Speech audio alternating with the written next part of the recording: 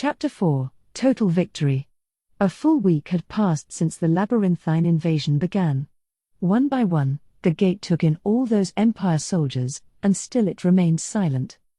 Caligulio had to bide his time seething to himself over the unannounced news, the undelivered reports. That frustration was his body's way of disguising the fear his instincts were manufacturing for him. Even at this late stage, he still had no contact with the other troops, and on top of that, all contact with the rest of the labyrinth was gone. At first glance, they seemed completely isolated behind enemy lines, which unnerved Caligulio. No one's returned yet. Still? There was no answer to his ranting, and that, in a way, was the best answer they could give him. Both Caligulio and his staff officers knew the situation wasn't looking good now. On the first day, they had sent squadrons of soldiers inside on multiple occasions, and they had brought intel on the labyrinth back for him. Nobody could get back out, but they could still initially communicate with the people inside, at least. Compiling what they relayed to him, he was able to get a rough idea of their status. Upon entering the labyrinth, soldiers were required to confirm that they wished to remain inside. Once they did, they were presented with the conditions for beating the labyrinth. Defeat the 10 marvels within and collect the 10 keys in their possession. Doing so will grant you the right to challenge the king of the labyrinth. Defeat the king, and you will have beaten the labyrinth. They all thought it'd be easy at first, but now they had to admit it was a bad decision on their parts. According to the information they managed to gather, the labyrinth contained at least 50 floors. Troops coming in would be transported to different floors in turns, 1,000 at a time. That allowed new soldiers to eventually reach out to those who entered earlier, but these contacts didn't begin to happen until over 50,000 soldiers had stormed in. Given the repeated sorties over 3 days, there were probably going to be 54 or so floors down there. The report from Shinji's party, as given by Yuki, stated that the labyrinth contains 60 floors, but it had become clear fairly early on that this intel was shaky at best. After all, the strength of the monsters inside was far different from what they had heard. Shinji's claim that the White King was the boss of the labyrinth pretty much destroyed any shred of his credibility. The White King's floor was discovered on day 2, judging by the reports, and apparently he was but one of the so-called 10 dungeon marvels. Some among Caligulio's staff still feared that the rumors were true, but either way, nobody was smiling now. Even for our finest elites, it must be a great challenge. Indeed, sir. If we don't do something, I fear this entire invasion might end in failure. Caligulio shuddered. This was not acceptable to him. Mission failed was easy enough to say, but it translated to the deaths of 530,000 imperial soldiers. Those were granted to him by Emperor Ludora, and every single one of them was a valued asset. There was no way he could simply abandon them all. But they were still just 7 days in. They had plenty of time before their scheduled limit. They must have still been fighting away inside the labyrinth. All Caligulio could do was trust in that and wait. That should have been the right option, but Caligulio, really, his entire staff, too, felt they were traversing a path straight to failure like this. It was the 10 marvels who made them think this way. Currently, the Imperial soldiers had obtained 4 of the keys mentioned in the rules, specifically from the 4 Dragon Lords, who would apparently revive themselves again and again if beaten. As for the remaining 6 marvels, however, nobody on the field had any idea how to even hurt them. That was certainly true for the White King, but even the Death Paladin by his side was a menace. Then there was the Queen of the Insects, the mistress overseeing a pack of magical beasts, and the attacking golem nicknamed the Ghost of Ghidorah by the troops. And they didn't even know the identity of the 10th and final one at all. Unless they could defeat these 6, beating the labyrinth was a pipe dream. And both Caligulio and his staff unanimously agreed that it simply wasn't possible with the fighting force currently in the labyrinth. At this rate, we could put everything the Empire's got in there and achieve nothing. Indeed, sir. That would be a waste of resources. It'd also affect our defenses here on the surface. So what were they to do? There was only one answer. They'd have to conquer the labyrinth the way it was always supposed to be conquered, with a small team of elites. But if that was their option, The question became who they would pick for the job. After stewing over it for a little while, he decided to gather the best people who remained among the surface forces, a total of 100 men and women. Only those who were truly elite, or at least, powerful and ready to show it, were recruited. Sitting in the front row was an elegant-looking gentleman, wearing a neatly starched uniform despite being in a military field camp. This man's name was Minutes, a high-ranked major general. Caligulio trusted him more than anyone else, making him his pick to command this operation. Next to Minutes was a man smoking a cigarette, looking like he was pondering the sheer futility of life. His fearless gaze, as if staring down his prey, and his well-kept beard instilled a sense of awe in anyone who encountered him. Fortunately for him, he also had the talent to ensure that he never betrayed the expectations of anyone who challenged him. This was Colonel Kanzes, a true champion with countless glorious achievements to his name, most notably, the notorious Operation Mystic Sweep, which he had personally commanded. He always kept a dignified demeanor, perhaps a sign of his supreme self-confidence. Even when dealing with superior officers, he never showed a hint of fear. Very few people warned Kanzes about this, and they had no right to. He reported directly to Minutes, and Minutes tolerated his attitude well enough. Caligulio had his thoughts about this, but not to the point that he'd complain about one of the Empire's most famed heroes. He left Kanzes's handling entirely to Minutes, so if Kanzes went out of line here, there'd be no one to stop him. Among the rest of the group of 100, Lucius and Raymond stood out in particular. They were both otherworlders. Lucius possessed the unique skill fusionist, letting him set off highly explosive attacks that were the talk of the Imperial army. Raymond, on the other hand, had the unique skill combatant.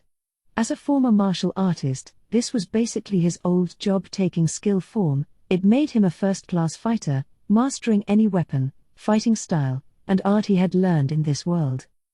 Those were the four most famous names, but the others were also walking armies of their own. They all ranked at least an A, and even among the Empire's illustrious ranks, each was a 1 in 10,000 talent.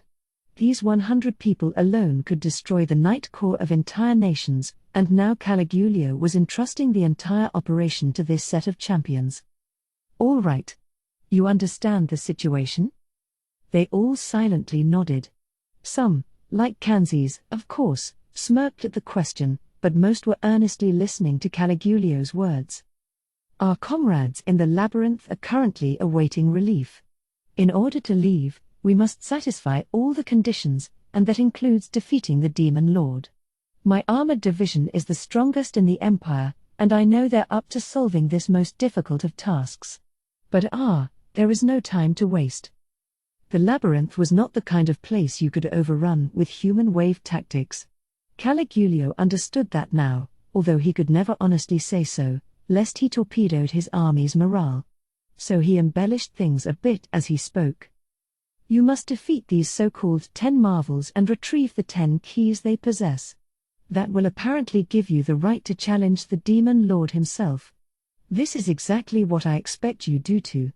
The Demon Lord must be taken down. That was the mission he gave to the best the armored division had to offer.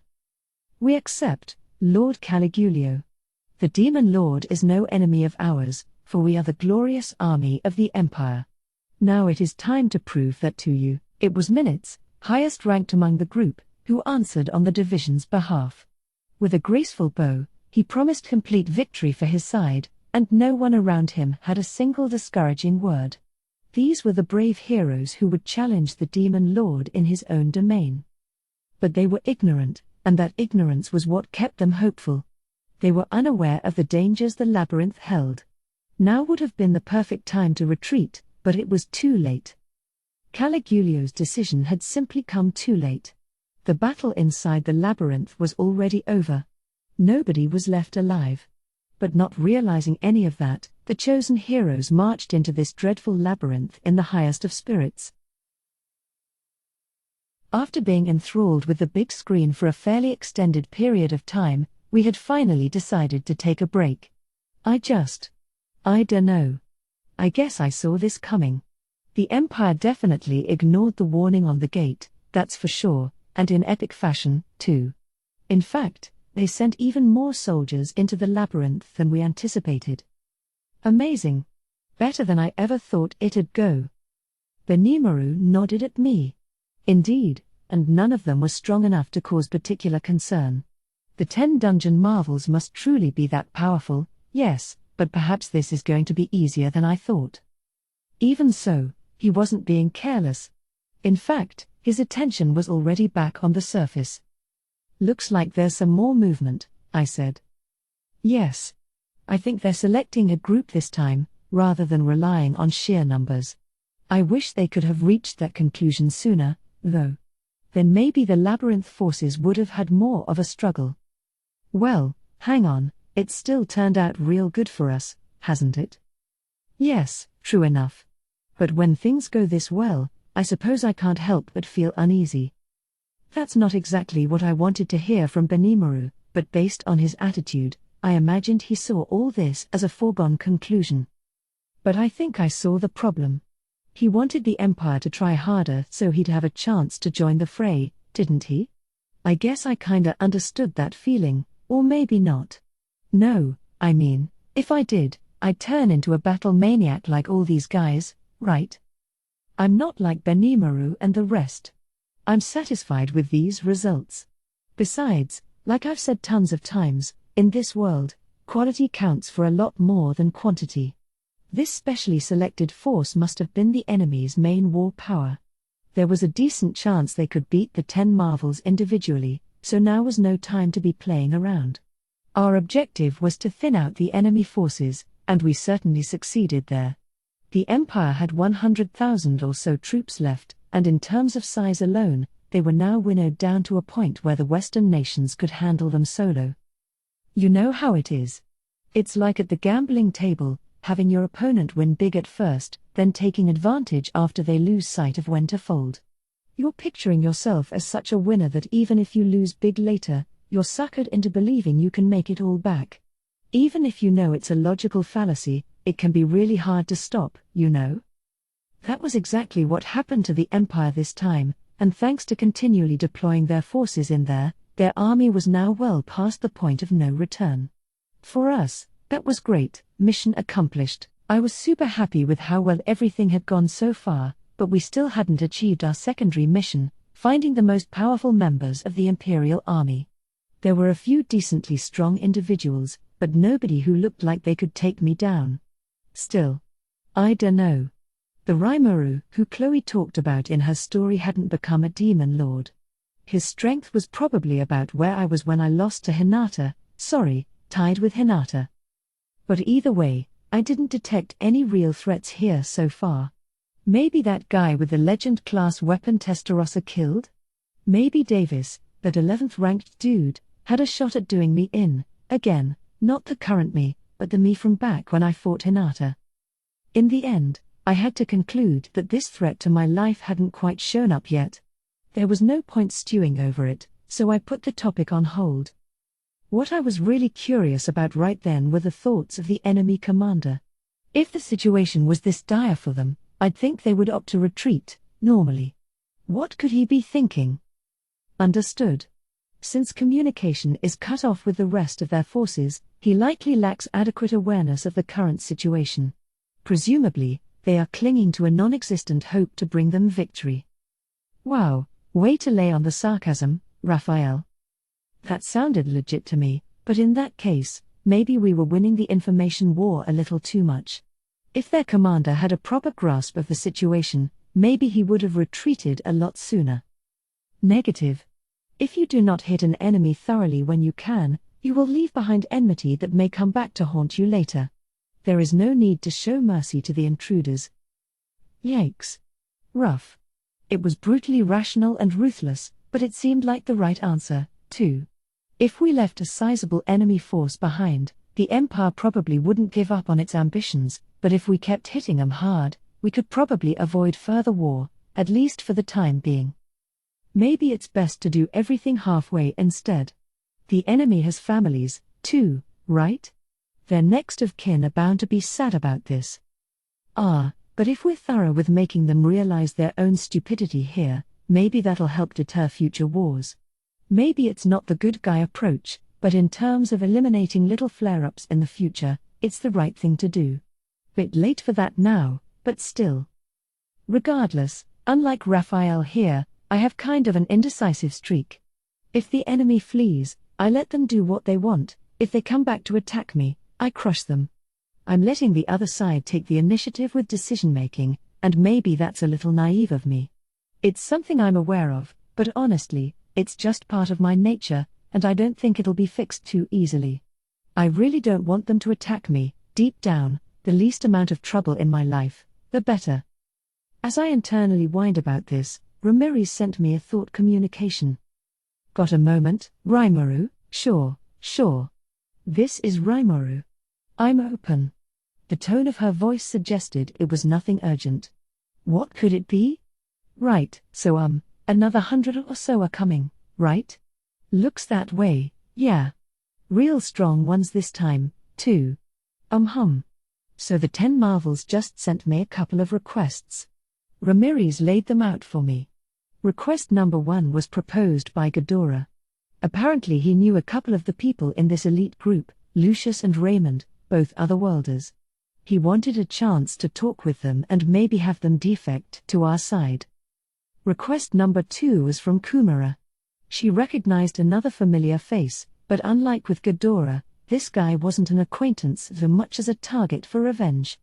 This was the very person who had destroyed the mystic village that was home to Kumara and her friends, then sold the young Kumara. She was already nearly 300 years old by that point, but still, to Clayman. I had no idea some bastard that vicious was working for the Empire. Eesh. So those were the 2 requests. Now, what to do about them? What do you think, Benimaru? Well, the human wave approach is a good shortcut to victory, but it's not exactly pretty. I realize there's no such thing as a pretty or an ugly war, but I think we're safe in granting Ghidorah's wish. If he gets them to join us, then great, if not, it won't hurt us very much. Seemed legit to me. It'd help us spread the enemy around. Besides, I'll let Ghidorah reach out to that pair, then. As for Kumara, no one seeking vengeance wants to be stopped in their quest. Benimaru putting it that way sure made it sound heavy. And come to think of it, hadn't Kumara been under the thrall of Clayman's demon dominate skill? If the man who brought her to that fiend was back here at the labyrinth, it was only natural that she'd be out for revenge. They say that nothing fruitful actually comes from revenge, but personally, I think it can bring closure. If you've got a lot of mixed up feelings, it's better to let them all out and free yourself, isn't it? Okay, Ramirez, you've got my approval on both. Oh, great. Thanks so much, Rimuru. You're so understanding. We'd like to get the enemy spread out anyway, so why don't we do this? You can send Lucius and Raymond over to Ghidorah, and Kumara can have that, the bearded dude. We don't know his name, but he's sure got a nasty face, doesn't he? Something told me Ramirez was really favoring Kumara here. But I was with her on that.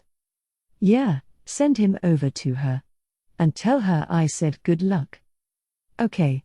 I'm on it. So I accepted the requests. Now, where should we send the rest of the Empire's elites? I think that man over there is the commander. I'd suggest we give him to Apito to execute, so Rimuru. Alone, Benimaru could really stand to phrase things a little more lightly.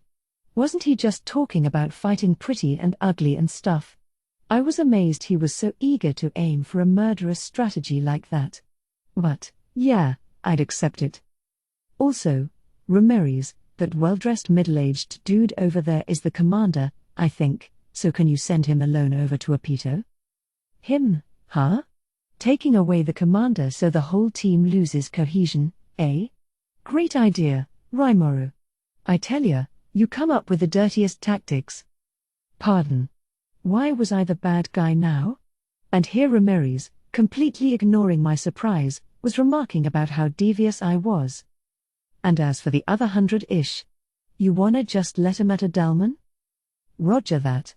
My Dragon Lords all lost, but everyone else put in a real big effort. Let's have 'em keep up the good work right to the end. She seemed a little peeved about it, but I couldn't help her much with that. The Dragon Lords just didn't quite have what it took to deal with a rushing army. Unlike with the other dungeon marvels, they resided in large arenas with lots of floor-type debuffs, great for hassling small parties, but if you had an army that could share information with each other and take countermeasures, that killed the advantage in no time flat. Considering those circumstances, I still thought they fought pretty well. We may have had 4 keys taken, but the remaining 6 marvels remained unbeaten. Hopefully we'd see them keep that up. Sounds great. But whatever you guys do, don't let your guards down. There's a chance they've got some really dangerous folks in there. Oh, we'll be fine, we'll be fine. Besides, everyone's itching to go hard now that they know you're watching. And we've always got Master Veldora as King of the Labyrinth, right? Good point. The idea here was to collect 10 keys and beat the King of the Labyrinth, after all. I found it hard to imagine Veldora taking a dive, so at least we could always rely on him. Right. Okay, best of luck out there. You got it, boss. See ya. With that excited farewell, Ramirez shut off the thought communication. Just a little bit more effort now, I supposed, and we'd be done. I turned my eyes back toward the big screen again, excited to watch the final battle. Lucius and Raymond sat down on the stairway, breathing hard as they drank some water. The reports indicated that there were never monsters on the stairs, and while it'd be dangerous to take that for granted, it seemed safer than anywhere else, hence why they chose that for a resting spot. Being summoned by Commander Caligulio and ordered to enter the labyrinth elicited no complaints from them. Just like Shinji and his band, Lucius and Raymond were otherworlders picked up by Master Ghidorah. He had kept them fed and protected back when they didn't know right from left in this world, and they owed him a debt of gratitude for that. But now Ghidorah was missing. He had led a special team on a mission to the territory of the demon lord Rimuru. He had come back once, although none of the other team members did. He told Yuki they had been killed in battle. Then, not long afterward, Ghidorah himself vanished. There were a couple plausible rumors going around that Ghidorah had ventured back out to rescue his teammates. Those who knew Ghidorah's personality found that a little far-fetched, but if it was true, they couldn't ignore that. Besides, the people who joined Ghidorah, the ones said to have died in battle, were all very well known to Lucius and Raymond. They were Shinji Tonemura, Mark Lauren, and Zen Luxing, and they had all become good friends after traveling to this world. Their deaths were hard to swallow, but the fact was that they hadn't been seen in the Empire since. They had been sent to investigate the labyrinth, and Lucius was sure something happened between them and the demon lord Rimuru. It was reasonable to think that they tried taking him on, then died in the effort. Some of the other worlders like him were sad to see Shinji and his friends gone. Lucius and Raymond were no exception, and many others expressed their sorrow as well. Being from the same place had a way of instilling this sort of solidarity like that. Besides, Shinji was something of a leader type, a kind young man who never abandoned those in need. He could be a bit insensitive, but a lot of people looked up to him. Lucius and Raymond both owed Ghidorah. They also wanted to find out if 3 close friends of theirs were safe. So after some discussion among their peers, it was decided that the 2 of them, having the most combat power out of their group, would go undercover on this campaign. They immediately proposed the idea to Yuki, who promptly rejected it. "It's really dangerous to act right now," he said. "All kinds of things are getting jumbled together, so I'd keep laying low if I were you. I can't go into details, sadly, but I'm sure Shinji and his friends are fine, so, if Yuki called it dangerous, it must really have been dangerous." But not everyone was willing to accept that. If their fates remained uncertain, some Empire Otherworlder was bound to take matters into their own hands and take off for the forest of Jura solo. And if it was gonna come to that, they all figured, they might as well send the combat specialist of the gang first, so they could deal better with whatever came along. Lucius was originally going to act on his own, but Raymond wound up joining him. They both secured transfers from the Composite Division to the Armored Division to join this operation, and neither of them told Yuki about it. With those motivations in mind, both Lucius and Raymond were waiting for Caligulio to give them the order sooner or later, and yet... Dot. Dot. You know, I'm starting to think going in was a big mistake. Yeah. Maybe. I didn't think the opposition would be this strong. They had both been dropped into floor 59. They were originally going to be tossed right into floor 60, not that they were aware of that, but there was a chance this duo was hiding their true abilities or that they were someone else entirely disguised as these two, so they wanted to test them out first. This was the strategy proposed by Rimuru, or Raphael, really, and Ramirez accepted it, although she remarked about how oddly wary a move it was. So the pair were exposed to intense combat all across floor 59. There was a litany of variable lasers, sonic cannons, and various other science-driven weapons. Isolation doors would come crashing down on them, locking them into rooms pumped with tasteless, odorless poison gas. All these weapons crafted in the lab on floor 95, currently floor 100, had been implemented on floor 59, and the icing on the cake was the attack golems. These were based on materials Rimuru retrieved from the puppet nation of Distav, as discovered in the ruins of Amrita. After extensive research, they had recreated the ruins' extensive defense systems, all of which were being put into thorough use here. Weapons that didn't even need to be turned on at 10% to wipe out the Imperial soldiers were now being used to test out Lucius and Raymond. It was an offensive like none before, and the two of them had to expose all their deepest inner skills to survive. Raymond kept point, buying enough time for Lucius to unleash his killer blows. Lucius's fusionist skill did what it sounded like: it could mix materials and extract energy from them, and when used right, it could unleash attacks akin to nuclear magic. Ghidorah had discovered that skill and taught him how to harness it. That old debt of gratitude was still on Lucius's mind as he fought. The battle itself, luckily, ended in an overwhelming victory for them both. Despite all the destructive force they were faced with, neither the golems nor all the advanced techie weapons could finish them off. The sheer numbers, though, were absolutely off the charts. Breaking through all these traps was a huge challenge for just two people, and Lucius couldn't be blamed for being so exhausted after a single day of work. Hey! So what now? Wanna go on? You kidding me? We've only made it down one flight of stairs. We need a plan for this, or else it'll be way too dangerous to take on that onslaught again.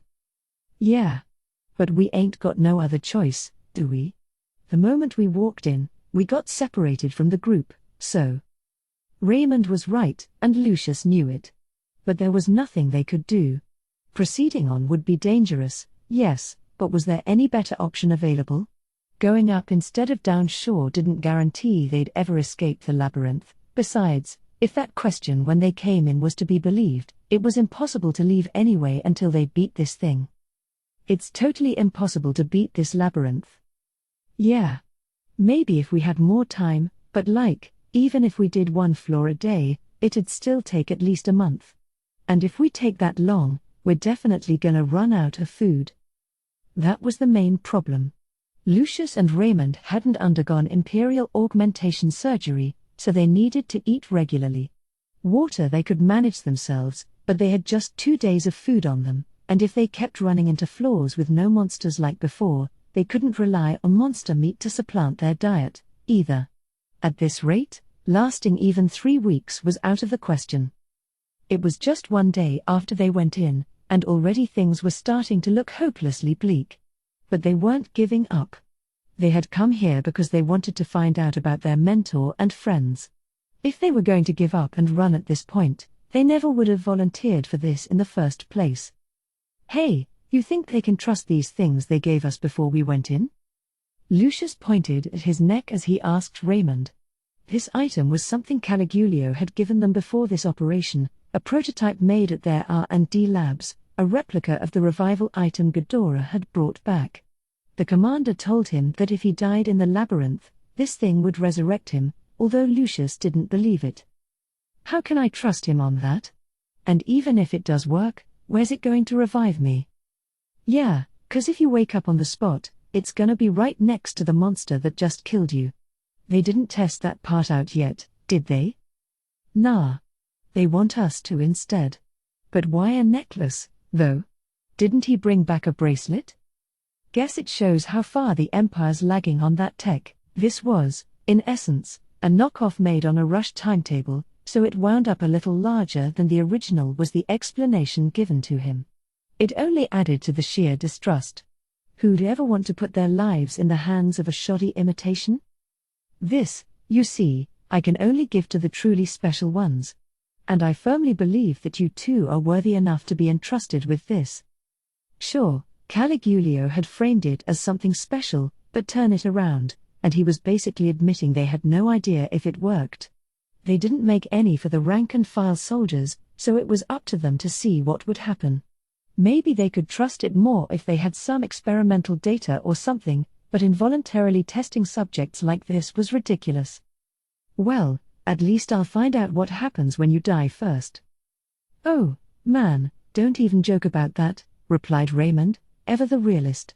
No way I'm gonna rely on this anyway. Besides, don't the resurrection bracelets this is based on run on the power of the demon Lord Ramirez? If we try using a fake based on something we basically shoplifted from her, isn't that gonna piss her off? Lucius shrugged his agreement, his thoughts largely the same. To them, the conclusion was obvious. They had to act as if resurrection wasn't at all possible. All they could rely on were their own strengths. So they stood up, sarcastic smirks on their faces. You ready? Yeah. If we're here and all, might as well go all the way. If it doesn't work out, at least we'll be forgiven for it. You think? Like, maybe Shinji would just laugh it off, but her, you know. Don't even start. I just managed to forget about her, too. Sorry. I'm more scared of her than I am of this labyrinth. Whoa, don't spill your guts just because she ain't here, man. You're right and all, but... Right? I can't believe how insensitive Shinji can be. All that enthusiasm pointed his way, and it goes right over his head. Totally.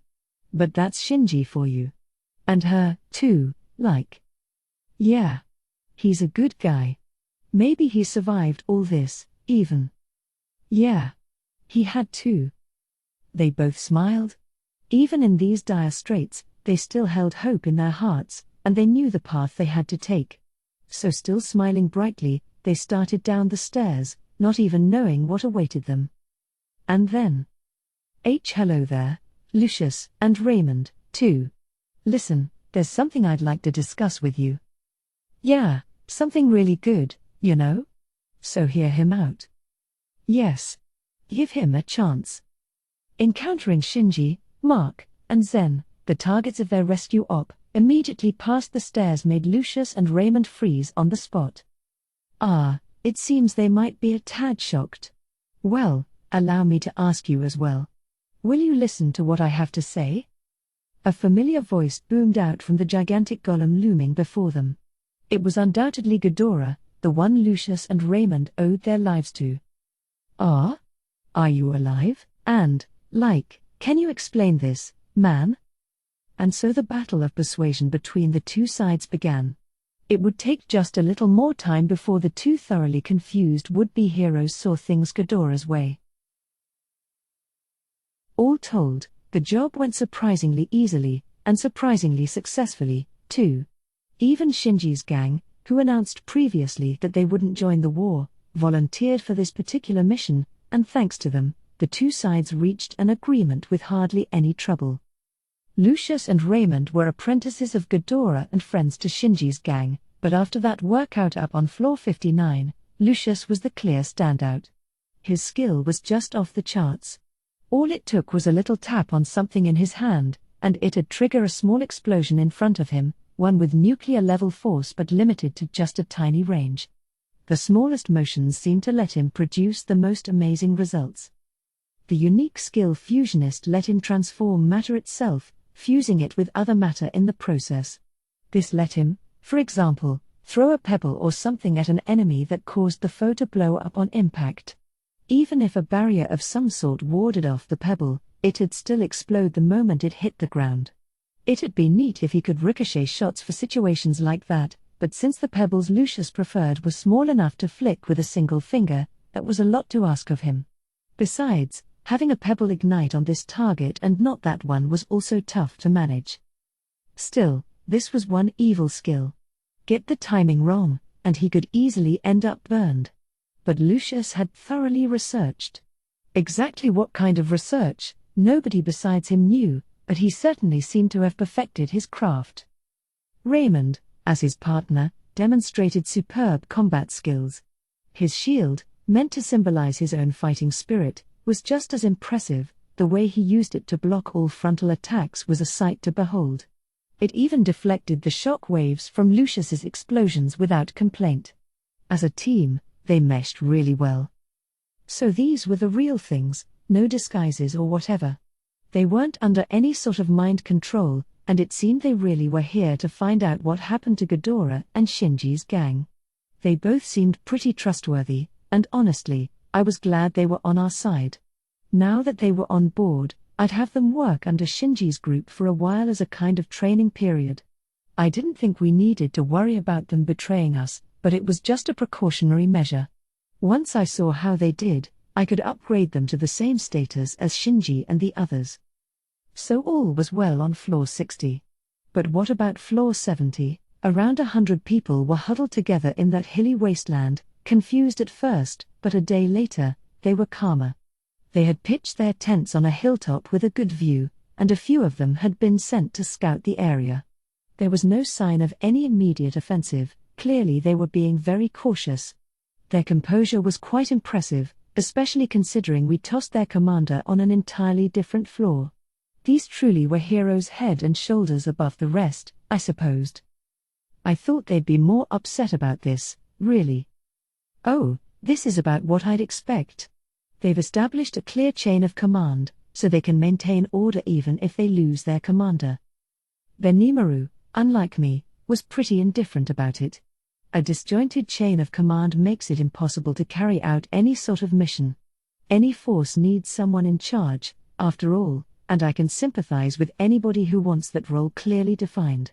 But wasn't this just a hodgepodge of heroes who'd never worked together before? If they could get themselves organized this quickly, then hats off to them, I guess. Are we, good in that respect? Of course.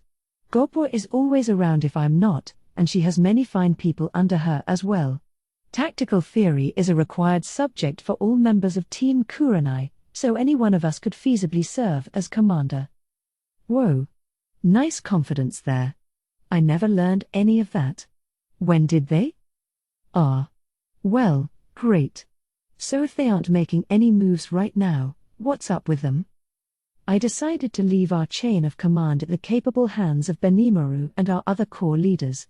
There was no point in me worrying about it, so I brought the conversation back to our current reality, the army camped out on floor 70. For now, they're likely investigating whether there are any survivors on the other floors. Along those lines, I'm afraid it's hard luck for them. They might have found some on other floors, but there won't be a trace here. Benimaru sounded almost like he pitied them. That made sense to me, too.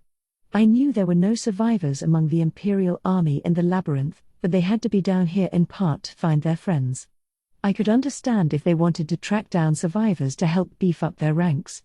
We all knew that was pointless, though, and in the meantime, it wasn't much fun to just sit and wait for them to do something.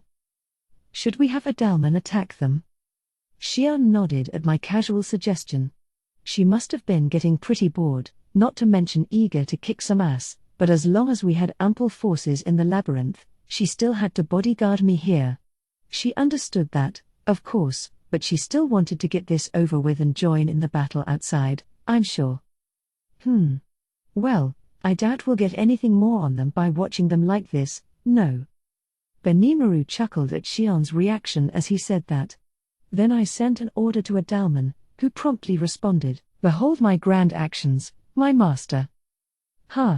Sounded like Xian wasn't the only one itching for a fight. Adalman had his forces at the ready for the Empire, too.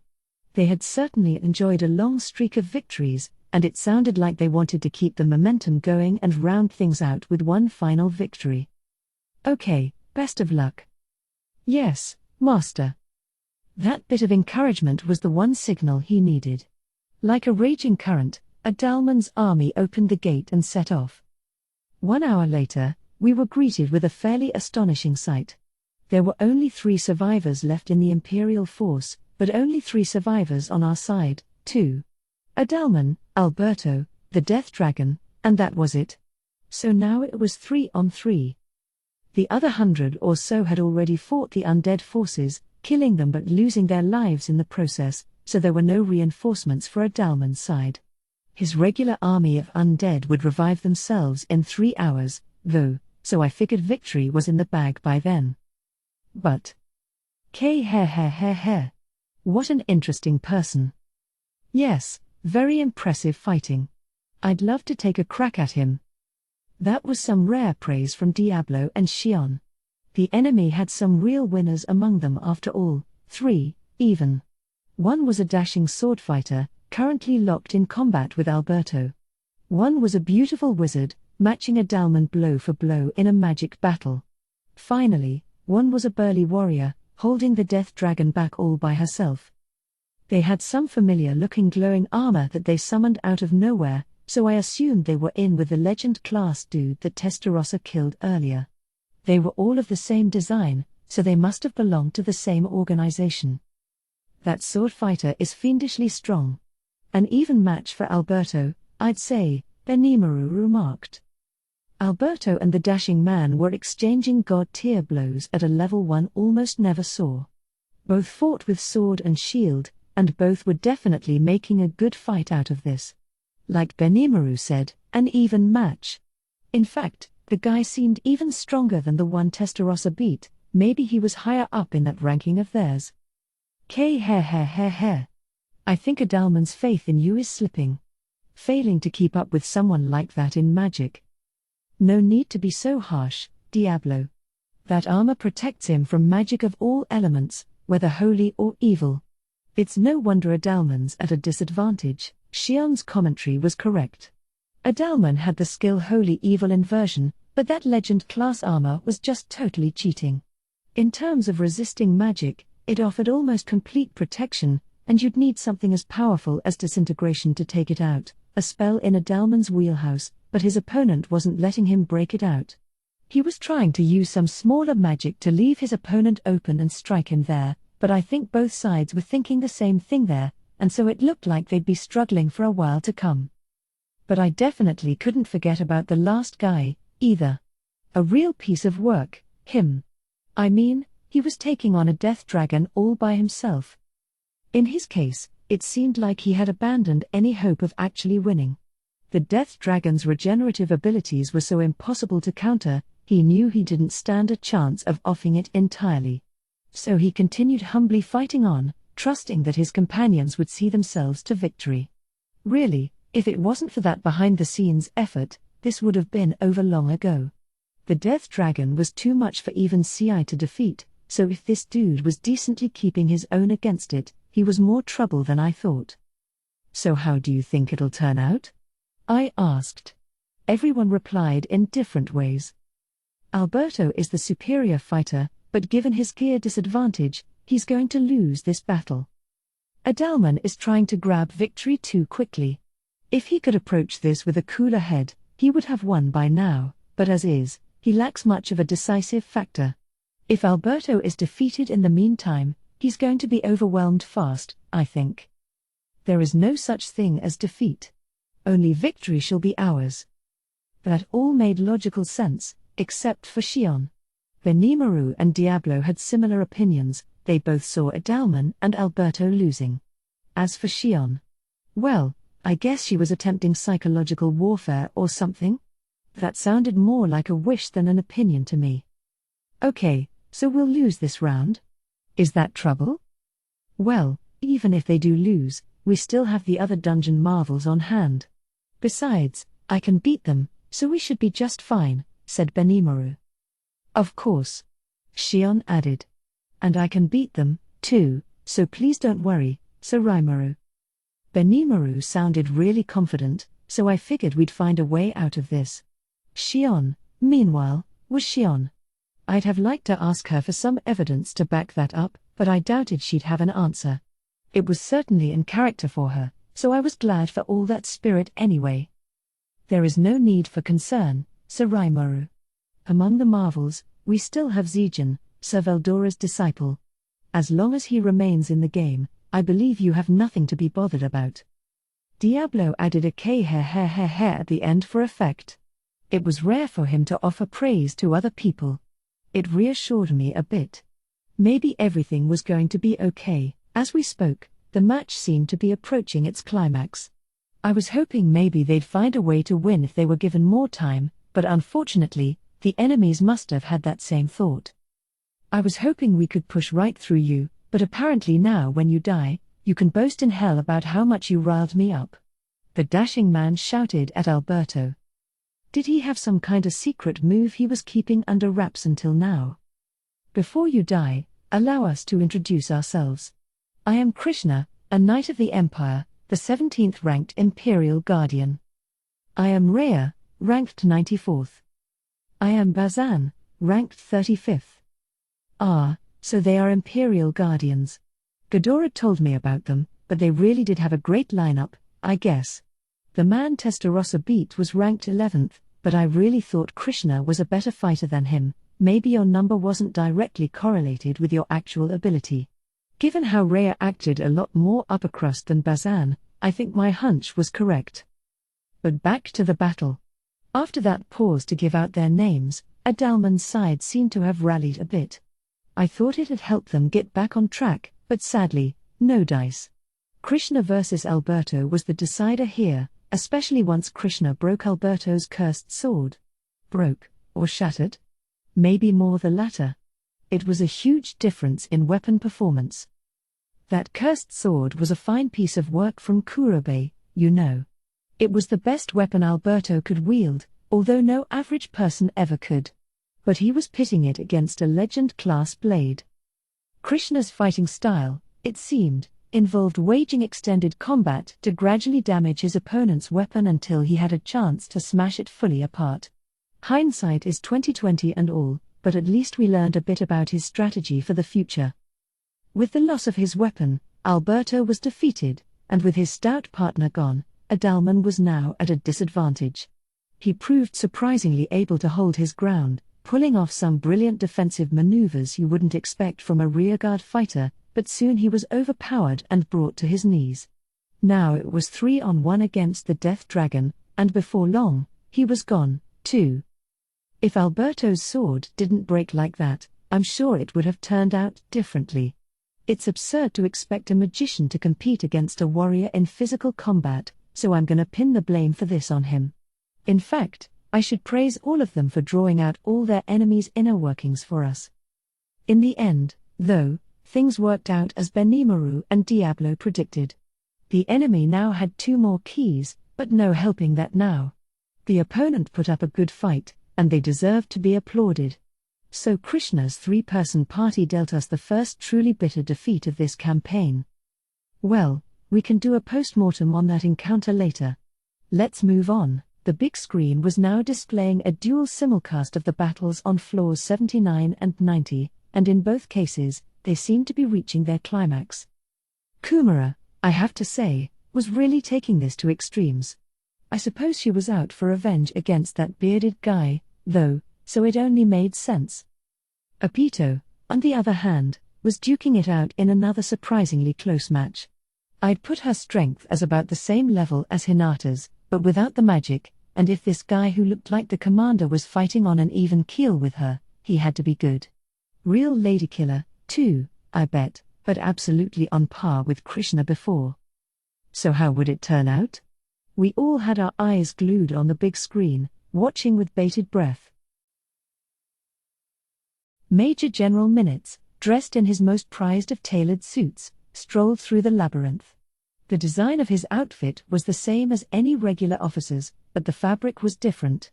Every thread of it had been carefully selected, with magic force woven right into the cloth. A single suit would cost as much as a colonel's annual salary, but it offered luxury on a level even Minutes would be satisfied with. Elegance, in a word, was what Minutes was all about, and that was what made him so dissatisfied with his current situation. War was supposed to be fought with overwhelming force, intimidating the enemy and aiming for victory without a fight. Sacrificing lives was out of the question, and if your own troops were making that sacrifice, that called your commander's competence into question. It was precisely because of this that Minutes had declared this operation a failure before it even began. However, well, I suppose it's the curse of the servant class, not being properly able to state the obvious out loud. Even with that complaint, Minutes smiled boldly. He usually didn't receive much attention, as Kanzis serving under him had a tendency to hog the spotlight, but Minutes himself was one of the Imperial Army's greatest heroes. Just because it went against his fashion sense didn't mean he was soft enough to abandon a war. This Rimuru character, though. He does enjoy making life difficult, doesn't he? And I suppose anyone would if they had the chance. But sending me, the commander, alone to some random place. Now our small gathering of brave men and women might be scattered and picked off, one by one. I'm sure Kanzis will find a way to survive, but... Minutes was talking to himself, not caring who heard him, and in spite of all the vitriol, he looked pretty content. It was the first time in a while that he felt his heart soar like this. Not once in his life had he ever felt exposed to so much danger. Typically, his rank ensured he was rarely, if ever, allowed on the front lines. He was an upper-class nobility, not some upstart, and once he retired from the military, he'd have an even loftier career track than Caligula waiting for him. He already had enough connections in politics that he had built up his own faction among the government's lawmakers. The reason someone like Minutes was still in the military was simply because he had a deeply instilled passion for fighting. He loved to see blood, and now that he had this opportunity, he could go wild to his heart's content. It was easy enough to take the tension off his face. He had been transported to floor 78, one above the floor controlled by a Pito. This was meant to help with analyzing Minutes' abilities. So he pressed along through the empty field, swatting away the insect swarms as he searched for the stairs leading down. I just hate bugs. Just the sight of their legs flitting around all over the place disgusts me. I've got to get out of here, post-haste. With that arrogant remark, Minutes swung his hand over to his side. That alone summoned a mighty gust of wind, breaking down hundreds of insects into dust. That was Oppressor, his unique skill, and it was a pretty straightforward one. From psychological oppression to physically crushing matter, it affected everything in his line of vision. There was no way to escape it, anything caught in its grasp was turned into scrap, organic or not. He didn't even need to do that theatrical arm wave, either, just a glance could destroy most anything. The power had made Minutes undefeated in battle up to now. These guys are pretty fragile, aren't they? I'm hardly seeing any resistance at all here. So boring. Wish they'd try a little harder for me. Literally nobody could stop Minutes. He ran into a swarm of over A insects on floor 78, but he killed every single one of them. They were no match at all for him, it was over in an instant. Truly, he was invincible, and if you had that kind of power, you'd probably be just as arrogant as him. In a few hours, Minutes found the descending stairwell. Figuring they led to deeper floors, he decided to take a leisurely break atop them.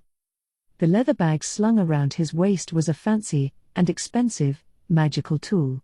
From it he produced a hot, freshly prepared meal to enjoy. The bag also contained a magic warding bedding set, tent included, allowing Minutes to sleep as soundly as a baby. To him, this labyrinth wasn't even a fun diversion. The next day, he casually strode into floor 79, and there, he'd finally meet a worthy enemy. The attacking army wasps, silent killers as they may have been, were mown down in an instant by Minutes. No matter how tricky the monster he faced, as long as he could lay eyes upon it, the jig was up. Hare. The monsters here are no match for me, either. What a disappointment. Minutes' bold words were enraging someone else on the floor. It was a Pito. Given his knack for catching enemies no matter how they snuck up on him, Minutes clearly had a keen magic sense ability. In which case, there was no point setting any more army wasps on him, and so the queen herself came onto the scene. You're acting well beyond your abilities, human. Oh, am I? Can you put up a bit of a fight, then? Because you don't seem too different from the rest of the bugs here. He stepped upon the mounds of wasps on the ground as he spoke. It made Epito's rage amp up several degrees further. You're dead. I'd like to see you try. And so the fight was on. Minutes began with a casual approach, giving Epito no credit at all. He wasn't being careless, it's just that he thought Oppressor could easily smash this foe to pieces. It didn't take long to realize how naive this idea was. Waves of interference poured over Epito as she entered his eyesight, placing intense pressure on her. This was actually an invisible gravitational force, Minutes could arbitrarily apply to surrounding matter to give the pull force direction. Using this force, on par with the kind a massive star exerts, he could apply pressure from any direction he pleased, manipulating the pushing and pulling forces to make any object explode or implode. The only way to oppose it was to have a body strong enough not to be affected or to release some kind of directional force that could cancel out the forces acting upon you. Minutes had never run into anyone who could do that, and therefore, he was invincible. It was with that absolute confidence that Minutes unleashed his skill. But the scene he was rewarded with wasn't exactly what he expected. Humph. Too late. Minutes had successfully shattered only the afterimage of Epito. It wasn't that the Queen had stumbled upon the true nature of his power, she did, however, notice the directional nature of it. If she moved quickly enough, she surmised, she could escape its area of effect, and it worked. Heh. Just as I thought, then. Now, can you keep up with my movement? Epito kept going faster and faster, making it hard for Minutes to effectively attack her despite his keen magic sense. But if anything, this inspired Minutes. How interesting. This would be so boring otherwise. Unleashing his abilities to the fullest, Minutes established a force field around himself, walking forward in order to block Epito's way. The Queen was forced to fall back. The passageways in this labyrinth were a good 5 yards wide, but attempting to slip past Minutes would get her caught in his force field. NGH. Nasty. That's what I was going to say. Neither side gave an inch. After extensive training from Hinata, Epito's moves were sharp and refined. She could even make the paladin captain sweat trying to keep up with her moves, but it didn't mean much if she couldn't come close enough to Minutes to attack. If she ever stopped, she was instantly in danger, one exposure to his pressurizing waves, and she was bound to pay for it. Maybe making myself known wasn't such a good idea after all. If we could retreat back to my royal chamber, I'd be able to fly around much more freely. I don't know how long this man's stamina will hold out, but if I'm going to find a way to win this, I have to drag him back there. Epito's mind was thus made up. There was no shame in retreat here. Epito's basic policy was always to greedily aim for the win. And Minutes didn't mock her at all when she ran away. Realizing it was a strategic retreat, he cautiously gave chase. No need to hurry. Better to conserve his strength, rather than overreact here. Heh. Battle must always be done with a certain elegance. But if someone's going to lose, better to struggle in vain than give up the fight. Minutes sensed something beautiful in Epito. Unlike the other monsters, this was someone who fought with true grace.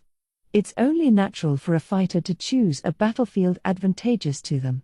He'd never chide her for that. In fact, he was grateful she was doing everything she could in this fight.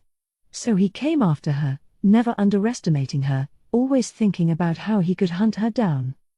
They eventually arrived at a large, wide-open space, a chair placed atop a dais on one end. The Queen's throne, I presume.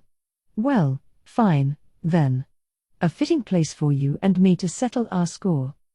He was ready and willing to take the enemy's offer, but please, he arrogantly thought, just make this entertaining for me. Right. Is the game of tag over now? Yes. By my name as Epito, the Insect Queen, I will do my very best to entertain you here. Sounds enjoyable. I am Major General Minutes, and I am here to kill you. Ready for round 2? With that bit of bravado, Minutes accelerated. He was taking a wait-and-see approach with his moves before, but now he was serious. He couldn't surpass Epito's speed, but he still wasn't falling behind her at all. But it didn't faze Epito. Rising high into the air, she laid on even more speed, making Minutes look like a fool. That, too, was within Minutes' expectations. "No, you don't. You should never underestimate my power." The shout came after he released it. From the very top of the dome-shaped space they were in, an invisible force field descended, trapping Epito. Controlling the gravity within, he kept her flat against the ceiling. "GNH?" Minutes snorted at the distressed Epito. "Heh. Oh, does it hurt? Well, I'd like to crush you to death right now, but you're a little too strong for that. Any ordinary monster would have been easily flattened at this distance, but..." He came closer to Epito. His power varied depending on the distance away from him, but as he approached, the pressure kept getting higher and higher, easily enough to crush someone as tough as her. Now that Epito was in his sights, he no longer had to unfold his power in every direction. Focusing it all on her, he was practically guaranteed a quick victory. That was a trickier fight than I anticipated, but I guess she was nothing special after all. Although, she did entertain me. I suppose I could repay her with a painless death. Minutes wasn't a fan of tormenting his foes. All he wanted was the rush of the fight and the thrill of the ensuing victory. That was why he wanted to show some mercy to Epito, out of a sense of pure goodwill. But don't count me out yet, human. I told you I'd give you my very best. With that shout, Epito, surely suffering under the pressure, flew back into the air. Her wings were torn, her arms and legs bent in odd directions, and from antennae to stinger, she looked like a wreck, but her will to fight hadn't faded in the slightest. She, too, wanted victory more desperately than anything else, so Rimuru is watching this battle, too. No matter how pathetic I look doing it, I must expose my enemy's skills, at least. Heh. How funny. You think you can expose my power? You'll be dead long before that. Once again, Minutes generated a force field covering himself. With his powers of repulsion and attraction, he could drive away anyone who tried to approach him, keeping them planted to the ground. This was his approach to finishing off Epito, but Epito wasn't going to stay down forever. Soaring up faster than Minutes could perceive her, she kept her distance, trying to avoid being caught in his waves. Having no way to attack him was terribly frustrating, but his opponent didn't have infinite stamina. The limit would have to come sometime, and Epito was just waiting for that moment. Would Minutes get exhausted first, or would Epito run out of steam first? Thus the battle of endurance began. Things only started changing several hours into the contest. Following Hinata's teachings, Epito tried every possible means of attack. Her broken limbs now gone, she continued to desperately fly around on her torn wings, searching for some kind of opening from Minutes. She shot poison stingers at his blind spot, she vibrated her wings to unleash razor-sharp shock waves, she summoned her army wasps to attack him from all directions, all so she could find something to weaken Minutes' power of interference. What that did was completely wipe out her army wasps. They might have been lower in caste than her, but Epito still summoned them herself. It was impossible not to be disappointed. But even so, she kept on making them continue the suicide attack. Thanks to all that, Minutes was hardly unscathed.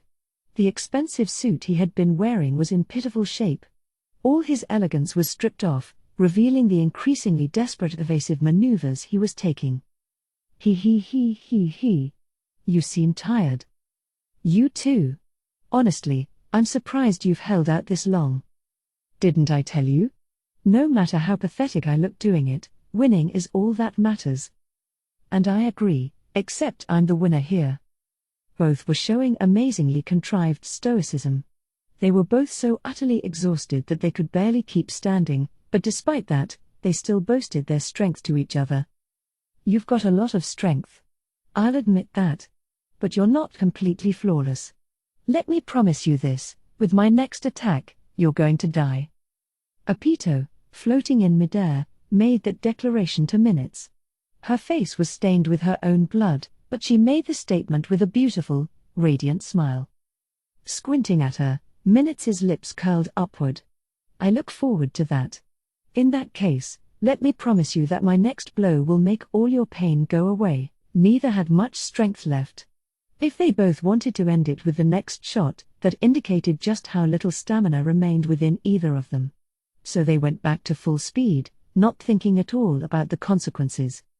Apito's plan was to anticipate which way Minutes' pressure waves would go and change her trajectory just before they hit her, landing a bruising tackle right before he could react. Minutes, meanwhile, anticipated this.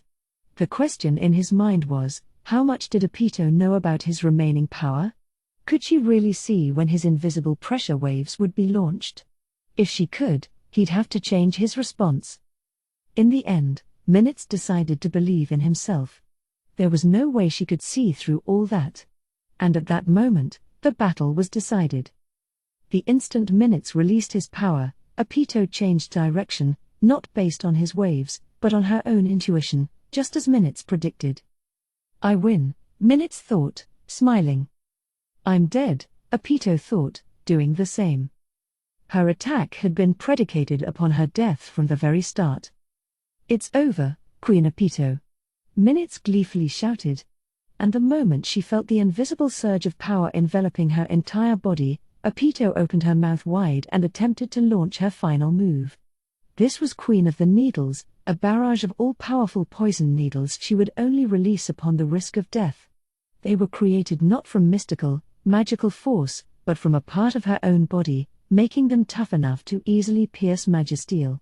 Enough of these, fired at point-blank range, ought to penetrate Minutes' force field, was the conclusion she made. Minutes' own force compressed her body in the meantime, even as the needles stabbed through his defensive force field.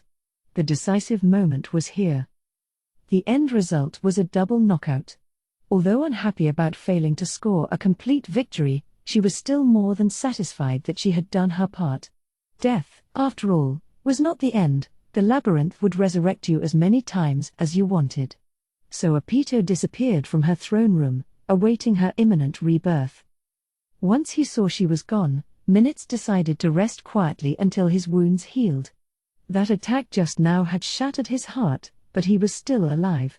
This still wasn't enough to kill somebody like him. Given enough time, the wounds would heal. Being able to throw himself into a battle like none before had filled that shattered heart with indescribable joy. What an excellent fight that was. I only wish I could have tasted more of it. Then I could have proved I was the strongest. Still basking in the aftermath, he found he was yet unsatisfied. If anything, his instincts were begging him to fight someone even stronger.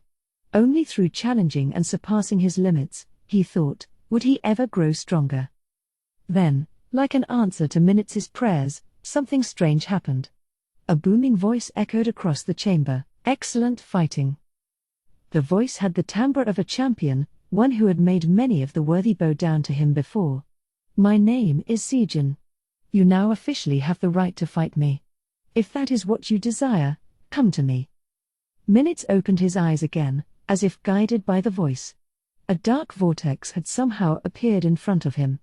"Are you going to entertain me? If you do, then it'd be rude not to take up the offer."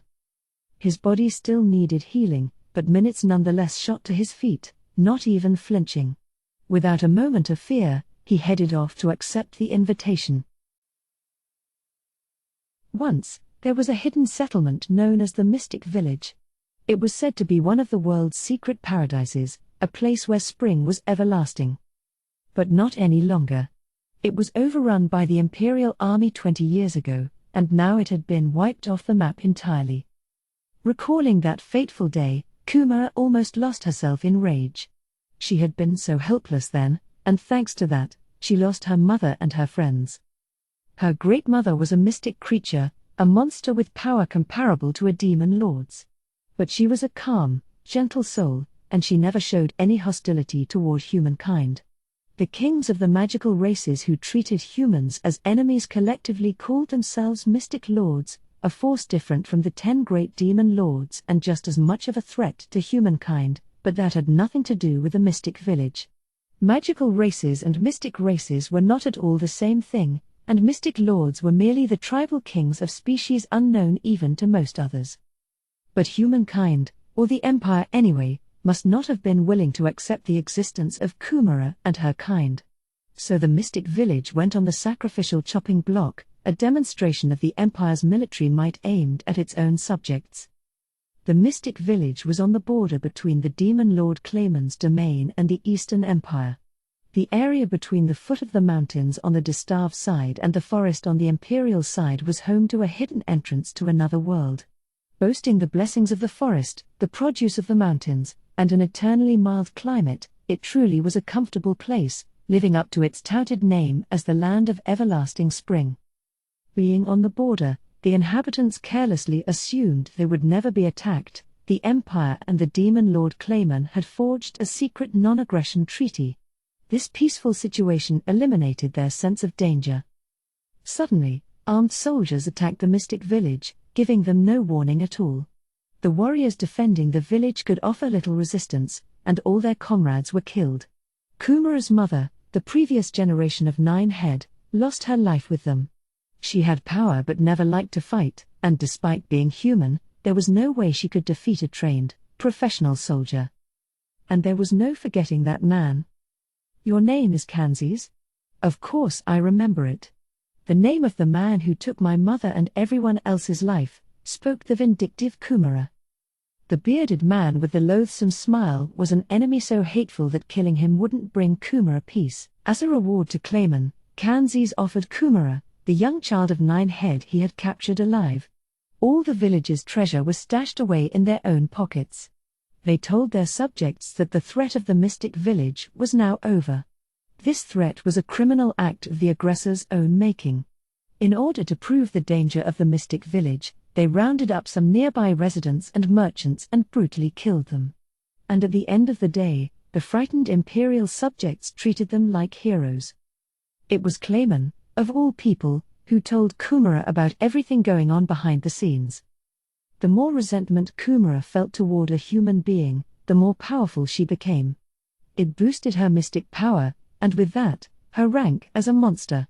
Being such a valuable Nine-Head mystic beast, she was regarded as a great asset by Clayman, and so she survived, as his pet. Just as Clayman predicted, Kumara's grudge ballooned over the years, and with it, her power. He even made her the Thumb of the Five Fingers, as his top officers were called. Then fate took another turn for her, and she was picked up by Rimuru. With him, she found out what happiness was, her emotional scars healed by contact with the children he helped out. And right at that point, she met her mortal enemy once more. "I'll kill you. I will use every bit of my might to kill you where you stand." With that whispered oath, Kumara waited for Kanzis' arrival. Colonel Kanzis, on the other hand, didn't seem fazed at all to be thrown into a spot in the middle of nowhere. He was a self-made career military officer, a symbol of the meritocracy the Empire prided itself on, and it was with a single fist that he rose to his current rank. He never thought twice about getting involved in evil deeds. In many ways, he was the embodiment of career ambition. Even the whole Mystic Village affair, in his eyes, was a legitimate move to strengthen his position and power. For the greater peace, a small sacrifice was insignificant. He didn't feel guilty about it at all, seeing his actions strictly as a necessary evil. But despite any lack of conscience he had, there was no doubting his abilities. If he actively participated in the ranking duels, he'd definitely be selected for the top 100. But Kanzis wasn't, strictly because he had no interest in joining the Imperial Guardians. His own interests would always come ahead of his loyalty to Emperor Ludora, and above all, Kanzis had a commanding officer he trusted with all his heart. That man's name was Major General Minutes. He was an equal to Kanzis in skill, and he was the first to scout him out and push him to the top. Kanzis' goal in life was to bring Minutes to the upper echelon of the military, then take full control while serving underneath him. It was a dream he worked hard to achieve, and that was why he thought this invasion was such a perfect opportunity for him. Caligulio's blundering in the forest of Jura was clear to everyone. He'd face severe punishment for it, no doubt. The groundwork for that moment was laid by him in Minutes, a secret conspiracy whose goal was to unify support within the armored division around them instead. If he could rescue the hundreds of thousands of soldiers stranded in the labyrinth and win their loyalty, That had vastly increased the membership in his faction overnight, and once that happened, Caligula would become redundant. Heh. Don't make me laugh. You think anyone would let you climb to the top of the military through political maneuvering alone? Kanzi sneered at his superiors. They weren't here anyway, so he felt safe enough doing so. Then, mind-free of all concern, he set off to search for his surviving troops. After about a day of that, Kanzis began to think something was amiss. Ignoring the fact that this labyrinth had entire forests and deserts inside it, he couldn't find a single other human being anywhere, or for that matter, a single monster. Every floor he journeyed through was eerily quiet, the sheer undisturbed stillness making it seem silly to expect a battle around every corner. Kanzis wasn't the sort to let up because of that, but his predict danger skill wasn't giving him anything at all, filling his mind with anxiety. Seems like they're trying to catch me off guard. Maybe they're concentrating their forces somewhere. Kanzis' insight was impeccable. He was exactly right. Ha. Well, I'm glad to be receiving such a royal welcome. In that case, allow me to bask in it, then. His boldness really was his greatest asset. He began sprinting ahead, making a beeline for the descending stairs, certain he could kick aside any trap in his way. His speed left the wind trailing him, a single stride bringing him several yards forward, and that let him reach the stairs in short order. A few hours later, Kanzis found himself at the gates of a vast mansion, an opulent structure that seemed designed to intimidate all would-be visitors. Without a sound, the gates opened, and the battle began. Kumara, in all her courtesan-esque beauty, greeted her visitor with a ghastly, hair-raising grin. "Allow me to welcome you." Kanzis responded with a smile. "Well, thank you very much. It's been a long time since I've seen you. You're the little fox from way back when, aren't you? You remember me? I'm greatly honored. How could I ever forget? Your mother played an instrumental part in my rise to fame." Sparks flew between the two of them, literally.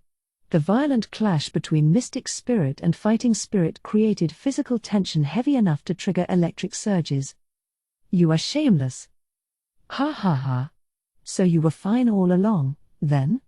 Although, I suppose that's only because I sold you over to Clayman. You ought to thank me for that. "I'll kill you," Kumara barked back with another surge of murderous rage. As if in response, the white monkey appeared, opening with a flurry of club strikes at Kanzis to demonstrate his majesty as leader of the 8 creatures under Kumara's control. "So you're a mystic survivor, then? Well, let me show you something interesting." As soon as he said it, Kanzis summoned a monster with no advance casting, another simian, this one covered in dark fur.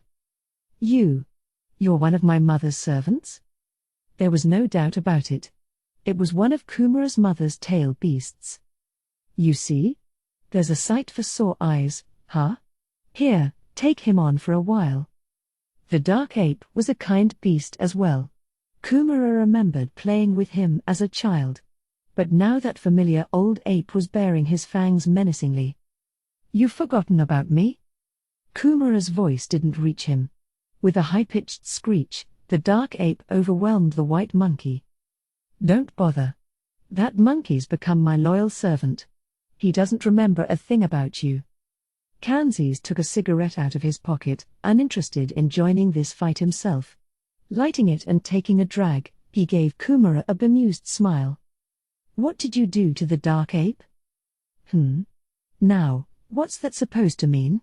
Do you suspect me of something?" He seemed to be mocking Kumara. Realizing Kanzis had no intention of taking her seriously, she let her anger drive her to the next step. "Moon rabbit. Black mouse. Come on out." 2 more of Kumara's tails transformed.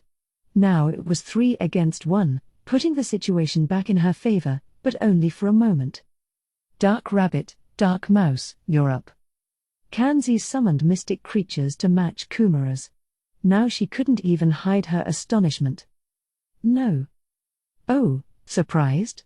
But then again, so am I. I never thought a kid like you could ever summon 3 tail beasts at once. Clayman must have trained you very well." Kanzis's tone of voice indicated he still thought of Kumara as a fool. He couldn't have been more confident, and there was a reason for that. The magical beasts he summoned were stronger than the 8 at Kumara's disposal. But enough of this. Let's end the playtime here, shall we? With that, Kanzis added more creatures. No. The dark tiger, and the dark snake, too. Each one of Kanzis's dark summons was stronger than the equivalent from Kumara. It was no wonder. These were, after all, the loyal bodyguards of the previous 9-head, Kumara's own mother. A single-tail beast was incredibly powerful, and now there were 5. Their formerly calm, gentle temperaments were gone, their maniacal instincts were fully unleashed. At this point, Kanzis thought he had as good as won. No matter how much that fox kit Kumara had grown, he assumed that 3-tail beasts at once was about the best she could do.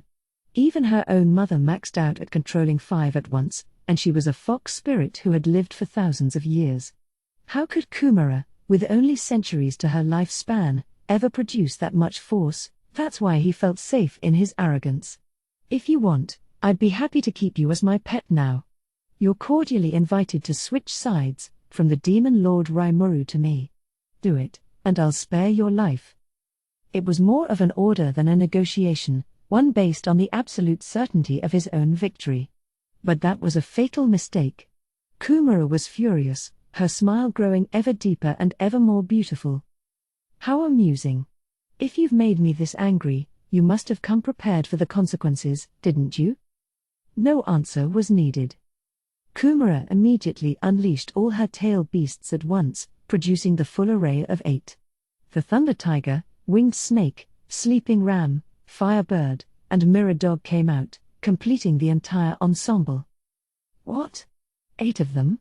It was the first time all day Kanzis demonstrated any alarm, but even then, it was only for a moment. Quickly regaining his composure, he flashed a fearless smile. Well, I commend you for your surprising growth. But we still have the strength advantage. Silence. Ooh, scary. In that case, I'll say no more, then. In fact, the next thing I'll do is strip you limb from limb. You'll make lovely decorations for my room. The negotiations were over, and so the battle of 8 against 5 began. Although Kumara's ensemble had the numerical advantage, their opponents were elites who had served her own predecessor for untold numbers of years. The sheer amount of magical energy inside them was unparalleled, as was their experience.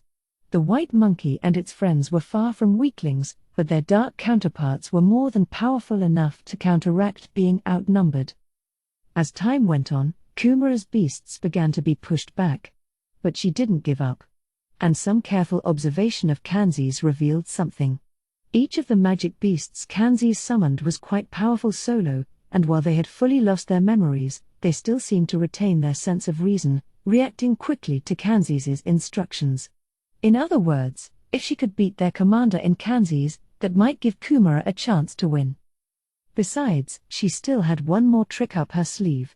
Once she brought all 8 tail beasts back to herself, she could take her true form, and by her judgment, that'd give her the edge of Kanzis and his team. It was thus with little to no panic that Kumara carefully judged her situation. What about Kanzis?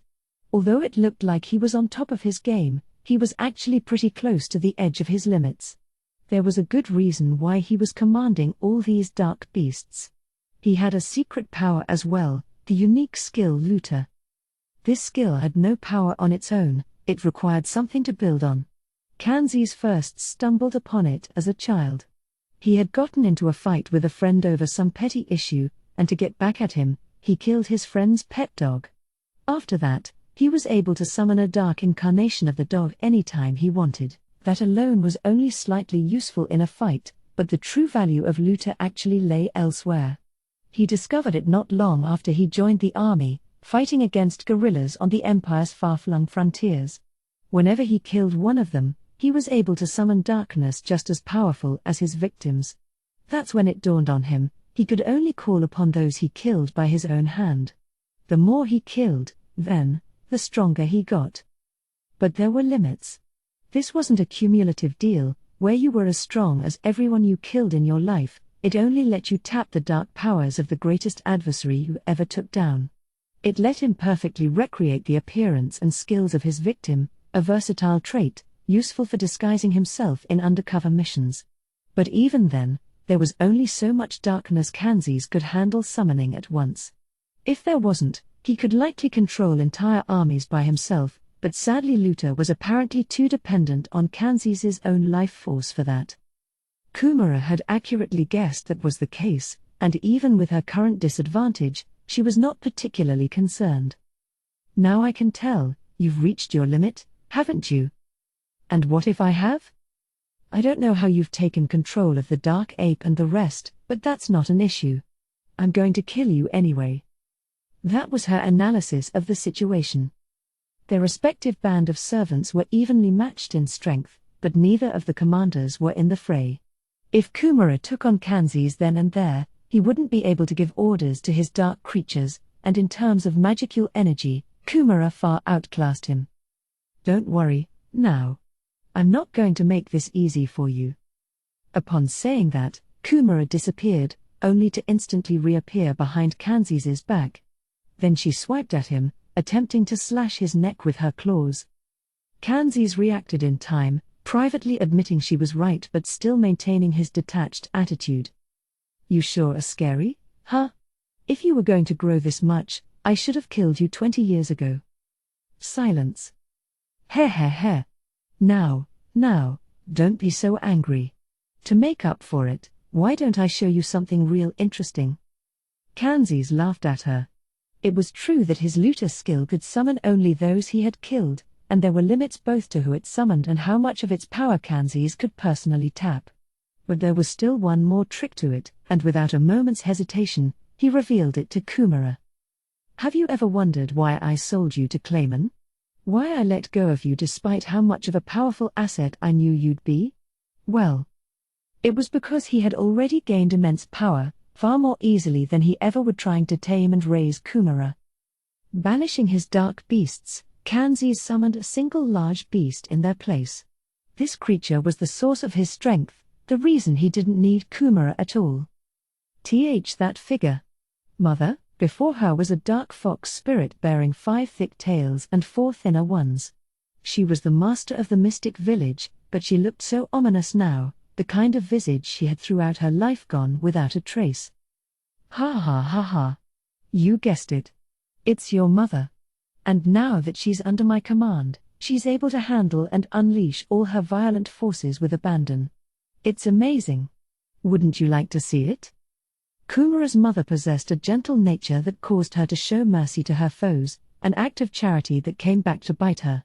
Even with the powers of a demon lord, she chose a modest life hidden away from the world, interacting with it only when absolutely necessary. That was Kumara's predecessor, and now, by the hand of Kanzis, she was going to unleash her true powers. So you dare to make a mockery of the dead, too? Not mockery. Respect. I'm going to put her powers to good use. You should thank me for it. The dark 9 head summoned by Kanzis flared with rage as it saw Kumara. There was no emotion in its eyes, Kumara was merely the enemy, nothing else. Mother. Kill her. Heeding the order, 9 head went on the move. The next moment, the full force of the combined dark beasts lashed out at Kumara's own team. Winged snake. Mirror dog? The two that reacted a moment too late were seriously injured by the blow, returning to Kumara in tail form. That's how powerful it was. Her group clearly didn't stand a chance. Ha. What do you think? Pretty neat, huh? And that power's exactly why I never needed you. But looking at the number of tails you have, you might even be better than your mother. You may lack experience still, but I can help you make up for it. Heh. Now I'm glad I kept you alive. If I can obtain you here, I'll have even more power in my hands. Kanzis rejoiced. Defeat wasn't even a concept in his mind. With an ally as strong as 9 head and his own augmented body, there was no way he could lose to a little fox, he was convinced of it. In fact, he even considered Clayman to be beneath him. Kanzis had planned to dispatch him once he fully tapped Nine Heads' powers, but then the newcomer Demon Lord Raimuru went and killed him first. Maybe, Kanzis joked to himself, Clayman wasn't any great shakes after all. But Kumara had just revealed she could wrangle 8-tailed beasts at once. And while their inexperience made it hard for them to beat anyone alone, with time and maturity, there was no telling what they could accomplish. And that's why I'm so lucky. I'm going to kill this girl here, and then I'll douse her in my own power. That, in turn, would power up Kanzis even further, and some upstart demon lord shouldn't be any kind of match for that. With that thought driving his imagination, he began his attack. Kumara, just standing there, shook her head and muttered to herself. If I lose my cool, I lose it all, is how it went. I must have forgotten Lady Hinata's lesson. Then she looked at the man and beast slowly approaching her. Everyone, fall back. Answering the call, her tail beasts vanished into balls of light that were sucked back into her. Then her 9 tails began to glow with a mesmerizing radiance. The man and his beast were already just in front of her, but Kumara was in no hurry. Her tail beasts might be inexperienced, that much she was willing to admit. But she herself was not. She had an excellent teacher, along with a hard-working group of diligent friends. It was a wonderful environment for Kumara, and it had done wonders to refine her. Kumara gently stopped the sharpened claws and well-honed knife approaching her with both hands. Question mark. Why you? I haven't given you my name yet, have I? I am Kumara. Why you have a name? Nine-Head Kumara. The claws shattered, the knife snapped in two. Hurriedly, Kanzis reared back as Kumara gave him her bewitching smile. But no need to remember it. I was going to give you a slow and gruesome death, but that would too much for us to bear. So. Before she could finish her words, the dark beast crumbled to pieces. Kumara's hands had torn the previous 9-head limb from limb. You're kidding? The astonishing scene made Kanzis yelp. The greatest tool in his arsenal was vanishing before his eyes. Unlike a traditional summon, Kanzis' looter skill merely formed darkness using a corpse as a base. As a result, once he lost a beast like this, he could never recall it again. He had looted her, and now Kumara had just taken her back. Why you? If I was stronger, perhaps we could have tormented you more. But alas, it ends here. Wait. She had no more patience to listen to Kanzis' nonsense. His pleas fell on deaf ears. Farewell. And with that final word, Kanzis' lifespan came to a close. Kumara's 9-tail slash commenced, ripping through him from all directions, and he was cut to shreds and killed in a heartbeat. This was Kumara, a woman with ravishing beauty and a ruthless, tough-as-nails will. While she may have longed for what she lost, she had no lingering regrets. Death, she understood, was death, something that could never be taken back. And that was exactly why she had to be sure nothing more was taken from her. The mystic village was gone forever, but now Kumara had a home to return to.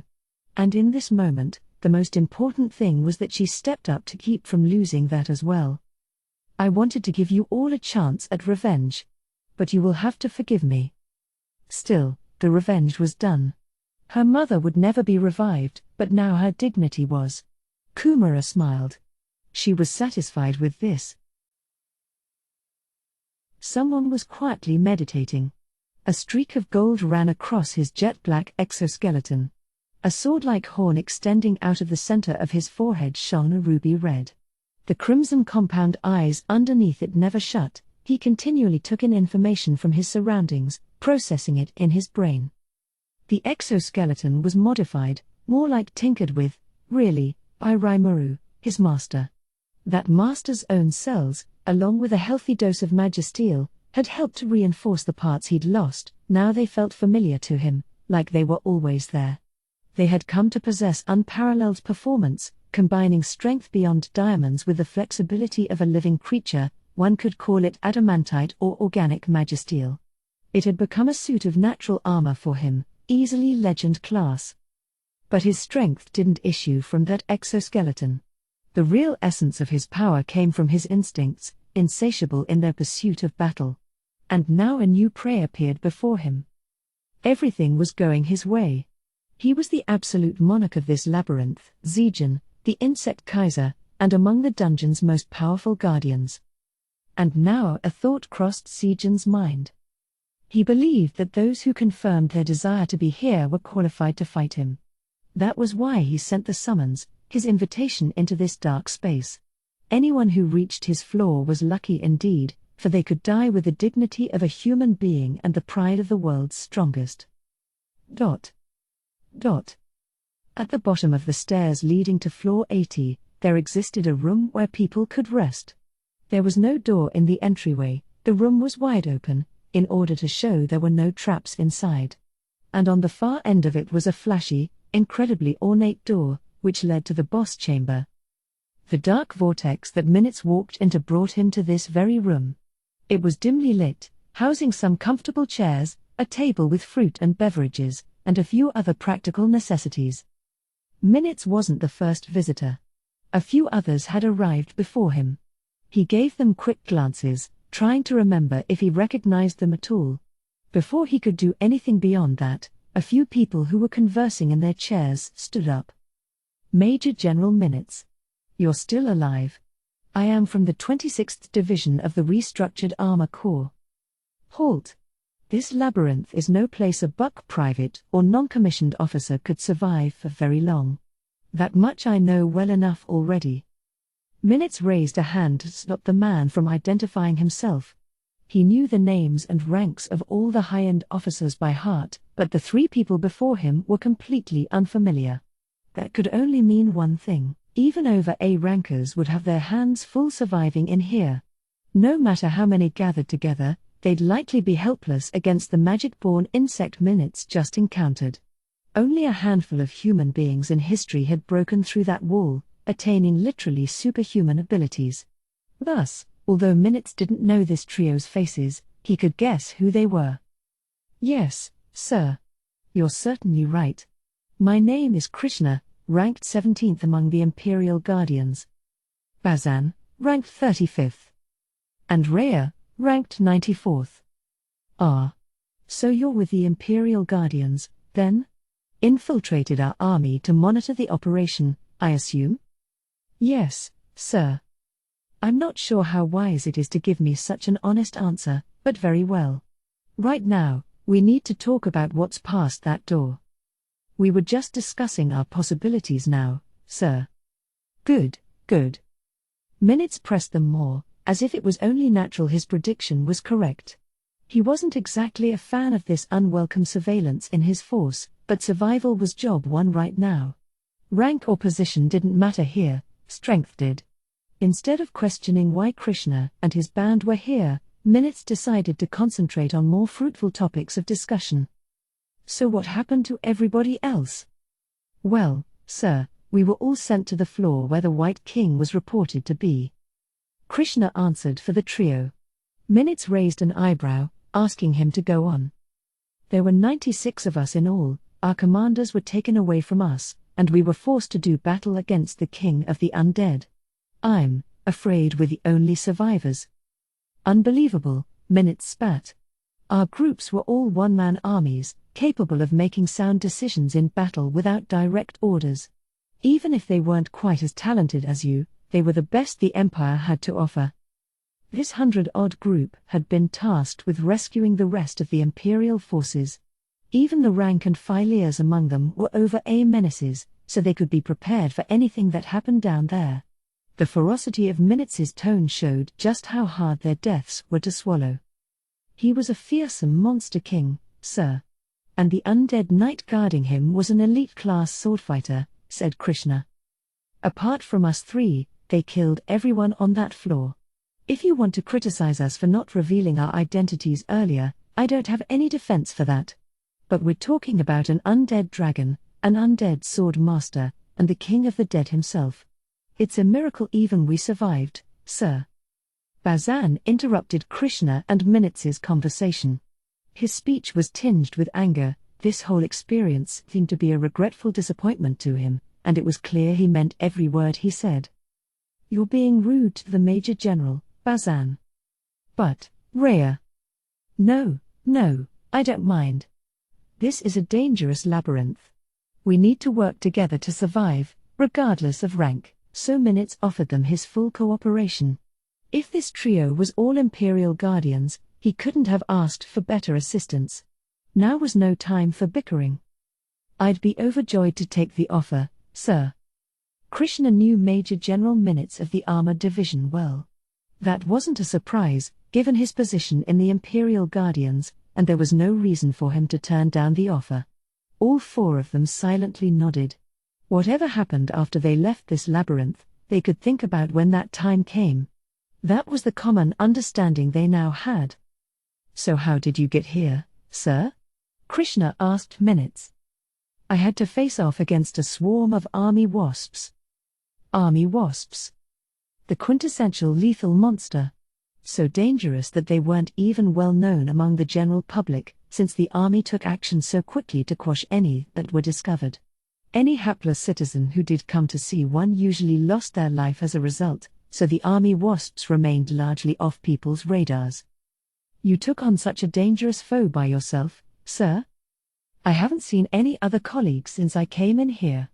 In my case, after I defeated the army wasps and the Queen Magic-Born who led them, I heard this voice calling me over, and the next thing I knew, I was here. Ah, I see. Krishna was deeply impressed by Minutes' casual explanation. If a queen wasp had been transformed into a magic-born, its power was beyond all imagination, equivalent to a low-end demon lord, in all likelihood. Taking out such an opponent, along with her entire army of monster insects. It was a clear show of strength, and it did a great deal to relieve the trio's anxieties. Krishna was too nervous to notice until now, but Minutes was wounded all up and down his body, the large hole in his chest providing ample evidence of how fierce the battle was. Are you all right? Rhea asked. You're asking that now? Minutes laughed. I had potions with me. I'll get my stamina back once I rest a bit longer. But what route did you guys take to get here? Minutes still had the initiative here. They were all treating each other as equals for the moment, but the sheer force of personality from him still made Krishna's team follow his lead. Under his guidance, they all shared whatever information they knew with each other. Putting it together, they found that the labyrinth likely had an amorphous, transformable structure. This reality was so different from their prior intelligence that they had virtually no baseline to work with. They were essentially groping their way through the labyrinth's passages, and their future wasn't looking too bright. What the hell's going on in here anyway? Because we faced off against the boss of Floor 60 from the briefing, didn't we? Why didn't the Demon Lord Rimuru have us enter this labyrinth from the first floor? Bazan demanded. It would have taken much more time to navigate this maze then. If he just wanted them to exhaust themselves, Bazan reasoned, that would have been the best way. Simple, Minutes replied. You heard the rumors about this place, I'm sure. If you have the bracelet on in here, you can come back to life if you die. But what if that applied to the monsters as well? Ah. Bazan just groaned in reply, Krishna and Rhea bitterly mulling over Minutes' words. Instead of making us eat up time working our way down, they'd be able to eliminate more of our forces by letting great masses of us in at once. And once you're in, you can't get out. It's virtually lining us up to be cut down, isn't it? Minutes nodded. That was the sort of confidence he had in this labyrinth's strengths in wartime, of course. I had suggested to Lord Caligulio that we should address this, but he replied that we could just occupy whatever space the dead monsters were sent to for revival and kill them again. It seemed reasonable enough at the time, so I had to back down. It was a bitter pill to swallow, but looking back, that was a crucial error of judgment, one that made the Empire deploy more than 500,000 soldiers. Sending troops right in, one squadron after another, was the most foolish approach they could have taken. And it never would have happened if they hadn't misjudged the Demon Lord Rimuru and the abilities of those who served him. So were you able to find any other survivors? Minutes asked the trio. Well, that alone told the whole story. As of right now, they could only assume that they were the sole ones left alive. It's not that I can't believe it, I don't want to believe it, said Bazan. If we ever make it back to the surface alive, we'll have to retreat ASAP. It'll enrage His Majesty, no doubt, but we're left with no other choice, agreed Krishna. Nobody disagreed with that conclusion. With that decided, they had to start addressing the current situation. By the way, what's going on with this room? We didn't detect any poison or whatnot in the food and drink here, Rhea told Minutes. I'm not about to accept charity from the enemy, but it seems clear they meant to extend us a helping hand. And that door. Push or pull, it won't budge a bit, but do you see the numbers on top of it?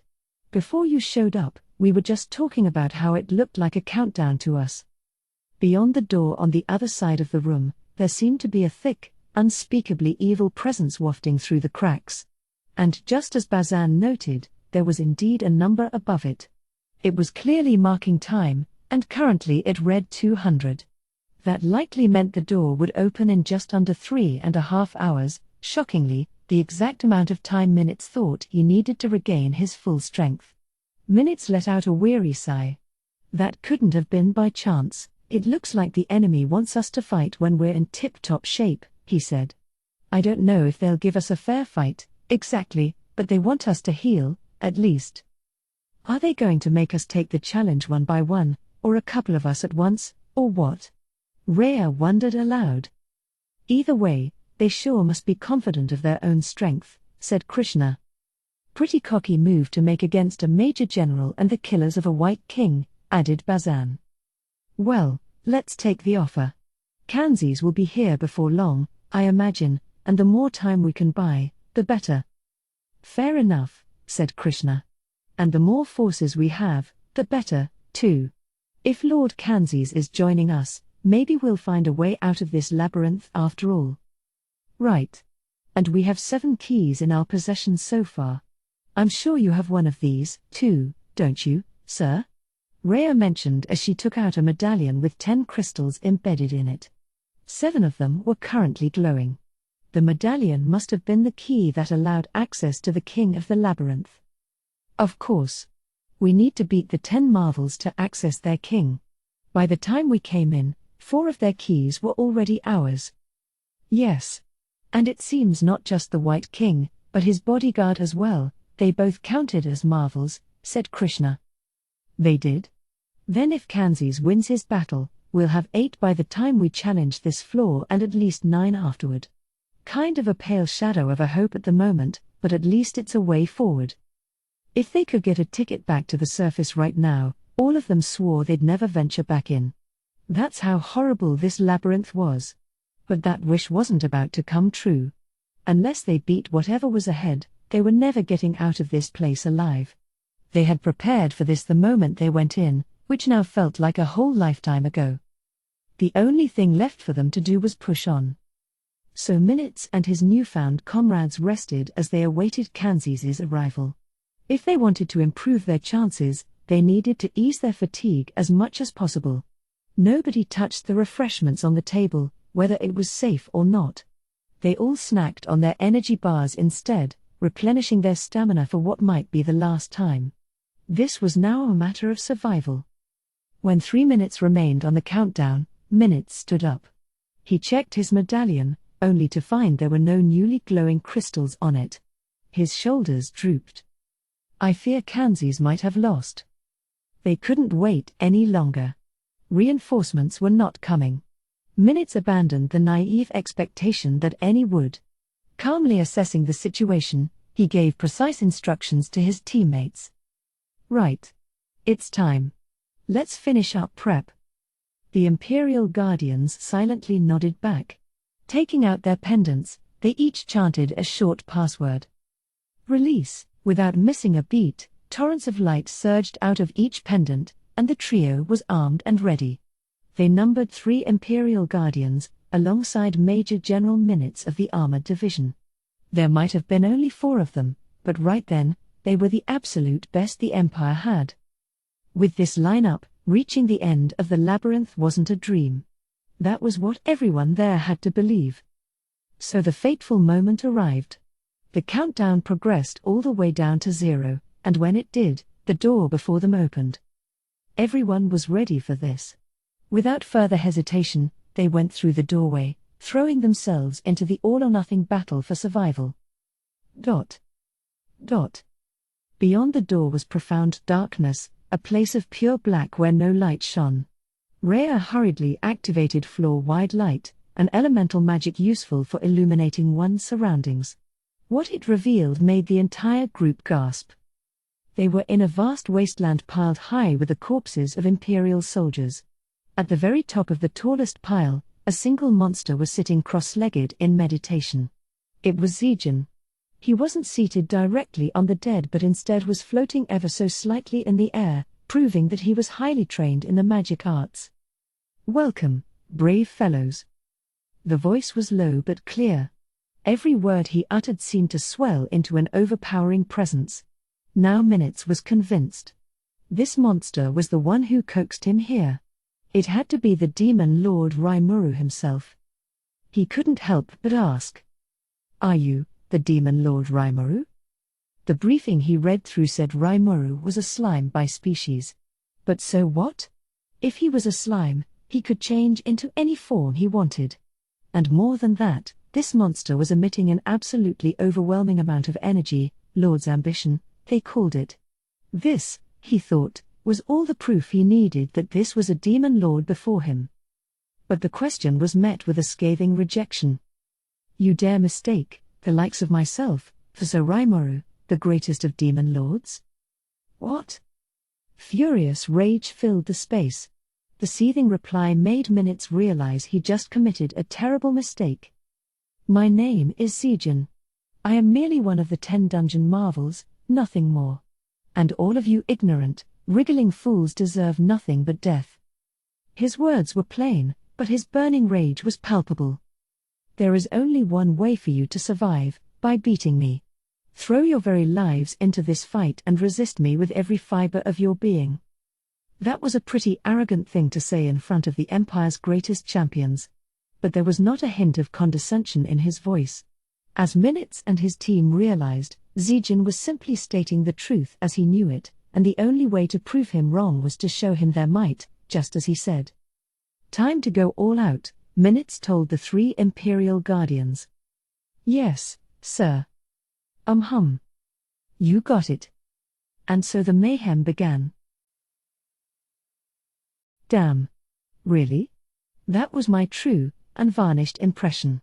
Benimaru and I were staring at the big screen in utter amazement.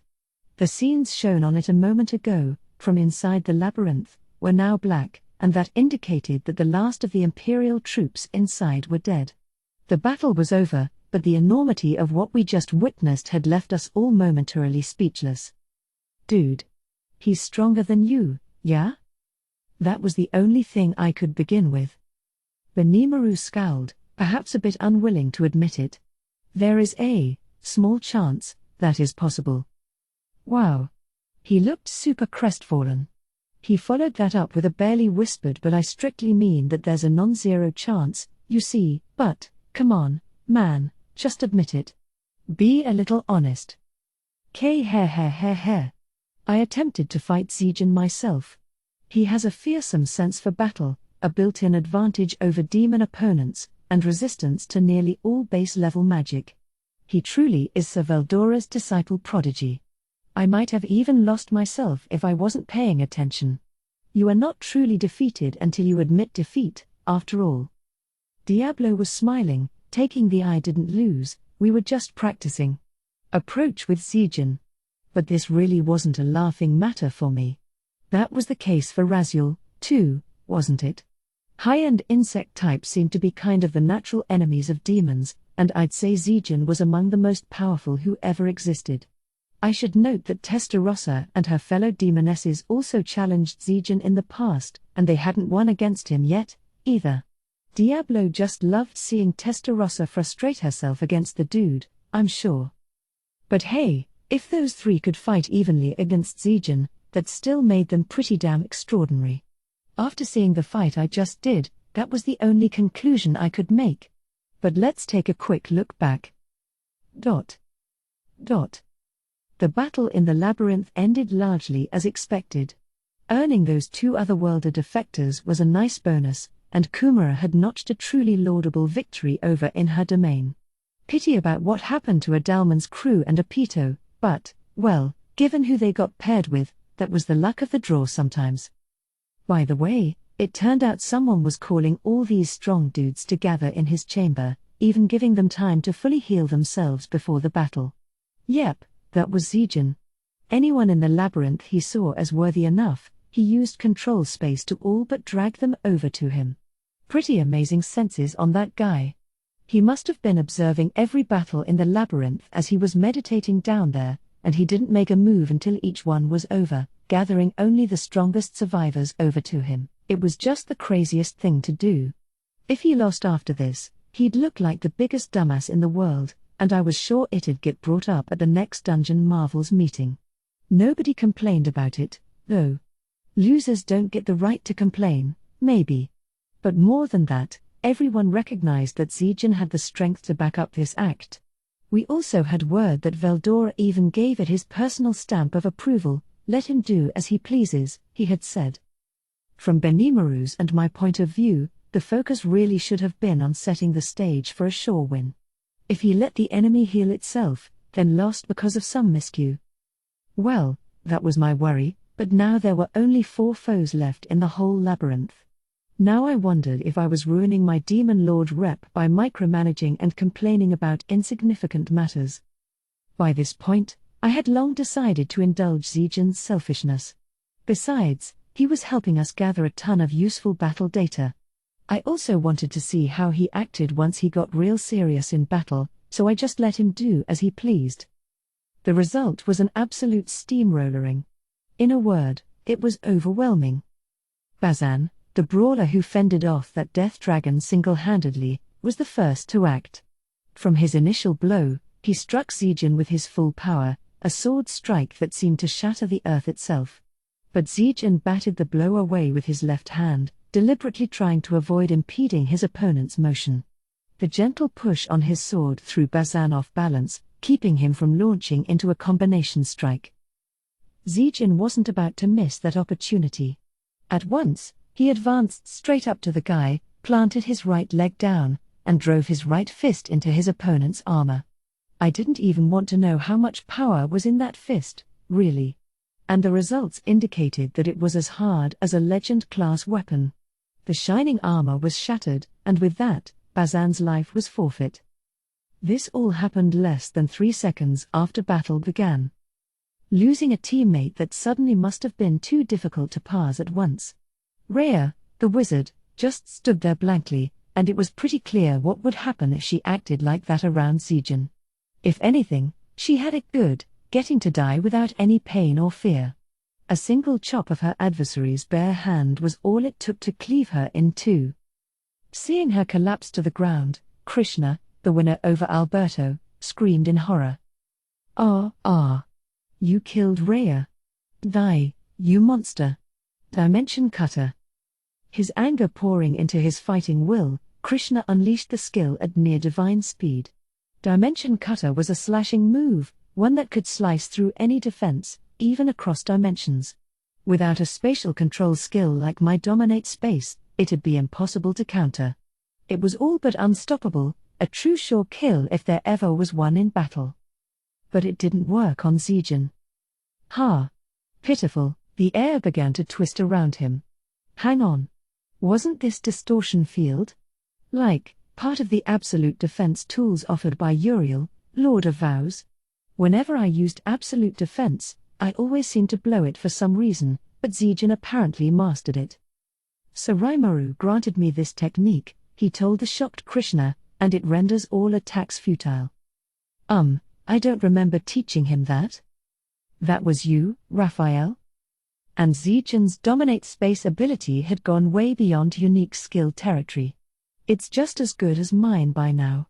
No wonder he could fight toe-to-toe, maybe even better, with Veldora if it was strictly a martial arts contest. I could certainly see how he could block Krishna's strike with it. So it felt like Krishna's team was pretty much doomed by now, but... Krishna, listen. The fancily dressed dude with them, Minutes, I think his name was, called for Krishna. This is a foe beyond anything we've seen before. I'll slow him down, so do everything you can to finish him off. Apparently he hadn't given up on winning yet. I'll have to admit, as an enemy, he was a decent one. Now Minutes was raining his power down upon Zijin. We already knew about the unique skill Minutes had. Apito's defeat wasn't in vain at all. He had a pressor, which let him mess around with localized gravitational force, and he wanted to use it to focus gravity on Zijin and restrain him. But alas, it didn't work on Zijin. All he had to do was warp the space around him to manipulate the flow of gravity the way he wanted it. It kind of surprised me. I never thought about using it that way. Since when was Zijin so freakishly strong? That question in my mind was growing bigger and bigger. Also, why the heck was Raphael even able to teach stuff to Zijin? Understood. You may have perhaps forgotten, Master, but you have given him part of your own body. Subsequently, you are now connected by a soul corridor. Oh, right. He was about to die, and when I saved him, I did give him part of my body, didn't I? But wouldn't that apply to Apito, too? Understood. The difference lies in latent talent. The subject Zijin's physical specifications are beyond any measure, and thus I was able to give him a full super-optimization to my satisfaction. As a result, he has acquired abilities similar to you, Master. The job it did on Apito was amazing enough, but that still didn't satisfy Raphael, I guess. It was happy enough with the job it did on Zijin, and honestly, it was a little hard to fully grasp what that meant. And what the hell's a full super-optimization? Did he turn him into a superhero or something? This was all so new to me. So Zijin was basically a little masterpiece put together by Raphael in its spare time? Looking at it that way, no wonder he had turned into such a freak of nature. That's Raphael for you, always taking everything to extremes. It's done it again, this time behind my back. Now, in Zijin, we had a battle-focused magic born with the ideal fighting form, further honed via Veldora's intense training. There was no way any ordinary person could ever take him on. And as expected, Dimension Ray. Zijin opened up his right hand and carelessly swung his arm down. That's all it took to cut through the local dimension, or space itself, I suppose. This was another phenomenon you had no chance of resisting without the ability to manipulate the space around you. The two Imperial fighters immediately reacted, but that alone wouldn't help them. Krishna tried to cancel it out with another dimension cutter, but it failed, and he was cut in half. The difference in sheer muscle was bleedingly, pardon the pun, obvious. As for Minutes, he set up a jamming force field around himself to try to block the dimensional slash. But that, too, was just pointless struggling. Against twisting, slicing dimensional space, virtually no physical ability or phenomenon could do much of anything. The look of surprise on his face was really hard to describe, but if I had to, I'd say it was the face of someone who just tasted defeat for the first time in his whole life. So he set off for the afterlife, likely not even given the time to admit defeat. So less than a minute after battle began, all the challengers were dead. And well, that concluded my lecture on how incredibly goddamn strong Zijin was. The leaps and bounds Kumara made surprised me enough, but that was nothing compared to our insect friend here. For all I know, he might even outclass me by now. Oh, man. I think he's starting to overstep the bounds of life itself or something. He's become a truly transcendent being, hasn't he? Stronger than even Hinata when she's fighting for real. By my calculations, even Apito could rank up there with Carillion or Frey strength-wise, but I don't think Apito could last 3 minutes with Zijin. The moment he got serious, the fight would end instantly. It's hardly even a fight with him, even. It's just a one-sided massacre. Why did I even put someone so powerful in the labyrinth? Because aren't his talents kinda going to waste down there? But then again, this is a secret weapon, isn't it? Something I could never afford to unleash to the open world. Still, though, I knew there were lots of powerful people hiding out around the world, and I didn't think I let my guard down at all, but I had no idea there was so much off-the-charts strength right under my nose the whole time. I always thought they looked pretty strong, but this was far beyond my imagination. Truly, there's no fathoming the mysteries of the world. But enough about that. We've got other things to reflect on right now, don't we? Thanks to this, I learned the hard way that leaving things up to Raphael can result in some pretty zany nonsense. Now wasn't the time to whine and moan about a little hard work. We were gonna need to have a long talk later to see if it had done anything else I ought to know about. Still, even with those thoughts in mind, I was relieved that the battle in the labyrinth ended without major incident. And so out of the more than 700,000 troops who participated in the ground invasion, we had finished taking care of 530,000. This was practically genocide, I know, but for me, all it meant was that I had gained over 500,000 souls. That meant 770,000 in total, and that meant I could now evolve 7 of my top officials. Once the remaining ground battles were wrapped up, I'd need to consider who to give the nod to. And as for that ground battle, we weren't letting our guard down yet. Now the Imperial force numbers less than 200,000 troops. That's a pretty big army, but it seems tiny compared to before, huh? Indeed. 2 days have passed since their final deployment into the labyrinth, but no moves since then. We don't see any signs that they're ready to send any more down. Of course, if the enemy commander keeps prodding the labyrinth after all this, he'd have to be beyond incompetent. Benimaru was right, I suppose. With all the strength they lost, I doubted they'd be kicking any more soldiers through the labyrinth gate. Now it was our turn to confront them instead. Without any over-A rankers on their side, the enemy force was nowhere near the juggernaut it used to be. It was a big army, yes, but we could probably take them on easily. I thought we could anyway, but, there was always something to worry about. So now what? The other side still got us beat in numbers and quality, right? If we hit them with the Second Army Corps, that's going to cost us casualties no matter what, won't it? We could just hole up in here and wait for them to run out of food. That could earn us victory unscathed. With the food stores we have in the labyrinth, we could duke it out for another year. Cultivation was possible to some extent down there as well, and if push came to shove, we could always ask Ramirez to give us more farmland. That would be the firm, cautious approach, I think. Well, we've already cut off the enemy's supply lines, said Benimaru.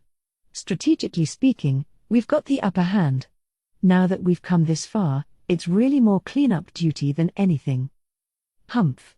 As you said earlier, you're not going to let the invaders leave alive, then? Shion cut in. That's just what I hope to hear from you, Benimaru. What valor? Shion's interruption made Benimaru snicker. Apparently, she was right. No, it is best not to let the Empire harbor any more useless ambitions. It's all the more reason why we need to kill all the intruders. Benimaru was starting to sound like Raphael now. Annihilating the majority of the Imperial army wasn't enough to satisfy him. He was committed to killing every single one of them without prejudice, just as originally planned. He's so merciless, isn't he? And at this point, I saw no reason to oppose him. But, I was ready for that. I was sure the Empire's subjects would hate me for all this, even if just out of spite. I just hoped it didn't give us a bad rap with the Western nations. Report. I have a suggestion I would like to test. Oh? Sounded like Raphael had a plan of its own. The fact that it didn't just tell me about it first thing let me know that maybe my friend wasn't too confident it would work. Is this something we could do right now, then? Negative. It will require time and preparation, so it is better to attempt after the war is over. Okay. Certainly, I didn't want to start any more wacky experiments during wartime. I didn't know what Raphael wanted to do, but either way, I was the one who'd have to execute it. We could talk about it later. I turned my attention back to Benimaru. I had accepted his proposal to kill them all, but my only other important request was that there be no casualties on our side. But is that even possible without anyone dying? If we and your officer corps come out to battle, Sir Rimuru, I'm sure of it. Confident as ever. And Diablo, Shion, and even the typically calm Geld were nodding eagerly at Benimaru's assessment. Okay, so what exactly will you guys do? Benimaru began explaining. First, Sir Rimuru, we cannot leave you unguarded. Everyone nodded their agreement. Do you have to be that careful? I mean, we killed everyone in the labyrinth except for Lucius and Raymond. We were still treating them as prisoners of war for now. They didn't seem likely to betray us, so we didn't throw them in jail or anything. They were on standby on floor 60 just in case, kept under Ghidorah's supervision. He had been showing them the battles on each floor of the labyrinth to help stave off their boredom. That included recordings of the two of them as well, but what amazed them the most was how each of the labyrinth guardians fought. You see now? You were smart to join my side, weren't you? You were, right? You ought to be grateful. At least thank him for giving you 3 meals a day. Hey, come on, guys. We went down the same road they did, remember? We should know how they both feel. Ghidorah and Shinji's gang were all helping prop up their spirits, even. I didn't think we needed to worry about anything with them. Now I wondered if any Imperial forces snuck into our capital city before the war began. CI, were there any intruders in town? We've already taken care of them. Yeah, I'm sure there were, but if that was the answer CI had, the problem was already in the distant past. Report. We have successfully eliminated every single person who entered the labyrinth. Only one individual, the subject Krishna, was confirmed to have used a resurrection bracelet, but since he is currently outside the labyrinth, he will no longer pose a problem. Oh, so Krishna survived? He was a pretty strong dude, sure, but if Raphael had already kept tabs on him, I had nothing to worry about. Yeah, well, I guess the labyrinth's safe now, so I suppose I can relax a little bit, huh? Besides, those Imperial Guardians like Kanzis and Minutes, people in their class would be stronger than me before I became Demon Lord, right? From what Chloe told me, I hadn't evolved into one in her timeline, so it wouldn't be a shock at all if they killed me, would it? In that scenario, Diablo wouldn't be there for me, either. I hadn't summoned him by then, and Veldora wasn't fully revived, so even folks like Zijin would be their pre-evolved selves. In terms of war power, we'd be way weaker than we were now. It wasn't even a comparison. If the Empire attacked us in that situation, it wouldn't be strange at all if we were too helpless to resist and I kicked it. That is not possible. No, I really think it is, you know? Like, I get how much of a sore loser you are, Raphael, but that's a really petulant thing to say. Besides, you were still just the great sage back then. Heh. You lost that debate, huh? My first win in a while. Not that there's a winner and a loser in this kind of argument, but still. Yes. Perhaps you're right, Sir Rimuru. Benimaru agreed, although he didn't seem to like it much. But Xion refused to accept it. No. There was no possible way you could be defeated. There was, actually. History proves me right. Well, that history anyway. We're on a different one now, but with someone like Xion, trying to debate theoretical timelines is an exercise in futility. Giving up on that fool's errand, I got us back on topic. Well, there's no point debating it now. The key takeaway here is that the Empire had a lot of strong dudes in it. They might still have a bunch left, too, so we're all gonna have to remain careful. And I appreciate your wish to keep me guarded, but I don't want you guys getting hurt because of it.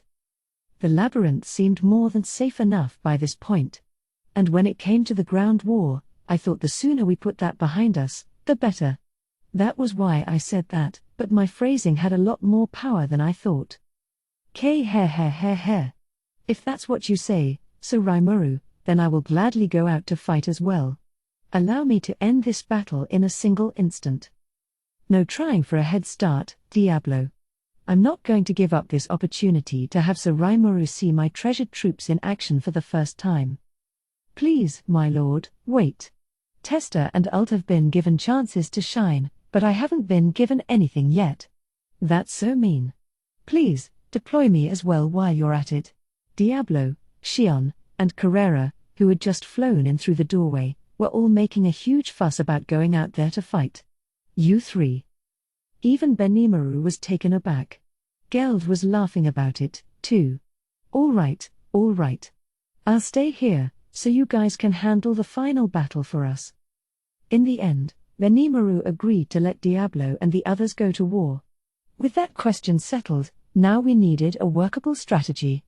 Let's take a look at our numbers. Our main force is my red numbers, totaling 30,000, along with 17,000 elites from Geld's yellow numbers and orange numbers. In terms of quality, they're probably all on par with the remaining Imperial troops, and I'm connected via thought communication with their commanders and captains. They'll be able to take flexible tactical action out there, so if we restrict their zone of activity, that should let us fight evenly with them or better. How many people are among your treasured troops, then?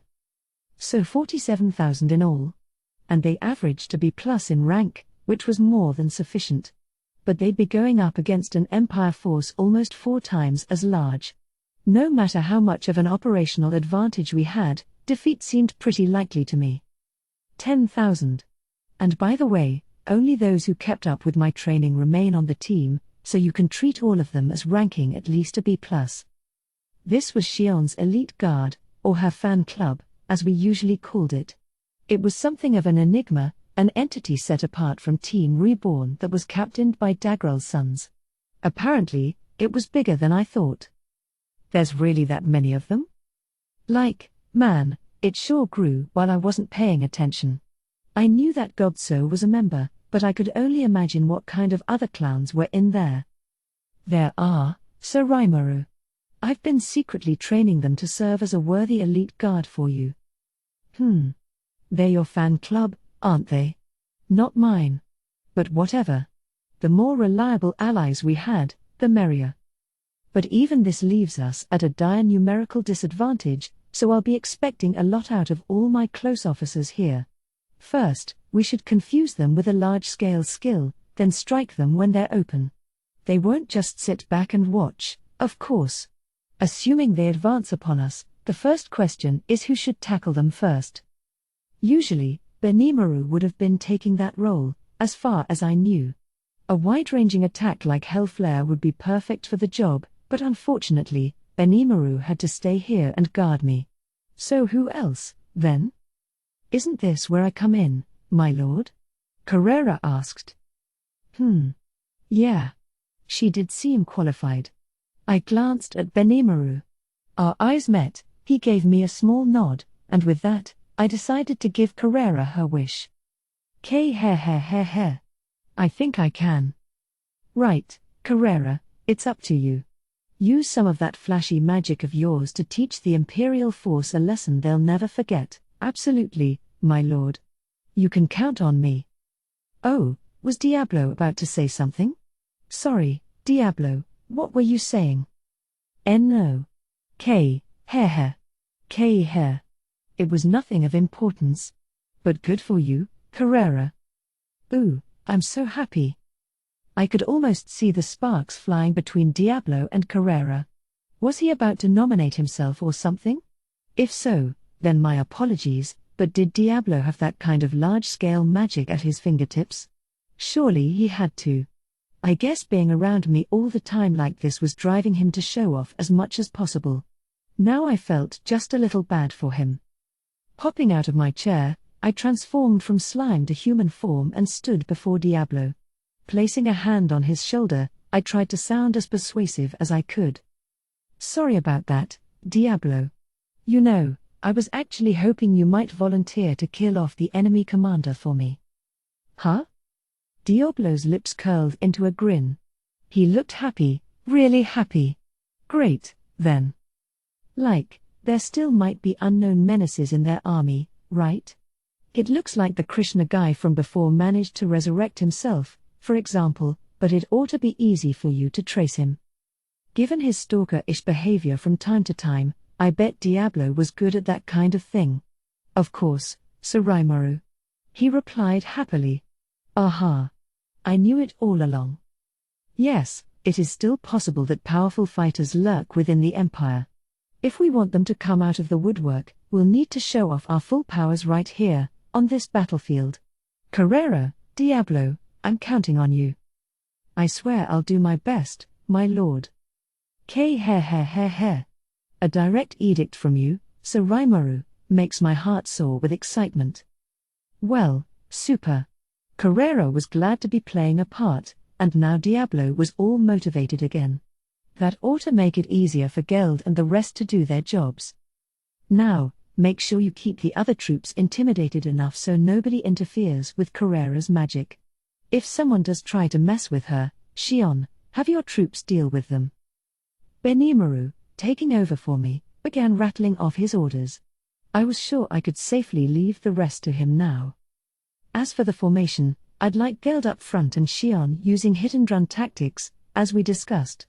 We'll count on the red numbers to provide pursuit duty, but as for who'll be in charge? They needed someone who could connect via thought communication to Benimaru and immediately execute his will as needed.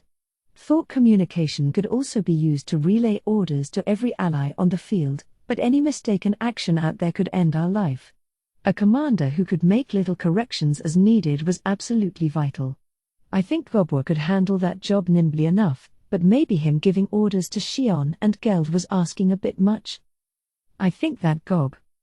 One moment, the door to the control center burst open, interrupting Benimaru. There we saw Mamaji, representative of the chief of the Tengu. She was also Hakuro's daughter, so she was pretty close with everyone in the room. But giving her such easy access to the control center, after we tightened up security so much. Lady Shuna was gracious enough to let me in. Aha. Shuna had been handling lots of small details for us this whole time, bringing us meals and preparing tea, and I guess Mamaji had been helping her out. Fair enough, then. Let's hear her out.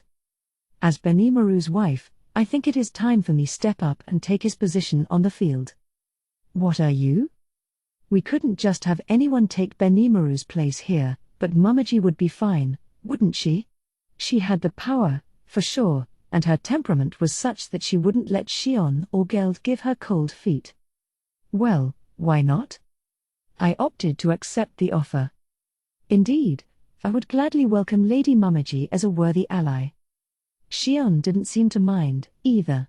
She knew that Mamaji was Hakuro's daughter, so she must have been treating her with a soft touch. I'm for it as well. The red numbers are a meritocracy of worthy magic born. Instead of Team Kurenai going it alone, I would much rather ask for help from our Tengu friend. Geld was on board, too, and nobody else seemed to be voicing any disagreement. Well, unless there are any concerns, you mind if I let your fiancé take this job, Benimaru? No, but... Oh, is he against it? Yeah, maybe he doesn't want his future wife out fighting in wars. Worried for your wife? Well, yes. Wait, no. Darn. I almost got him to admit it. But he wasn't off the hook yet. Benimaru. With a loud bang, the door flew open to reveal Shuna, standing up straight and admonishing her brother. Lady Mamaji has been preparing your meals for the past few days, I'll have you know. All she wanted was for you to have a good meal, so she asked me to teach her how to cook. That's such a gallant thing to do, and I don't want that to go to waste. She has? Yes. Mamaji nodded. I had actually noticed this. Compared to Shuna, the meal quality wasn't quite up to the usual standard. That's why I felt it was perfectly fine to give Mamaji her wish. But kitchen work and battle command are two very different. Benimaru. Benimaru can't resist his little sister, either, huh? This is your fault for being so indecisive in the first place, you know. No wonder Lady Mamaji is so anxious. If you're a man, you need to make it clear who you love already. Yes. He did. I was curious which one Benimaru would choose, Alvis or Mamaji, but then again, was now really the time for that? I honestly began to sympathize with him. If I were him, I probably wouldn't want this talked about in front of everyone, either. No, Lady Shuna. Victory is something I must seize with my own hands. Now it was Mamaji making the emotional declarations. Yow. Now Alvis had a huge disadvantage. Mummaji was clearly doing a better job laying the groundwork. Was this battle over? But just then, "You won't get away with this." Alvis, of all people, showed up, slipping right out from behind Shuna. "I have just arrived now with reinforcements from Eurasania." I didn't ask for any, and I'd heard nothing about any, but in Alvis's hand was a letter from Milim. It contained a single sentence, "Do your best." Who was it meant for? Pretty open-ended message there.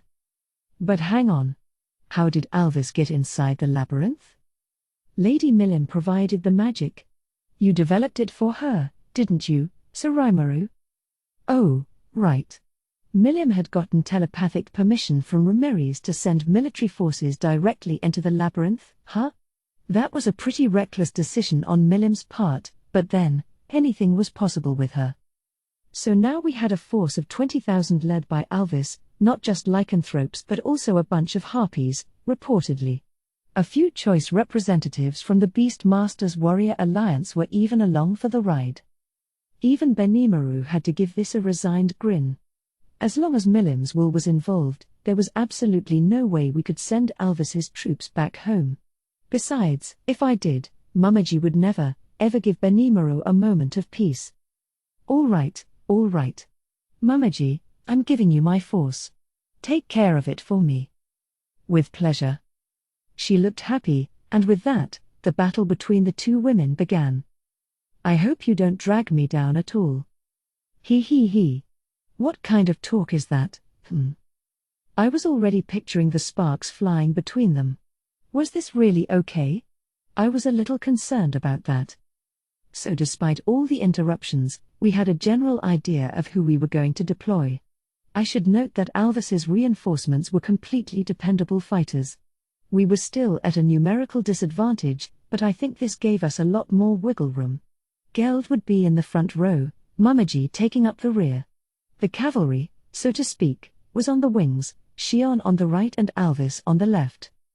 This all helped me relax a little, but we still had a battle to fight. Pulling myself together, I sent the orders for each division to head out. Shion and Geld, waiting for this moment all week, immediately sprang into action. Mummaji followed suit, and suddenly the control center was busier than ever. On floor 95, currently serving as floor 100, there was a vast open space, not enough of one for military training, but if we were just housing troops, it would suffice. With that in mind, the members of Geld's 2nd Army Corps and Benimaru's 4th Corps were put on standby in and around floor 100.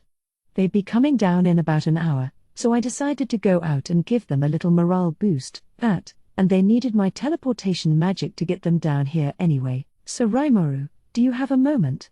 Ci whispered into my ear as I prepared to set off. "What's up?" "I've just received word from Moss that signs of battle were detected in the direction of Bloomond. After an investigation, we found that Lady Thraney is engaged in battle with someone." "What?"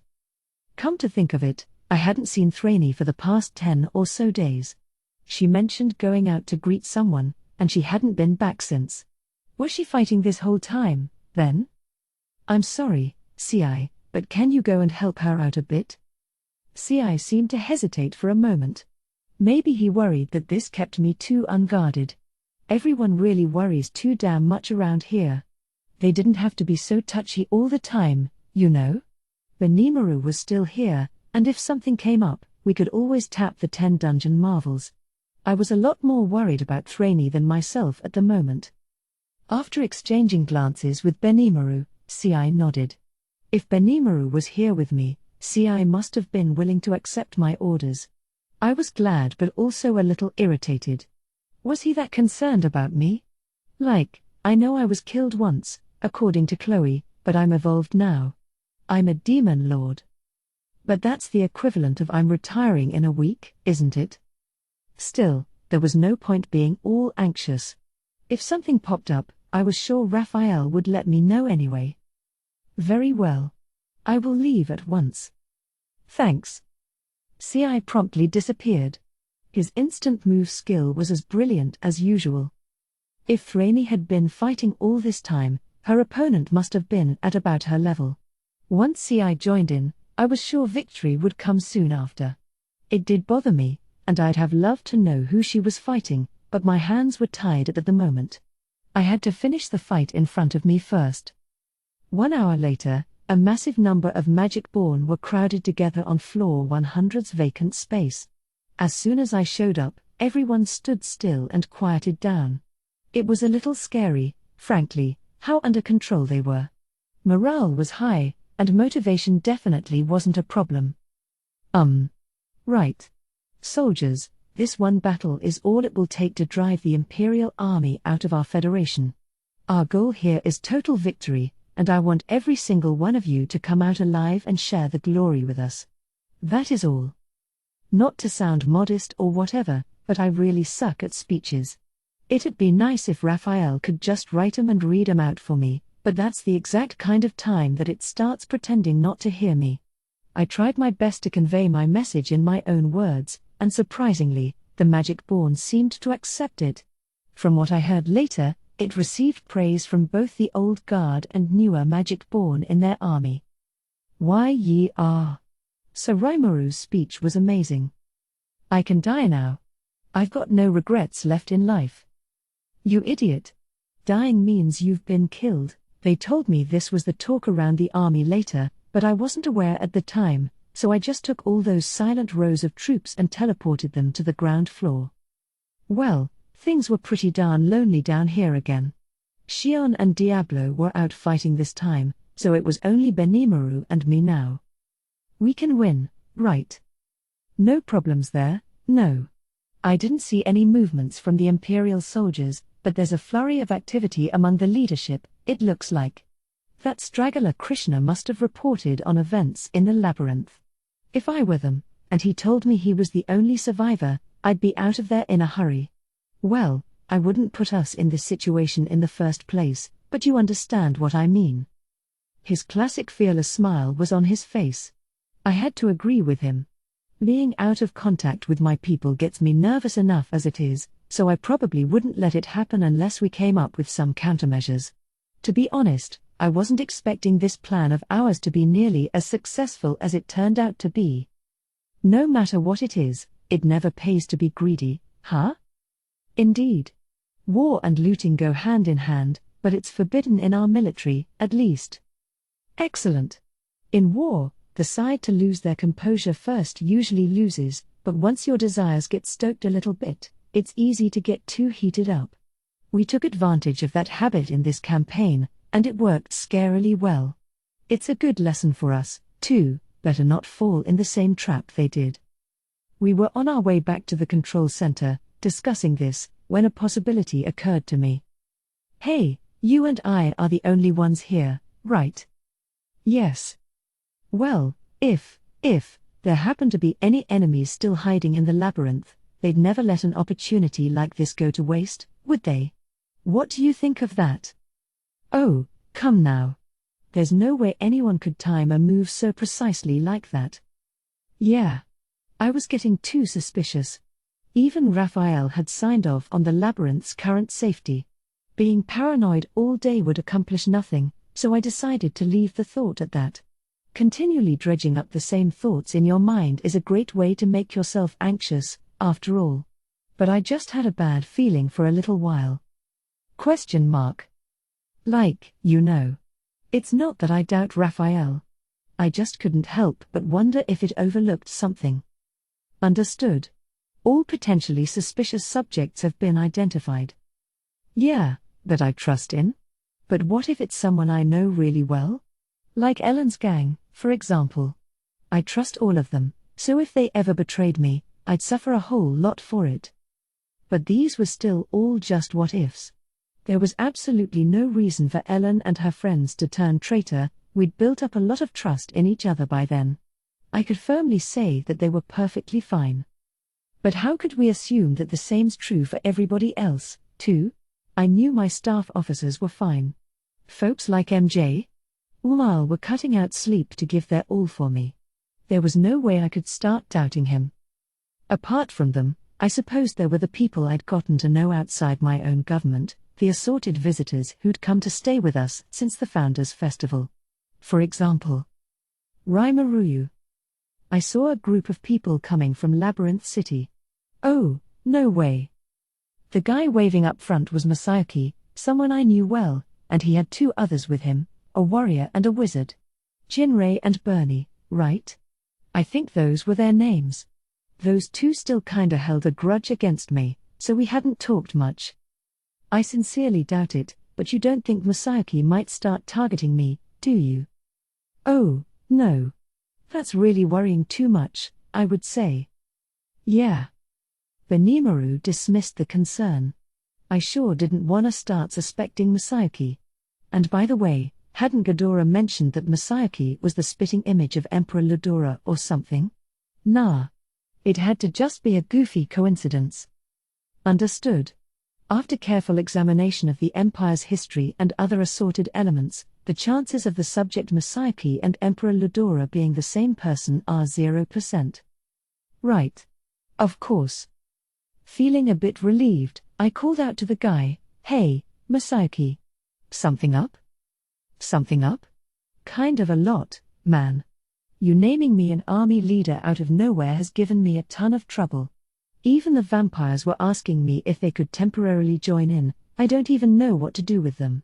And there's just been a huge amount of activity down here, you know? Everyone in the city's starting to ask what's going on." Having so many volunteers at once, Masayuki explained, made it hard to deal with them in any organized fashion. And us sending out an army like I just did must have made all those volunteers clamor for some action of their own. I didn't think he was exaggerating at all. The disheartened look on his face told me that much. Plus, if Masayuki was trying to trick me, Raphael would have warned me about it long ago. So no point doubting him. Well, most of the volunteers are still staying in the towns they live in, right? Yes, but the city of Rimuru, formerly on the surface, was now evacuated to the dungeon's provisionary floor 101. The sun and stars were as visible as always down there, so a lot of people were surprisingly oblivious to current events. The war was already underway, but some citizens must have thought we were still in a standoff at some distant vista. The 20,000 members of the volunteer army were entrusted with maintaining security in the city during this state of emergency, but thanks to the pervading calm across floor 101, they didn't have much to do. Masayuki himself, however, was still real busy. It looked like his main problem at the moment had to do with the researchers living in Labyrinth City. They were primarily meant to be office staff, but most of the people Luminous sent were calamity-grade threats in a fight. Overcomers was the term for them, apparently, but they all had a lot of free time on their hands. Many had come to directly speak with Masayuki to see if they could get a little action in this war, like it was some kind of fun carnival. Bacchus, sent in from the Crusaders, and Ji-Woo, one of Masayuki's old party companions, were currently soothing them over, he said, but they couldn't keep them under control forever, so he was begging me to do something about it. Maybe, the paranoid part of my mind told me, they were trying to instigate Masayuki into starting some big commotion so they could come after me. It was possible, but if so, I really thought they would have taken action earlier. That possibility didn't seem too likely, either. I really am thinking too much. Deep breath. That sure does sound rough. Yeah, doesn't it? So please, lend us a hand here. Don't worry. This war's gonna be over real soon, so just keep giving them the runaround until then, okay? No, you can't just make it sound easy like that, Rimuru. Masayuki kept complaining, a hangdog look on his face. But nobody should underestimate my ability to ignore serious problems tossed in my lap. This sounded like a lot of trouble, and I just didn't have the time to get involved. All this paranoid doubting had tired me out, and I really wanted to get back to my control center. Then Shuna could pour me some tea, maybe prepare a slice of delicious cake, and all would be well. You're trying to run from me, aren't you, Rimuru? Ha ha ha. Don't ha ha ha me. Okay, maybe this was a pointless argument, but I was demonstrating a masterclass on giving people the runaround. Masayuki should really learn from this so he can reach my own lofty heights. That was what I was hoping for, and that was why I was currently shoving him away from me. If that's your only business, I need to get back, all right. You're positive the war's going to end soon? I'm hoping to wrap it up today, actually. Well, we haven't done anything, so it hardly even seems real at all, but now you're really fighting? I could empathize with that. That's kind of my ideal, not letting the general public know at all. Pretty much, yeah. So take it easy, okay?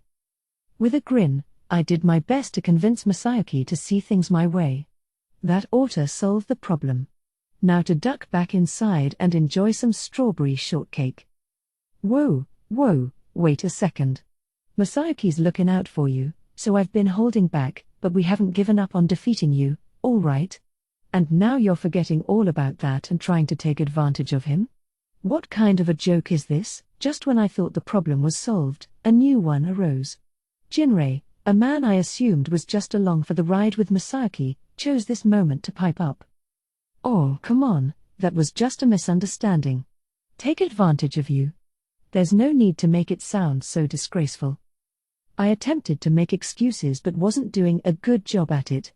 I was trying to take advantage of him, after all. But then I received some unexpected backup. Jinrei. That's out of order. Rimauru's working so hard for everybody in town right now. Now Masayuki was trying to appease Jinrei. Thanks, man. I'll let you have some cake later. And as I flashed him a grateful smile, Jinrei immediately stopped complaining. I'm sure he wasn't happy about it, but at least he was tolerant enough to bottle it up. He was a lot more mature than his face suggested. So that was the end of it. Or so I thought. But life's never that easy.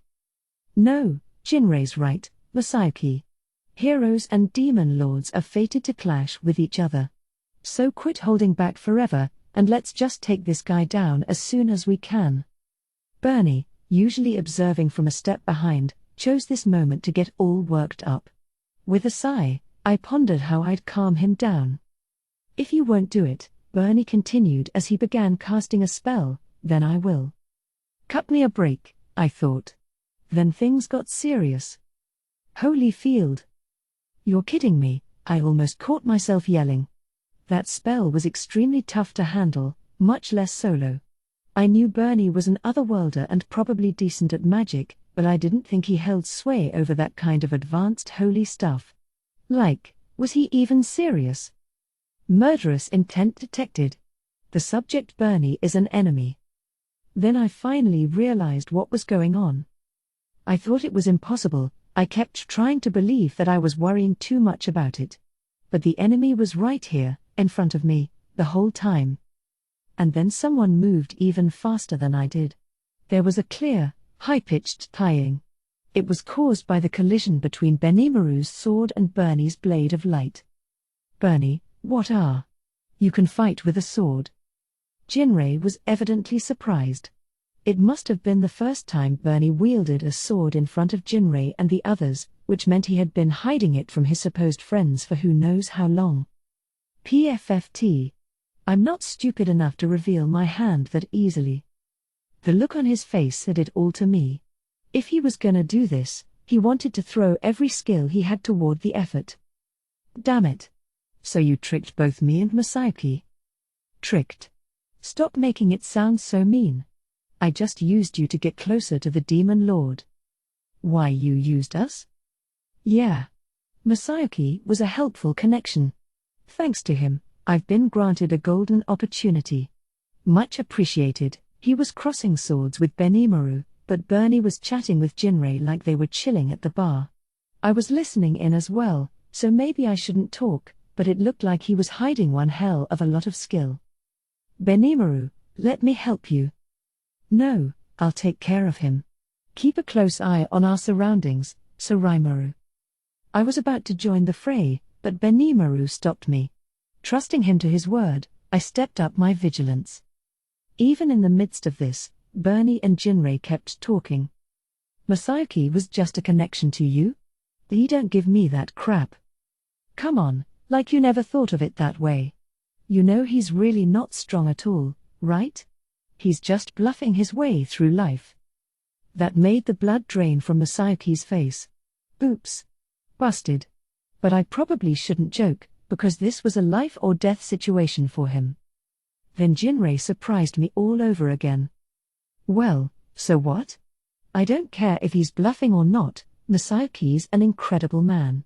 He's never failed us, not even once. Oh, he knew? I guess he saw the guy for what he was after all. A bluffer, yeah, but definitely a lot more than that. I should probably rethink my opinion of Jinrei, although Masayuki was giving him a hurt puppy dog look now. Bernie, it seemed, wasn't a fan of this reaction. PSHHH. So you knew, and you still stuck with him. And you actually respect this total loser? Don't make me laugh. The irritation was glaring in his raised voice. But I was the really annoyed one here. What's so bad about bluffing? I'm bluffing my way through my life, too. Raimaru. Well, aren't I? I used to be an anonymous face at the office. I wasn't living in some world full of heroes and demon lords, but I still tried my best every day, because I had no other choice. And I wouldn't want oblivious idiots like you to laugh at me about it. Masayuki silently nodded. Why you? Jinrei glanced at me. Even he was looking a little confused now. I kept going. I mean, isn't it obvious? If I don't keep telling myself that what I'm doing is right, I'd never be able to be king of this realm or whatever. Fired up from shouting, I walked over to Masayuki's side, slowly, so I didn't alarm Bernie while he was crossing swords with Benimaru. Everybody's doing their best just to keep living, you know. That's why I'm doing what I can to create a world where we can all live happily together. Masayuki's done a lot to help out with that. He's done so much for me. And I'm not gonna sit here and allow you to make fun of him. I stood in front of Masayuki as I admonished Bernie. Hearing that, Jinrei deeply nodded. So did Masayuki. Bernie, were you planning to use me like this from the beginning? He spoke directly to Bernie, his past panic now vanished without a trace. That's what I said, didn't I? Bernie replied, keeping his distance from Benimaru, who, in turn, was in front of me, sizing him up. Under the effects of the holy field, Benimaru wasn't able to tap his full powers, so instead of trying to finish Bernie off in one fell swoop, he was taking more of a wait-and-see approach. Did Yuki order you to? Huh? Oh. Right. Hair. Well, I could explain all that to you, but what's in it for me? He was still lording it over us, but at least he was still talking. Maybe, with the holy field in place, he had no doubts about his superior position? Negative. He has some sort of aim in mind. Data confirmed. There is another subject who is a member of Masayuki's party. After searching for data on this subject, her presence was not found in the labyrinth. However, there is no record of her ever leaving it. This is. Raphael was spitting out data with frightening speed. Judging by how it wasn't bothering to organize any of it for me in advance, it must have thought this was a pretty major emergency. If I recall, there was one more member of Masayuki's gang, Jiwoo. She was helping backers smooth things over with the overcomers. Confirmed. A mass murder has occurred in the laboratory on floor 100. The subject backers and several overcomers have been slaughtered. Their souls have been put in protective custody as an emergency measure. That's serious news. I wouldn't know about Bacchus, but each overcomer down there was supposed to be an over-A monster. It was really hard to believe she could kill so many of them in the tiny sliver of time since she left Masayuki's side. Defeating an overcomer taking pains to defend himself was an extremely difficult task for anyone. They all had ultra-speed regeneration and an artist's palette of other special skills. With Benimaru's firepower or Zijin's incredible evolution, I could see it, but no way any of the other dungeon marvels, Kumara included, could pull that off. And that wasn't the only issue. If we weren't receiving any response from Jiwoo at the moment, that couldn't be ignored. I mean, Raphael was keeping tabs on every single thing going on in the labyrinth, wasn't he? If he couldn't find her inside the labyrinth, that meant Jiwoo was. Mr. Tempest. That voice reached my mind a split second before the thought communication came along. The next moment, I used Mind Accelerate to slow down time for me. Did I respond first, Or was it Raphael? Either way, it wound up saving my life. Die. A black flash of light closed in on my chest. Someone, probably Jiwoo, had taken a shot at me from what seemed to be a perfectly concealed hiding place. I had fallen on the spot and rolled away, putting aside all dignity and royal personage, and that helped me escape that deadly blade. It was all thanks to that warning, one issued by Chloe, the little girl, who was wearing a mask. She was back to her old habits with that Mr. Tempest stuff, but there was no time to poke fun at her about it. Really, this was a pretty bad situation. I had been doing my best to keep a watchful eye on the surroundings, and Raphael was staying vigilant as well. If she had managed to get through that security net, there could have been only one way. The assassin must have had an ultimate skill, too. I had finally gotten my eyes on the assassin just now, and it was definitely Jiwoo. Her face was expressionless as always, but the atmosphere she presented was a total 180 from before. She was cold, and sharpened.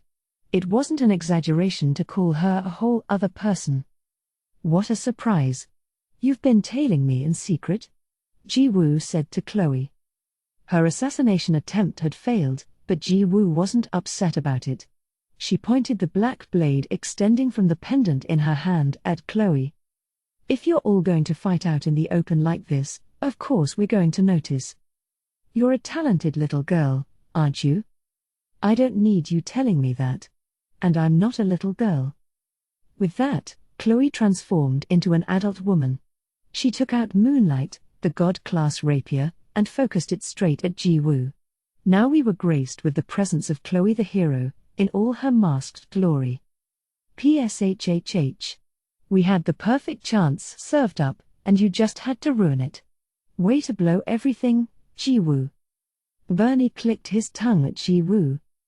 I'm sorry, she calmly replied.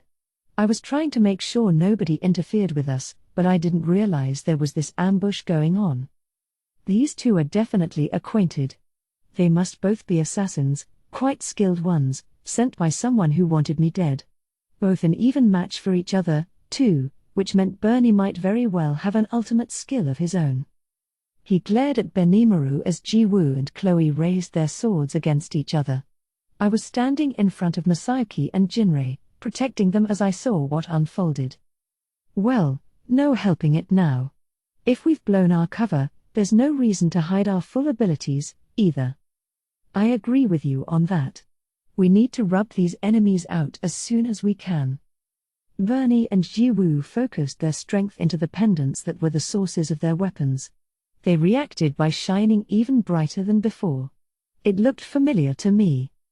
Ah. So you're both Imperial Guardians? I said. Once he was fully equipped, Bernie nodded his assent, rolling his eyes as he did.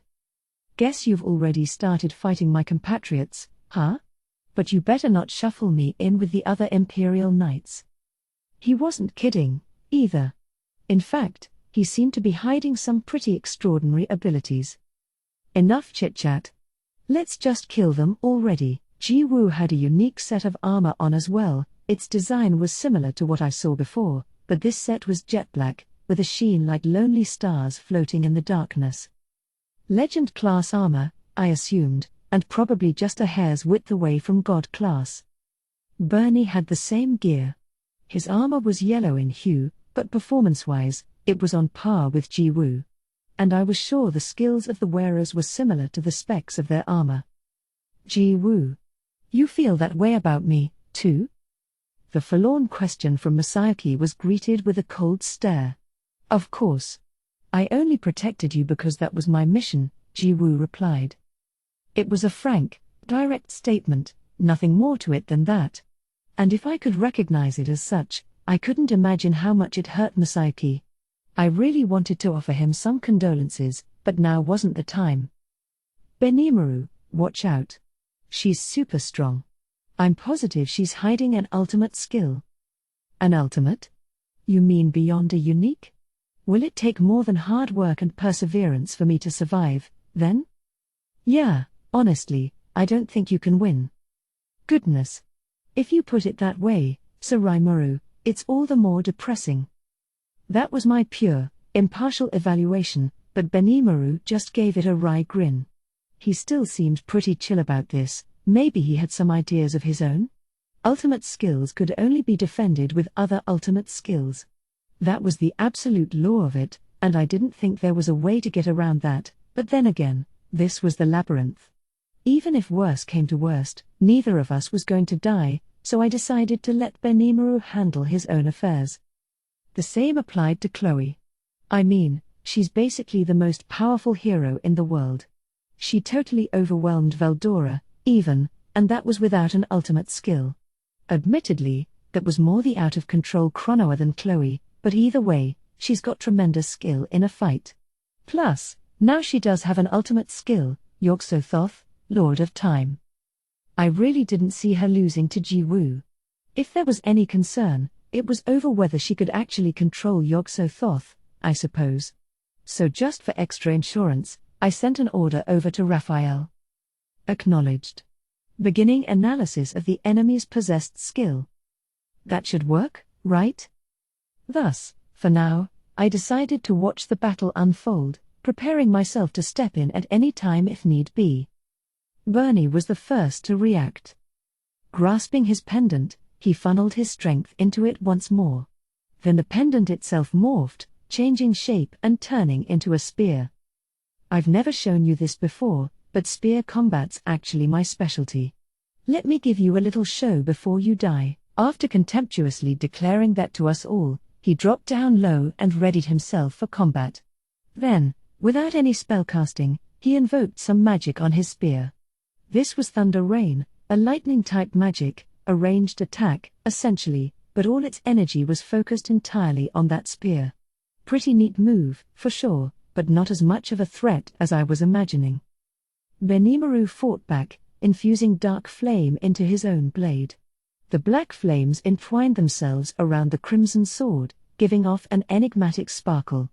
Another fine move, one that put him so high among the monster hierarchy that his command abilities seemed like just a nice bonus in comparison. Then they both acted simultaneously. I thought Bernie was only a magic user, but his spear skills were incredible.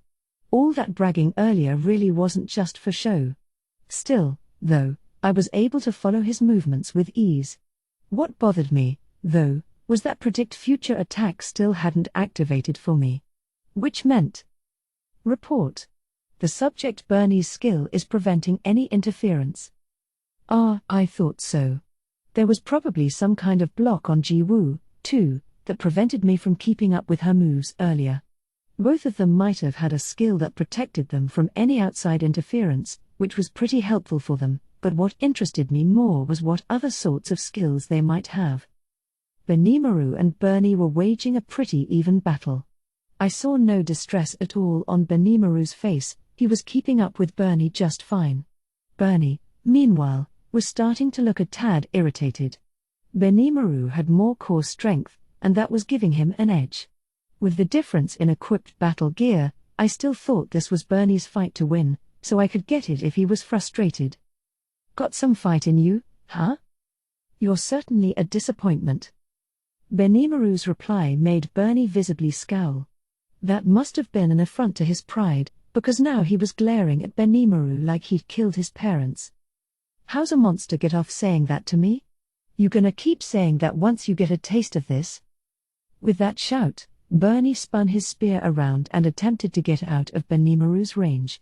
Keeping himself both defended and at the ready to strike, he stepped back in order to attempt a finisher. But Benimaru wasn't about to let him. He easily closed the distance at once, expertly anticipating his moves. It was quite a sight. I knew Benimaru had been doing a little clandestine training of his own lately, but I had no idea he had grown to that level.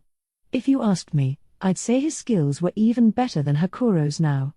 I mean, I thought Alberto was pretty fly with a sword, but there was no doubt in my mind that Benimaru surpassed him. And the way he controlled his dark flame. He wasn't letting that stuff sweep him away at all. It was truly his own to handle, and I was amazed by it. The unique skill-born leader granted him complete control over his own power, and you couldn't not have been impressed by it. I asked him not long ago whether Zijin was stronger than him, but looking at him perform now, I wasn't so sure who was on top of whom any longer. Depending on how things went, the goddess of victory could have smiled at either one of them. Wow. Let me just tell you right now, trying to fight power that's strong's just suicide, alright? And Rimourou's even stronger than that, so maybe try not to mess around with me so much going forward, okay? Sure thing, Masayuki. I could hear Masayuki and Jinrei talking behind me. From their perspective, Benimaru and Bernie probably looked like a bunch of vague blurs in the air, jumping around in unpredictable directions. I'm sure they could tell how awesome they were anyway, but too bad for them, I guess. Personally, I had been using Uriel's absolute defense to protect them both from any stray bullets, or I suppose, stray explosive shock waves. But that was actually a lot tougher than it seemed. Bernie's ultimate skill was applying itself to all his attacks, so if I wasn't careful, he could absolutely bust through absolute defense. I mean, it was really Raphael's problem and not mine, but still. But enough about the pair behind me. I was more concerned about how Benimaru's fight would turn out. Apparently Bernie's finisher required him to be a certain distance away from his target to work. He'd been trying to push Benimaru away from him for a little while now, no longer trying to hide his frustration. Benimaru, meanwhile, was the very picture of calm composure, coolly cornering Bernie and ever so gradually starting to land real wounds on him. At this rate, I thought his victory was just a matter of time, but that turned out to be wishful thinking. In the face of Benimaru's onslaught, Bernie found himself thrown off balance. That momentary opening allowed Benimaru to slash him down with his dark flame-infused blade. That should have been fatal, but Bernie just smirked at him. "You can't beat me." His face was bright as the sun, as if being cornered up to now was just a front, like he'd anticipated all this, or that we were all dancing in the palm of his hand, even. It was clear what had happened. Only an ultimate skill can counter an ultimate skill, and thanks to this ironclad rule, Benimaru's attack was cancelled out. Now Bernie was the victorious one, while Benimaru's face twisted in frustration. He must have thought that if his unique skills didn't work, his baseline swordplay would. But reality was crueler than that. His sword did reach Bernie, but once again, his armor blocked it, preventing the blow from being fatal. Even worse, whatever damage it did deal, Bernie promptly cast recovery magic to heal up. At this rate, the only way for Benimaru to win was with a killing blow. He was the better sword fighter, but Bernie had the ultimate skill, making this an extremely uphill battle for him. He was, really, for the first time I knew, in a really tough situation, and before long, Bernie had him on the defensive. As Benimaru was put in that tight spot, Chloe was facing an unexpectedly tough bout of her own. In terms of sheer ability, Chloe was by far the best, but Jiwoo, a specialist at striking her foes' weak points, didn't even try to wage a typical sword fight against her. She was also doing things like putting up isolating barriers to keep Chloe from calling for backup or conjuring up toxic dark mist to blind her, all these things to help give her a situational advantage. That sort of thing wouldn't work on the masked Chloe, but with Jiwoo so intent on escaping her at every moment, she was having trouble catching her. Jiwoo kept running away, Chloe kept chasing her, and the result was a very prolonged battle. But hey, unlike Benimaru, Chloe's got an ultimate skill, right? If she was more powerful than I was, I didn't think she was about to lose to Jiwoo. So I didn't pay them particularly close attention, assuming that everything was cool with Chloe, but apparently things weren't gonna go that easy. By the time Benimaru was thrown on the defensive, Chloe was facing some real trouble as well. "You sure love scampering away from me, huh?" she said to Jiwoo. "Of course. Your sword's too dangerous. I have a hunch it could penetrate my defenses." Jiwoo was cautious.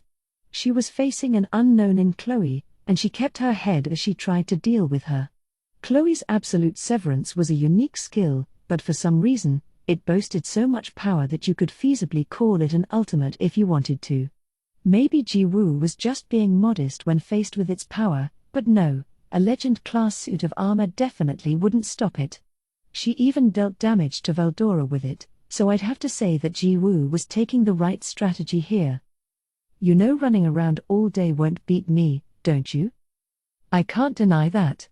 But that's not the problem. I'm not here to win, I'm here to protect Bernie. And once he kills that ogre, we're both going to kill you next. I wasn't about to take that sitting down, but then Jiwoo started to get real tricky with me. Every time I tried to join in the fray, she'd start lobbing attacks at Labyrinth City behind me. The quarantined capital city was safely ensconced behind Masayaki and the others, but if any magic landed on them, I couldn't guess how much damage it'd cause. Even worse, Jiwoo was asking for Bernie's assistance. We've got too much unexpected trouble, Bernie. This woman's a lot more dangerous than I thought. She's too much to deal with alongside the demon lord Rimuru at the same time, so I want to play it safe. I need you to help me attack Labyrinth City to keep him from intervening, understood? I'll give you a hand when I'm able. With Bernie joining in the patshots, that immediately doubled my burden. Masayaki and Jinrei had resurrection bracelets, so they'd be fine even in the worst-case scenario. But Labyrinth City was packed full of unwitting citizens. This was meant to be a safe space for them, and they wouldn't all be wearing bracelets at all times. The adventurers evacuated in here would have each had one, but not your average goblin on the street. So now I had to not only keep the guys behind me safe from stray magic blasts, I also had to deal with Jiwoo's and Bernie's harassment. All their attacks on the city were of the ranged type, so I could just swallow it up with Belzebut, Lord of Gluttony, and that was that, but now I no longer had the free time to help Chloe at all. Like, seriously, man. Good thing, then, that Chloe came here in time to help us out. If it were just Benimaru and me here, we might have been defeated long ago. After all, Benimaru was only barely able to stave off Bernie's attacks. One false move, and he might be overwhelmed by them entirely, making it hard to keep his foe from attacking the city. The edge he had in absolute ability was what allowed him to keep this battle going, really. A single direct hit from Bernie's onslaught would instantly kill him, but Benimaru handled it all with a calm, studied demeanor. The tables might be turned skill-wise at the moment, but I still thought Benimaru deserved a round of applause. Still, though, I thought of all these guys as little more than roadies for Masayaki, but they had some wild hidden abilities. In a way, the fact that they had deceived me for so long showed just how good they really were. Even Luminous didn't give these guys the time of day when she met them at the festival. I guess I can't blame myself, okay, Raphael, for overlooking them, too. Regardless, I'd say we were in a pretty dire situation right now. In addition to everything else, my thought communication with Ramirez was cut off, so we were now forced to overcome this assault all by ourselves. And I guess Chloe could sense my anxiety, because she chose that moment to take a gamble, and that led to an unforeseen blunder. If that's how it is, time to pull something out of my sleeve. If she had something to get us out of this situation, I'd really love to see it right about now. But for some reason, I had a bad premonition about it. For a single moment, the world went dark on me. All movement stopped, and I felt like someone had tied me up with rope. Unable to comprehend what happened, I realized I had experienced this feeling some time before. It was when Guy and Chloe were fighting, I think. Report. The subject Chloe Orbert's life energy is confirmed to be falling. She appears to have failed to control her skill. This was how having time stopped felt, I realized. Just as I did, Raphael spat out a warning, and then I noticed Chloe was back in child form. Whoa. Chloe, oh, no way. This power's too inefficient for me to handle right now. I told you it was too hard to control for long periods of time. I didn't know what happened, but it was clear Chloe's trick up her sleeve failed big time. Even worse, it also gravely compromised Chloe's ability to fight. I guess she couldn't fully control Yog-Sothoth after all. She seemed to have it pretty well mastered in the last fight with Guy, but I guess that was mostly Guy's own power at work, with Chloe simply responding to it. That was still impressive enough, though. If she wasn't able to move in that time-stopped world, it would have been a one-sided whipping Guy dealt to her. But a practice battle is different from a real one. It looked like Chloe could still stop time for a moment, but it consumed a vast amount of energy. The proof was all in her current child form.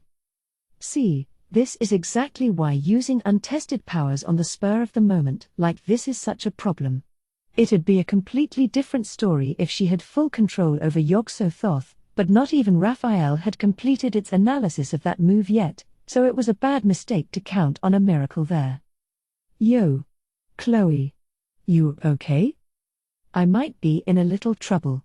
I can go back to my original form, but it'll take a while before I'm my usual self again. She sounded frustrated through the thought communication. But at least things weren't completely dire. Chloe wasn't out of the battle permanently, which was a great relief. I don't know what you were struggling to do, but you're wasting your time. You can't even figure out your own strength. You're even more of a shambles than I thought. Ha ha ha. Well, that's just who she is. You were just being too careful, Ji-woo. Ji-woo and Bernie exchanged chuckles over Chloe's mistake. But just then, a voice boomed in my mind like a message from the heavens. Report. Analysis of the enemy's skills complete. Damn. That was fast. It still hadn't wrapped up Chloe's Yog-Sothoth yet, but Bernie's and Ji-woo's ultimate skills were apparently a piece of cake by comparison. I would have been satisfied if we could have narrowed them down to a specific family of moves, even, but this was a happy miscalculation on my part. So what's up? Lay it on me. Report. The subjects Bernie and Ji-woo share a great number of similarities in abilities, to the point that they can be considered virtually identical. Unique skills are just that, skills born from one's personal individuality, and ultimate skills are born when a unique skill is brought past its set limits. But the fact that both of their skills are so similar indicates that. Are you saying Bernie and Ji-woo borrowed their power from somebody? Affirmative. The possibility is believed to be very high.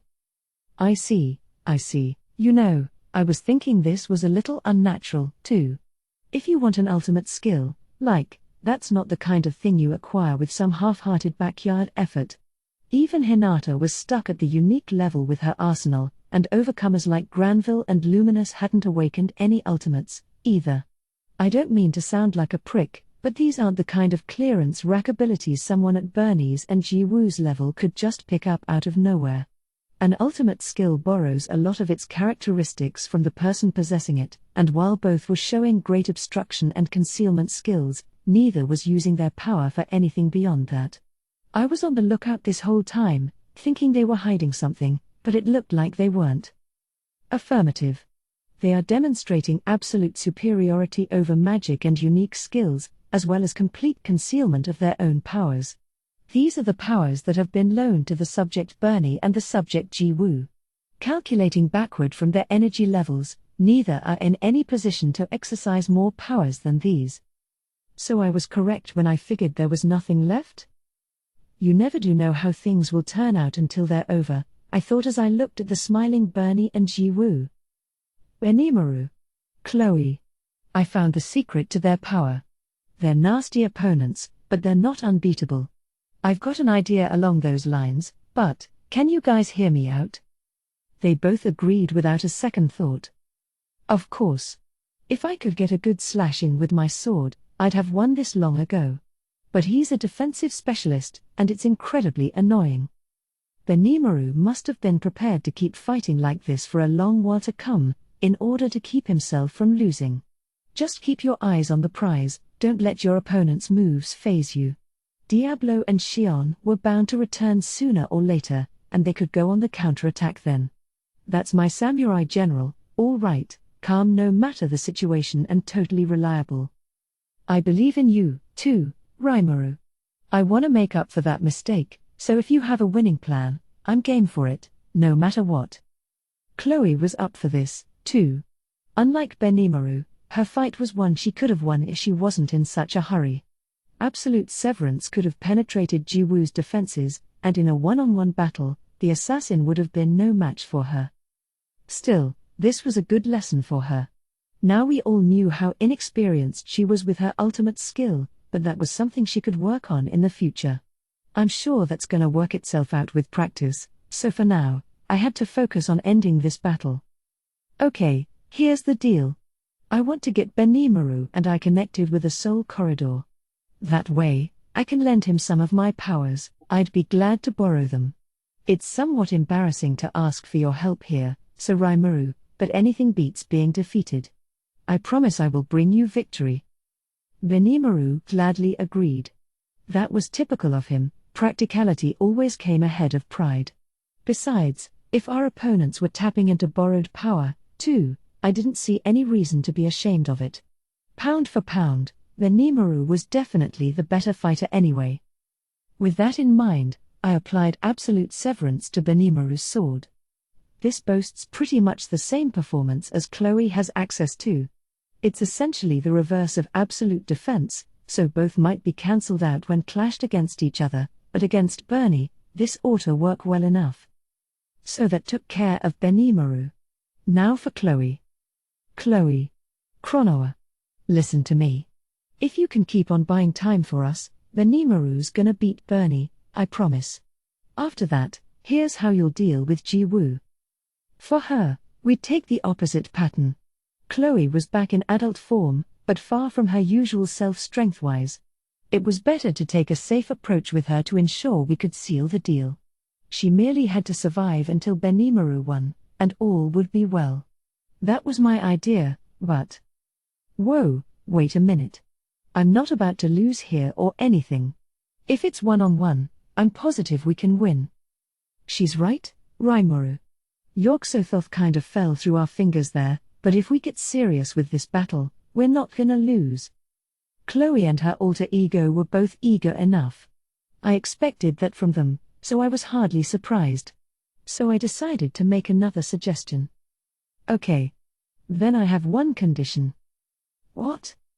Use Yog-Sothoth one more time. I want this victory to be perfect for you. Huh? Like, you can stop time for a really tiny little bit, but it's too short to work on Ji-woo, right? It seemed to me that Chloe was in full control of her skills, as long as she didn't go all reckless with them. When I said really tiny little bit, I couldn't tell exactly how many seconds that was, but it probably wouldn't be enough time to hunt down Ji-woo and her ultimate skill. That was why she went over the limit like she did. But next time, she ought to be just fine. I'll help you out this time, okay? I'll help with the calculations and stuff, and you can try it again. Well, if you say so, I'm not complaining. You're going to open your computational domain to us? We ought to be able to control it then, definitely. Chloe and Chronoa said yes to the offer. They looked a little anxious still, but, so was I. This was Raphael's idea, after all. Can you blame me for wondering if this would actually work? Guess I'd believe in the dude. It had to have an inkling this would work out, so I had to just trust Raphael and act accordingly. Then Chronoa raised another issue, but I'm still not sure there's enough energy. I can get into combat form, but I haven't recovered enough to stop time yet. Even if your aid makes it more efficient, the current Chloe won't be able to use the skill right at all. I was kinda wondering about that, too, actually. I knew I was planning to lend them my power and stuff, but would that suffice? Affirmative. It is not a problem. Good. Nice to get a firm yes there. I'm sure it's got some kind of great plan, so I'll stop bothering it for details. That won't be a problem. If you don't have enough, I'll back you up. Or Raphael would anyway. But it's not worth explaining everything here, so I'll just take this opportunity to look way cool instead. That was enough to secure Chronoa's agreement. All right. I'll sign on, then. Time to show these two what they've got coming. So we had a plan. It was time for the counterattack. Benimaru changed his offensive style. Until now he had been using a static sword stance, but after being granted absolute severance, he switched to a dynamic style.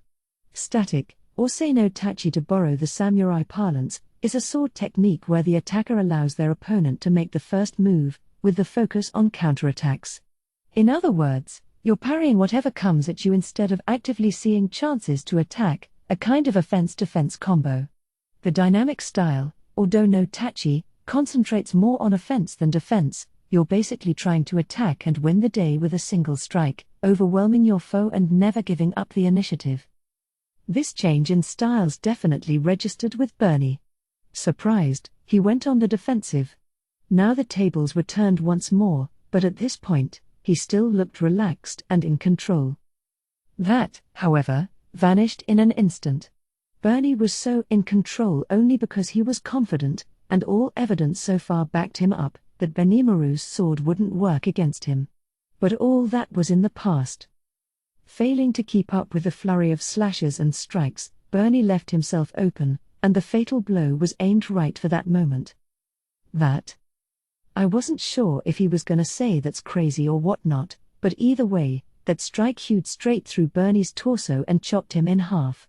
Continuing with the same motion, he arced his sword's trajectory upward like a curving river, separating his head from the rest of his body, hence why Bernie couldn't finish that last voiced reaction before his death. Man. Talk about overwhelming, Benimaru totally knocked that out of the park. You know, if you went with that momentum from the start, you could have won easy, couldn't you? No, if I tried to do that, I would have broken my weapon. That armor was no joke, I thought, so I tried to avoid putting too much strain on my sword. It was a very awkward way to fight for me, that was awkward. Because he sure looked pretty majestic out there. I will agree that dynamic suits him better than static, though. Now I was absolutely sure Benimaru outclassed Hakuro by now. He was a better physical specimen to start with, but now his skill level was about the same as Hakuro's or higher. Once he gets serious about fighting, he's just incredible. I mean, not 1 minute after going on the counter-attack, Bernie was dead. Chloe, meanwhile. Oh, I knew we wouldn't have enough energy. Chronoa sounded pained as she tried to trigger the skill. But right after that. Report. There is no problem. That calm voice was accompanied by the sound of an agonizing arrare. Or at least it felt that way in my mind. What was up with that? I had the sneaking suspicion that it might have been her, actually, in fact, I was sure of it. Hearing it sure made me feel depressed. It was just so pathetic. I hadn't done anything bad, exactly, but I was the one causing it. Maybe it is my fault, then? I'm gonna have to treat Chloe to some pudding and apologize to get back on her good side. But anyway, that was the end of our energy problems. The next thing I knew, the world stopped, and Jiwoo was reduced to a pile of dust. So yeah, that was how we beat Bernie and Jiwoo, but now Raphael was taking a more forlorn tone with me. Report. The subject Bernie and the subject Jiwoo are confirmed to be alive. I had forgotten about the existence of the resurrection bracelets. Huh? Ah, no biggie. Pretty rare for Raphael to make a careless error like that, though. In fact, this may very well be the first time ever. Oops. I should have broken their bracelets while I had the chance, I said. They weren't wearing bracelets.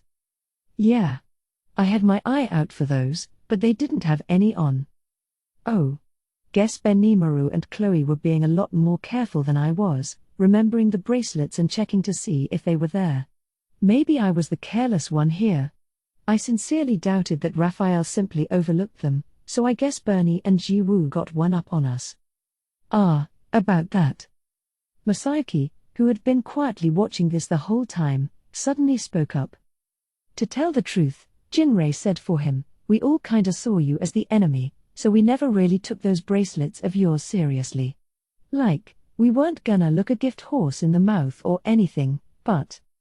He flipped up one of his pants legs, and amazingly, I saw him wearing a resurrection bracelet on his ankle. Yeah, that's the bracelet, I said. I know. But like, whether we trusted it or not, it's still a magical item, right?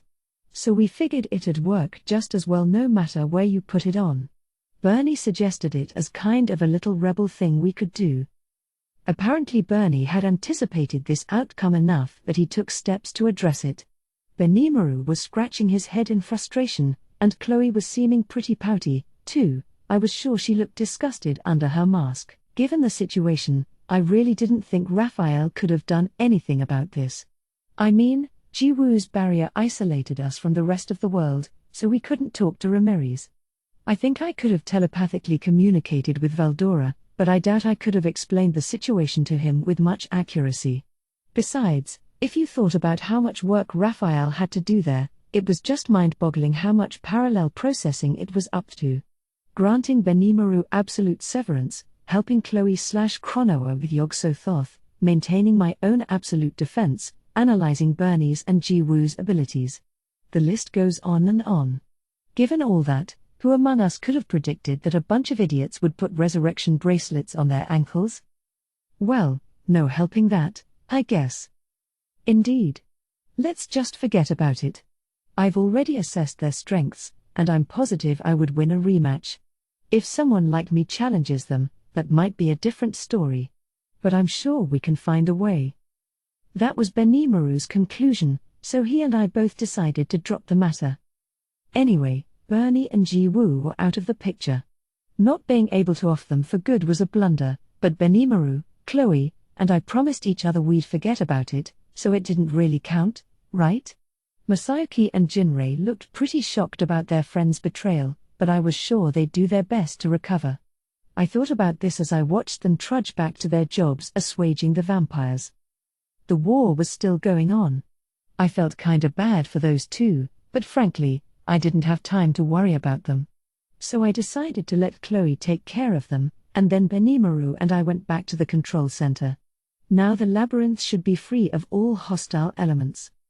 But just as I thought that the final ground battle was all that was left to handle, we discovered that a few people were in the room already. Oh. Rimuru. You sure gave me a scare, you know. We fell out of contact. Indeed you did. I was far from worried, of course, but I did want to complain to you about it a little. Ramirez insisted we come down here, too, so we hurried, we walked on over to check up on you. Ramirez looked concerned. Veldora was being pompous as ever. He was currently whining about how I stole his energy out of nowhere, but it was so obvious that he was seriously worried about me. He's cute that way, isn't he? So, Raphael, can you at least ask for a bit of permission before borrowing Veldora's power? ? That is behind us now, so it is not a problem. Behind us? You haven't been using his energy on the sly for a while now, have you? If so, Veldora sure must be used to it, but either way, I've done him wrong. I'll have to get him some snacks later, and maybe a few new manga volumes, too. Sorry I worried you guys. Still, Veldora, I can contact you from pretty much anywhere, so if I get in trouble, I'll be counting on you. You can, Master? Oh, ahem. That's why I told you not to worry. Ramirez was awestruck. Veldora, probably hiding his embarrassment, decided to act all high and mighty as he changed the subject. But enough about that. If you're fine now, can you go listen to those guys for a bit? Following Veldora's gaze, I found Thraney, Ci, and a suspicious-looking man tied up with rope. I noticed that the first two were there before now, but what was up with that other dude? Thraney was currently chugging some fruit juice, looking utterly exhausted but otherwise unhurt, so I let her be. Instead, I glanced towards Ci, hoping he'd clue me in. Well, once I reached the site Moss told me about, I found this man fighting Thraney. His name is Laplace, and he's a nemesis of ours. So it was Laplace under that rope? He looked pretty beat up, but not dead, at least.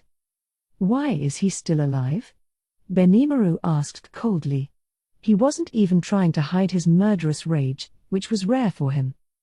I tried to kill him, but he kept insisting he had something important to talk to you about, so Rimuru. That has to be a trap, Benimaru replied, taking out his sword once more. The moment he did, the limp Laplace leapt up like a caterpillar. Pretty nimble move, as silly as it looked. I couldn't help but let out a couple laughs. Wait a minute, man. Stop laughing and keep your people away from me. You'd better watch your tone. Now Ci was raging, too. But that was still nothing compared to Benimaru, who was moments away from cutting the guy in half. I stepped in to calm him down for the time being. Calm down, all right? We're in the middle of a truce with Yuki, remember.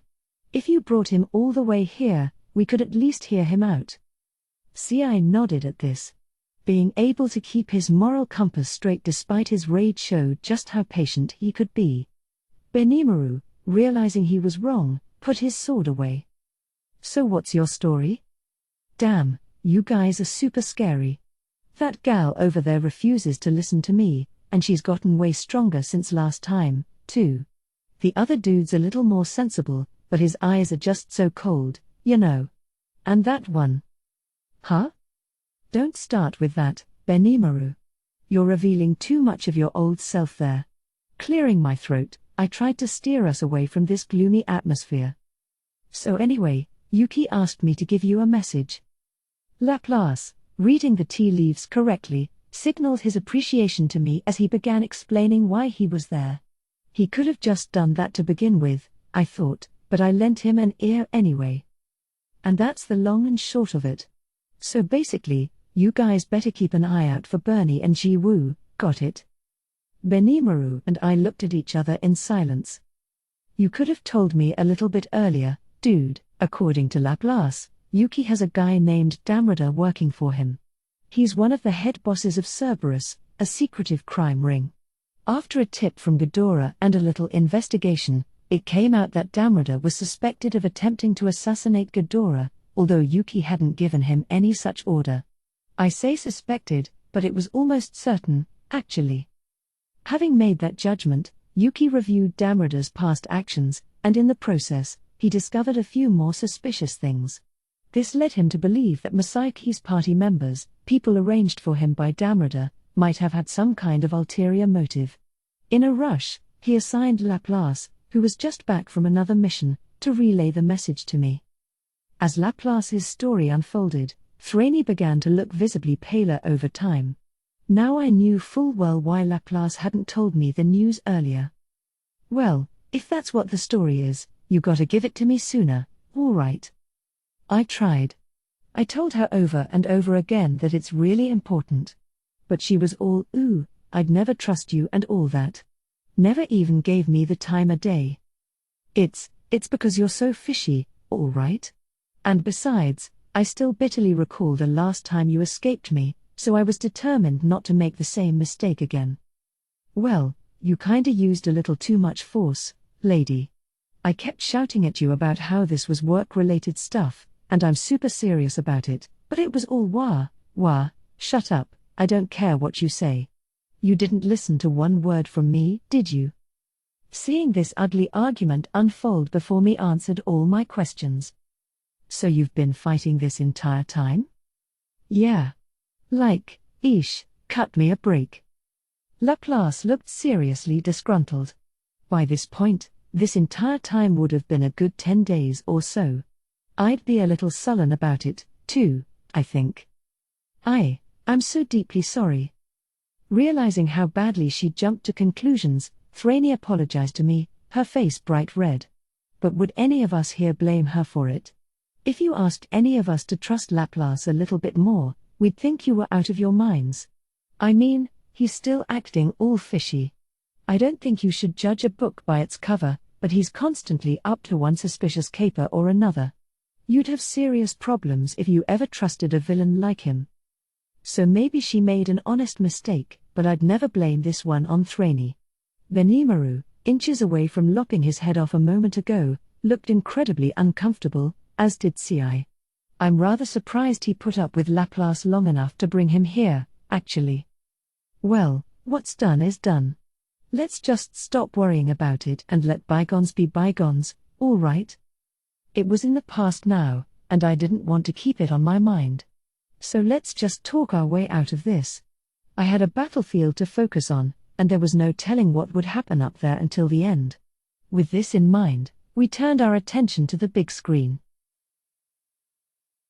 A visibly annoyed Caligulio was waiting for a report. It had been 2 whole days since he dispatched 100 of his best men and women into the labyrinth, and he was no longer hiding his frustration at the fact that he hadn't heard from them. Well, not frustration, actually. He might have looked miffed on the outside, but on the inside, his heart was filled with anxiety. He had decided to attack the labyrinth after being dazzled by visions of big money and tons of magic crystals. He still didn't regret that. If they wanted to keep their backs protected, they couldn't have simply ignored the Demon Lord's domain. So Caligulio rejoiced as he saw all the treasure being taken out of the labyrinth, more than even he had imagined. Looking back, however, it all seemed like the Demon Lord Rimuru's trick. Caligulio realized that now, and he cursed his own cowardly ways, but at the same time, he began to fear that the Demon Lord would defeat him, and he'd have no way to block this. God damn it! Is there any report yet? His staff couldn't count the number of times he had bellowed that so far. Nobody had an answer for him, but now a murmur could be heard from outside the camp. What's going on? What's happening? Caligulio's question was answered by a private who came rushing in. Reporting, sir. We have just rendezvoused with troops from the Magitank force. What? Caligulio thought. No matter how nimble and rugged those Magitanks were, there was no way they wouldn't hear any sounds from them before they arrived. There were no messages about this at all, so the state of their allied forces was still an enigma. Given all that, he had a bad feeling, and it was growing by the second. And then his fears came true. We're back, sir. The woman who entered Caligulio's field tent was a fetching young lady who looked out of place on a battlefield. She was actually Misha the Lover, one of the 3 bosses of Cerberus. She was ordered by Yuki to carry out a scheme to ensnare Caligulio, and so she was participating in this operation. She really was chief of staff for the Empire's armored division, however, serving Caligulio with decent enough competence. But she was assigned to the Magitank force for this op, a move Caligulio made for her own safety. It wasn't a deployment Misha was very happy with, given that her mission here was to monitor Caligulio's movements. Unfortunately, she was in no position to protect it, so she pretended to be grateful for the favor as she kept reporting back to Yuki. These reports, of course, included the crushing defeat of the Magitank force, and after that took place, she carefully left the field, making sure no monsters found her, and regrouped with the main force there. Misha. You're all right? Yes, Sir Caligulio. Misha gave him a bewitching smile. Even with her stained, dirty uniform, her beauty hadn't faded one bit. Seeing her was a relief, but Caligulio hadn't forgotten about his duty, so what happened to the rest? How long will all of them rendezvous with the main force? He spoke quickly, peppering her with questions. Please, sir, just 1 minute. There's no point in panicking now. Huh? What do you mean? They've been wiped out. Huh? The Empire's proud Magitank force, along with 100 of its elite airships, have all been reduced to ashes. The bewitching smile was still on her face. That can't be. What the hell are you talking about? Caligulio smiled in disbelief. Misha remained silent, and her silence forced him to believe her. They're really all wiped out? Yes, sir. So the only surviving members of the armored force are the people here right now? That would be the case, sir. Hearing this, Caligulio hung his head. The rest of his staff followed suit, their faces pale. Their invasion was now a complete failure. Even if they managed to conquer the labyrinth here, countless thousands of soldiers had lost their lives, and there'd be no way to escape the blame for it. Emperor Ludora would never forgive Caligulio and his staff. What should we do? He whispered. The staff had no answer, but then Misha spoke up. We should retreat. What? I had a quick look around earlier. It looks like you're not having much luck in the labyrinth, either. I suppose labyrinths are meant to be explored, not invaded by vast armies. Did that Yuki boy say that? Yes, sir. He said that only our elites should be unleashed into the maze. Ridiculous. I've sent our damn elites in. A furious Caligulio shouted back at the calm, polite Misha. He was right. In fact, just 2 days prior, he sent in the best forces he could think of, alongside all the elites in the restructured Armor Corps, proud to be the Empire's strongest force. There were over 500,000 people down there. They couldn't have possibly hoped for anything better. All those elites would no doubt congregate in the labyrinth, and even now, they must have been marching for the bottom. Caligulio believed that. If he didn't, his heart would have been gripped with fear. Still Misha was relentless. But even after swallowing up the most elite members of our force, the labyrinth is alive and well. And yes, it's possible that there's still a battle going on inside, but we have no way of finding out what's going on, and it'll be difficult to send yet more reinforcements, won't it? Enough. All you can do is wait for our allies to leave the labyrinth alive, right? I said enough. Listen, Misha, you have nothing to worry about. The higher-ups have been given necklaces that can resurrect them. As long as you're wearing it, if you die in the labyrinth, you'll be resurrected outside of it. And the fact that nobody's come out yet proves the invasion's going just fine. Caligulio knew full well that this was a rather optimistic view. But as the general in charge of the full force, he had no choice but to resort to it right now. However, Misha's pursuit didn't end there. Unlike the other staff, Misha had enthralled Caligulio. Even if she riled him here, she was confident she'd be allowed to do whatever she wanted. But you haven't confirmed that the prototype necklaces actually work yet, have you? Sayuki said that if the bracelets were generated by someone's special skill, it'd be impossible to make a copy of it. That silenced Caligulio. There was no way he could tell his troops to die for the sake of this experiment. Just like Misha said, he had been sending his comrades without having a firm idea if the necklaces worked.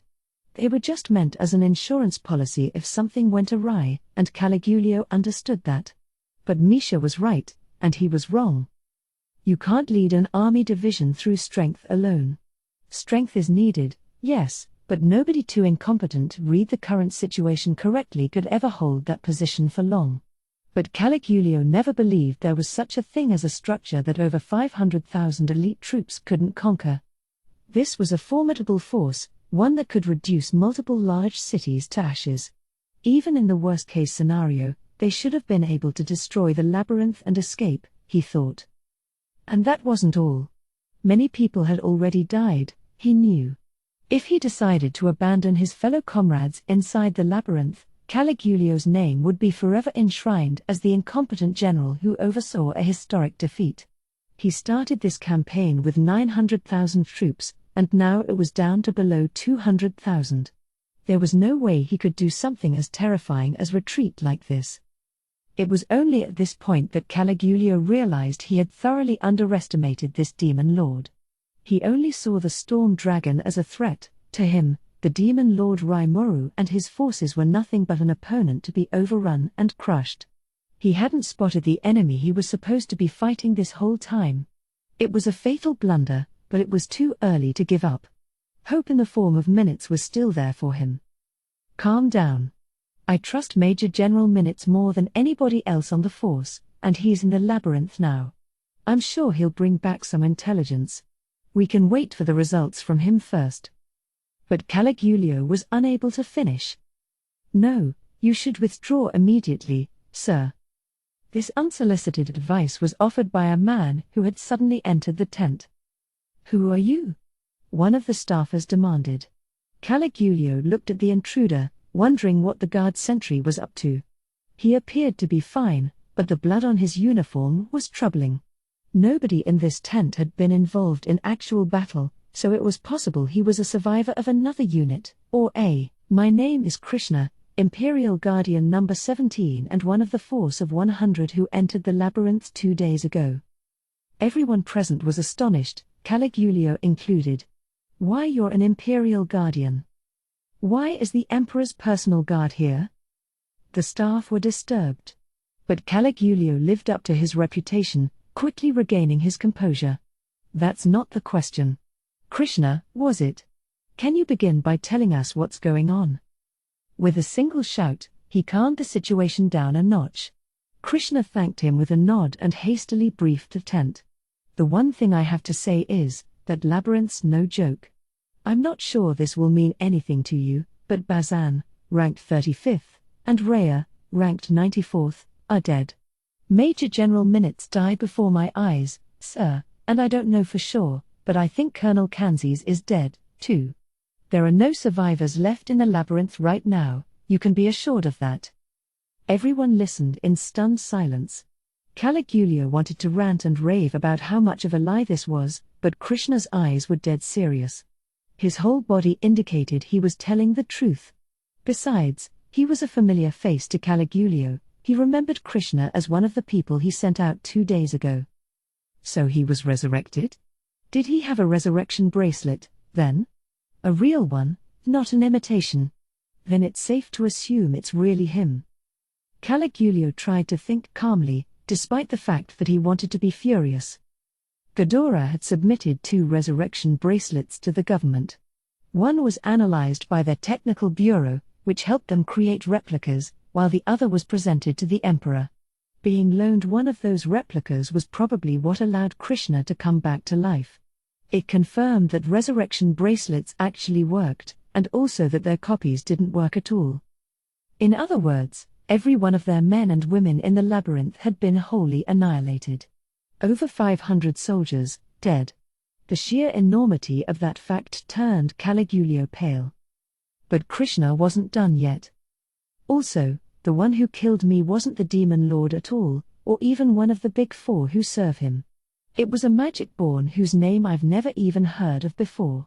He was part of the 10 dungeon marvels, as he called it, but he was a level above anything I've ever seen. Anyone who was in the marvels had fighting ability comparable to or higher than an archdemon. But even among all of them, the demon who called himself Zijin was on another dimension, enough so that Krishna saw full well how little chance he had to win. I'll say this one more time, we have to retreat. There's no shame in that. Please, you have to step up and make the decision that'll save the troops we have left. Krishna's ardor made the officers tense up. His words were undoubtedly true. Everybody's gut feeling was telling them there was no time to lose, not the demon lord. They have archdemon-level monsters just bumping around in there. They're that strong? How is some upstart demon lord capable of having so much power? Caligulio lost his patience and began ranting. His staff officers took that cue to begin shouting as well. We have to retreat this instant. This isn't only our fault. The IRB was negligent as well. Exactly.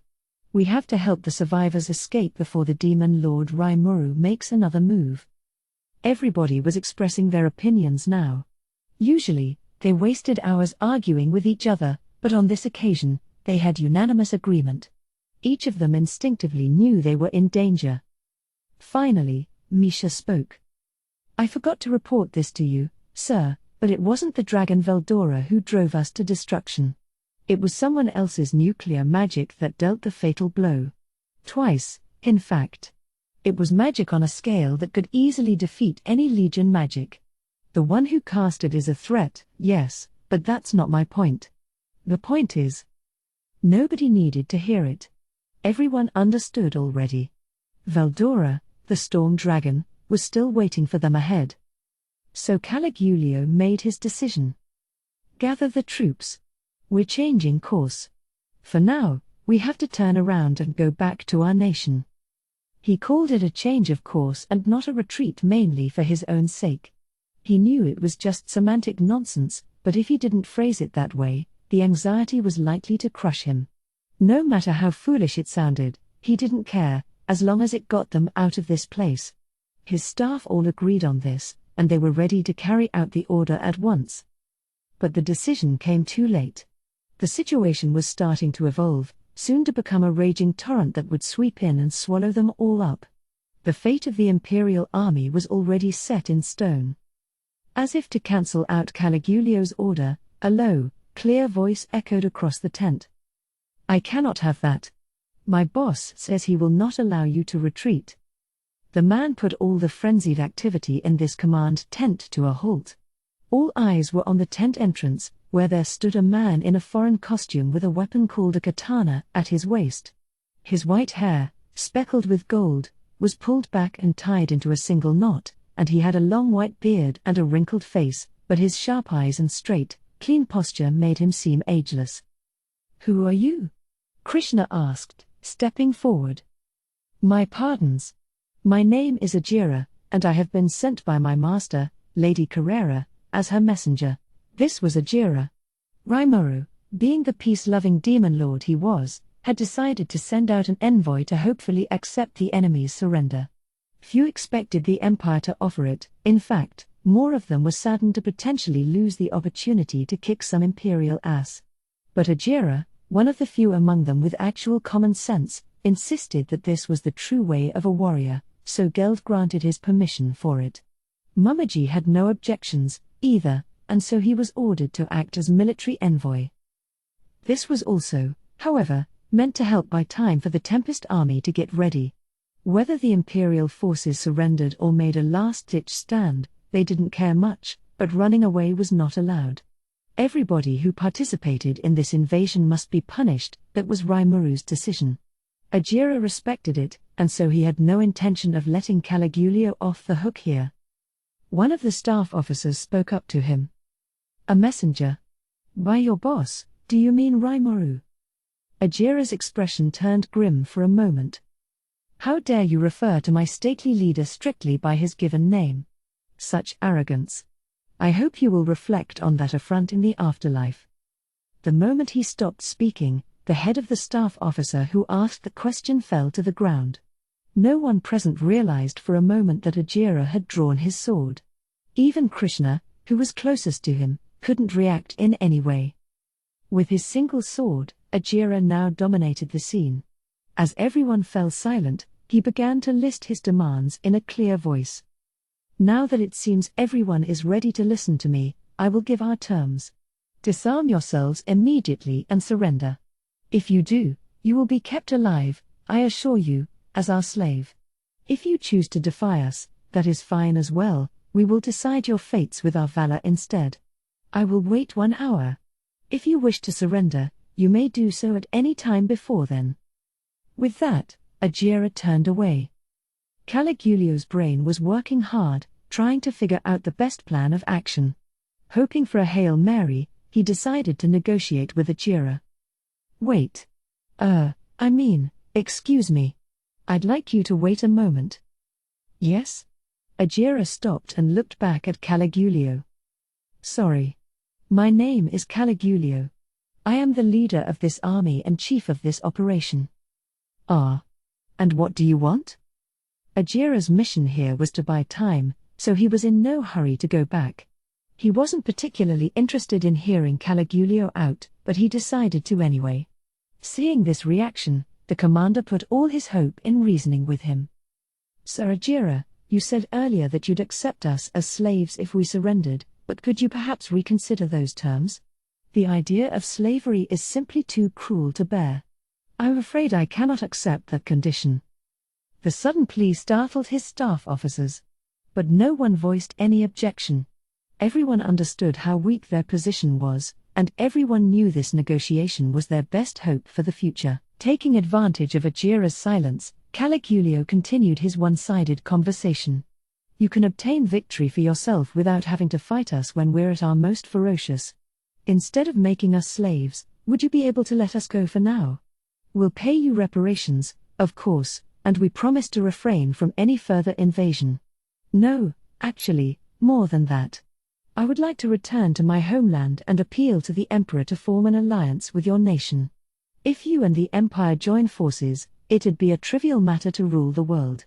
I'm sure it'd put your leader in an advantageous position over the other demon lords, and I don't think this is a bad offer from the demon lord Rimuru as well. Believe me, we will never forget a favor. What do you think? Could you perhaps allow us an audience with His Majesty the Demon Lord Rimuru?" Caligulio was desperate. Looking at how things were right now, the invasion of Dworgen and the Labyrinth were both abject failures. Everybody involved with both operations was dead.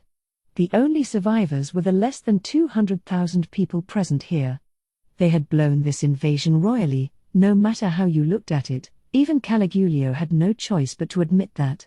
He admitted it, and he wanted to make sure that those who were still alive could return home safely. It was the only way he could take responsibility for this now. After having his say, Caligulio waited for Ajira's response. He knew this offer was a little convenient for his side, but it didn't mean they had zero chance. Their numbers might be significantly culled from before, but a little under 200,000 is still a very large army. They couldn't have been any smaller than the Demon Lord's forces, and having them all fighting for their lives in a frenzy couldn't have been what the demon Lord Rimuru wanted. And unlike the labyrinth on the ground, you couldn't come back to life if you died. That's why this proposal, which granted them a complete victory, really should have been worthy of their consideration. At the very least, it wasn't the kind of offer Ajira could respond to right now. It'd definitely have to be conveyed to the demon Lord Rimuru, and if he could be brought into the loop, that's when the real work would begin. Maybe he wouldn't let everyone off the hook, but at least some of their forces might have a chance to escape. Including Caligulio, he hoped. If they want to make slaves of us, they're probably not intent on taking our lives. It's rare to see such leniency from a demon lord, but maybe that'll help us this time. We could always buy back the rank-and-file soldiers later. I'll need to return home and inform His Majesty about this. Caligulio wanted to save his own life. But more than that, he wanted to save as many soldiers as possible. And he wanted to bring accurate intelligence back to the Emperor. Those were his true intentions. Deep down, he had grossly underestimated the enemy's war power, and it led to defeat this time, but in a sense, it was totally unavoidable. With their gigantic forces, he was positive they could have seized Dworgen, Tempest, and the Western nations, even if they had to fight all three at once. He was absolutely sure of his victory, and this was the result. It was impossible to imagine a story as ridiculous as the demon Lord Rimuru having not just one but several disaster-grade monsters serving him. Caligulio's downfall might be inevitable after this fiasco, but any further sacrifices could very well destroy the entire framework of the empire. Better to retreat, then, and bet on their future reconstruction, even if it meant abandoning his pride. Caligulio may have been greedy, but he wasn't incompetent, and that's why he offered this proposal. If the demon Lord Rimuru wants me alive, then so be it. I'm sure somebody will bring the required intelligence back to Emperor Ludora. And once they do, this defeat will finally take on meaning. Caligulio was prepared to sacrifice himself for this negotiation. But it was all too late. Do you think you are in a position to state your conditions at this point? The moment you rejected Lady Testarosa's mercy, your fates were all sealed. Your choice is to resist or obey. Take your pick. That was Ajira's reply. And with nobody else able to move, he leisurely took his leave of the tent, but not before adding one more thing. And don't think about running away. What'll we do? Misha asked Caligulio, who was standing there stunned. After a moment of silence. We have no choice but to fight. All our lives belong to the Emperor. Perhaps we would survive longer as slaves, but we could hardly face His Majesty if we have to accept such humiliation. It was with a quiet determination that he made the decision. But we have no magitanks and no magic cancellors. It's going to be a tough fight, don't you think? I don't care. Survival's no longer the goal. Our mission is to bring back all this information to the Emperor. All of you have to escape this, no matter how many soldiers have to be sacrificed. P please, sir, wait a minute. What do you intend to do, then? Isn't it obvious? We'll show these monsters our pride as Imperial soldiers. The desperation finally made Caligulio abandon his selfishness. Here and now, he regained his pride as a pure, noble soldier. Seeing him change his stripes, his lieutenants and staff officers followed suit. Nobody would be shameless enough to leave you alone and run, sir. That's right. Nothing like a little last-ditch effort for some excitement, eh? We're not guaranteed to lose yet. Now's when the armored division will show its true colors. They all raised their spirits, boosting their morale as they did. Misha alone heaved a sigh. In that case, I'm going to run away. I'm not admirable enough of a woman to go along with all of your death wishes. She waved her hands in the air as she did, all but relishing playing the villain. It made Caligulio smile bitterly. Thank you. I know you have links to that kid Yuki. Tell the Empire just how incompetent I was. Don't leave out a single detail. Yes, sir, she said, smiling back. Nobody was going to stop Misha. Everyone knew that getting out of there was never going to be easy for her. Let me appoint you guards. We'll take that role, if we could. Before Caligulio could finish, two figures appeared in the tent. They were Bernie and Ji Woo, freshly escaped from the labyrinth. Single digits, Krishna shouted. "Oh, Krishna. Good to see you again. Staying here's just gonna get you killed, you know. You wanna join us?" Bernie asked. Everyone fell silent. A single digit, one of the strongest forces in the Empire, was predicting defeat for them. It spoke volumes about the severity of the battle that lay ahead. "No. I will stay with Lord Caligulio." "Oh, no. Well, I'll tell His Majesty everything you did, then.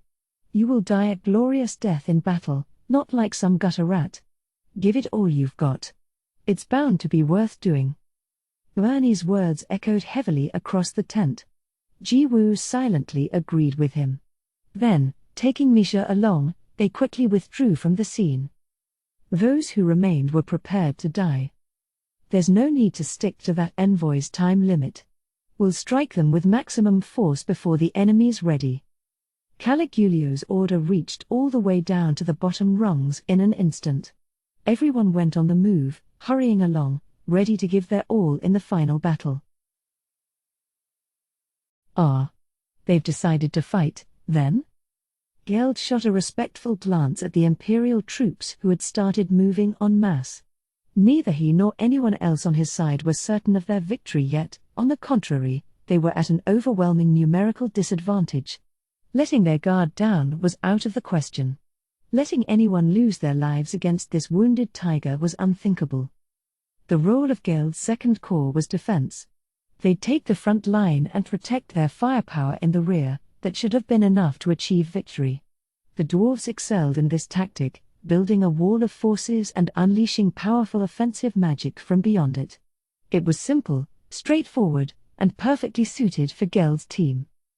The Fourth Corps would be in charge of providing that firepower, and right now it was led by Mumiji from the Tengu. Victory for our master.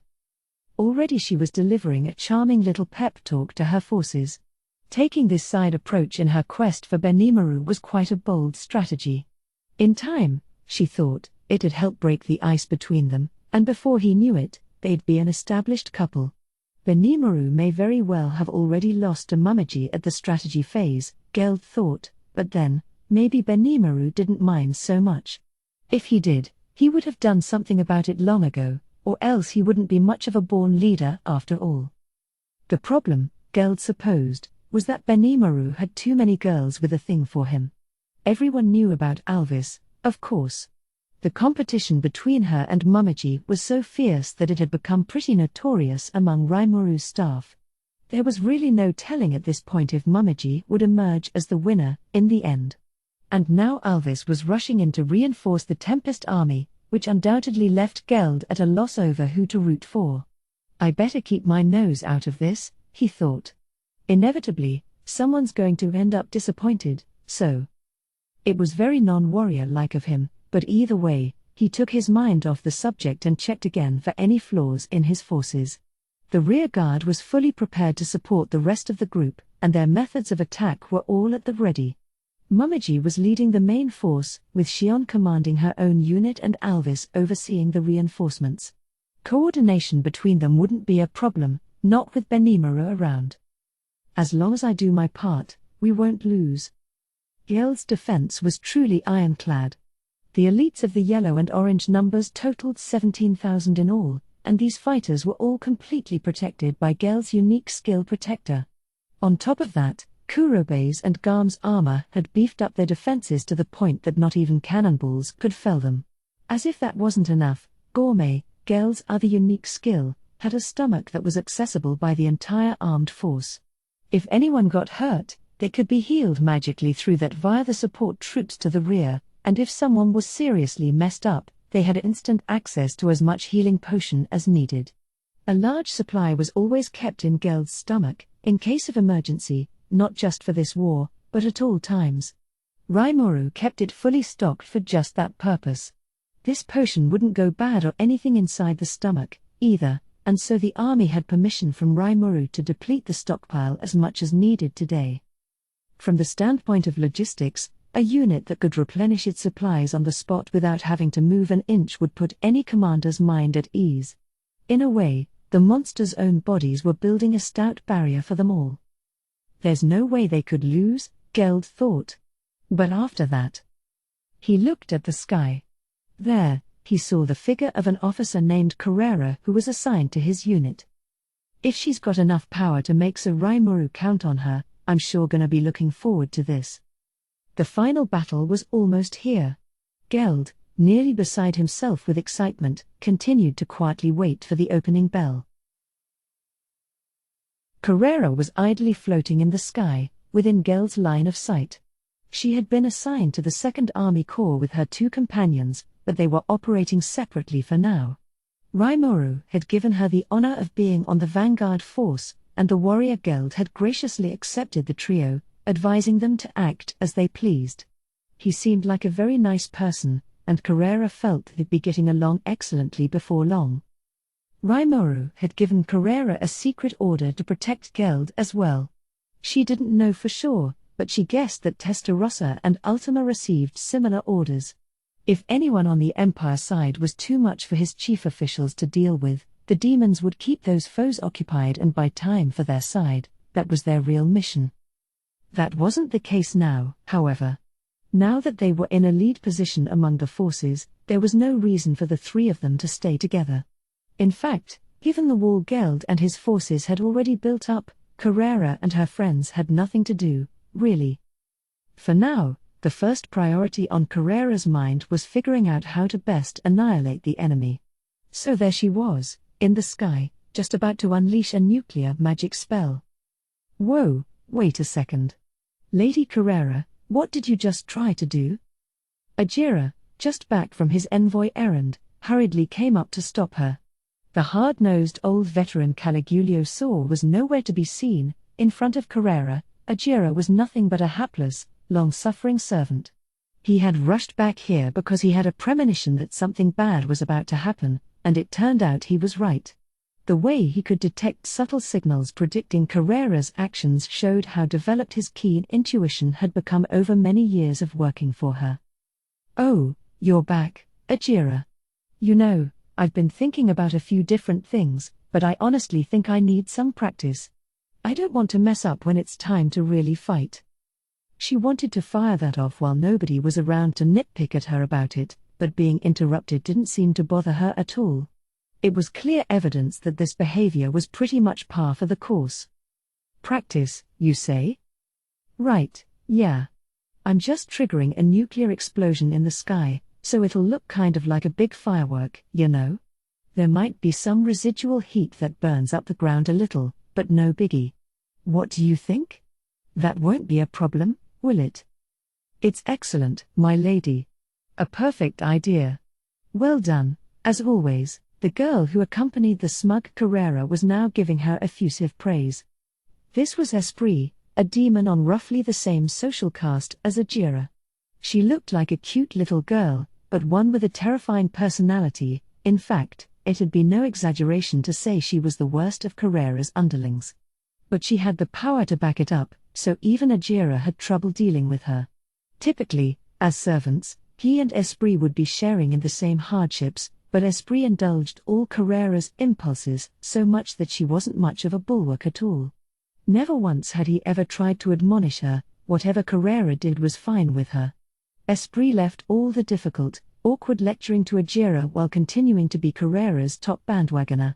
This meant that Ajira did all the labor among them, which made for a less than healthy working relationship. To him, Testarossa, a sensible girl who was pure evil, and Ultima, who was in constant pursuit of further brutality, were just as bad as Carrera. But simply being evil wasn't the problem. Even Carrera, who always did everything turned up to 11 without worrying about the collateral damage, was a troublesome lord to serve in Ajira's eyes. Spreading mayhem, then saying oops, that kinda caused a lot of damage. Afterward, didn't strike him as funny at all. He just couldn't bring himself to laugh along with her. On the other hand, his colleague Esprit didn't mind Carrera at all, thanks to having such similar personalities. Ajira envied her for that.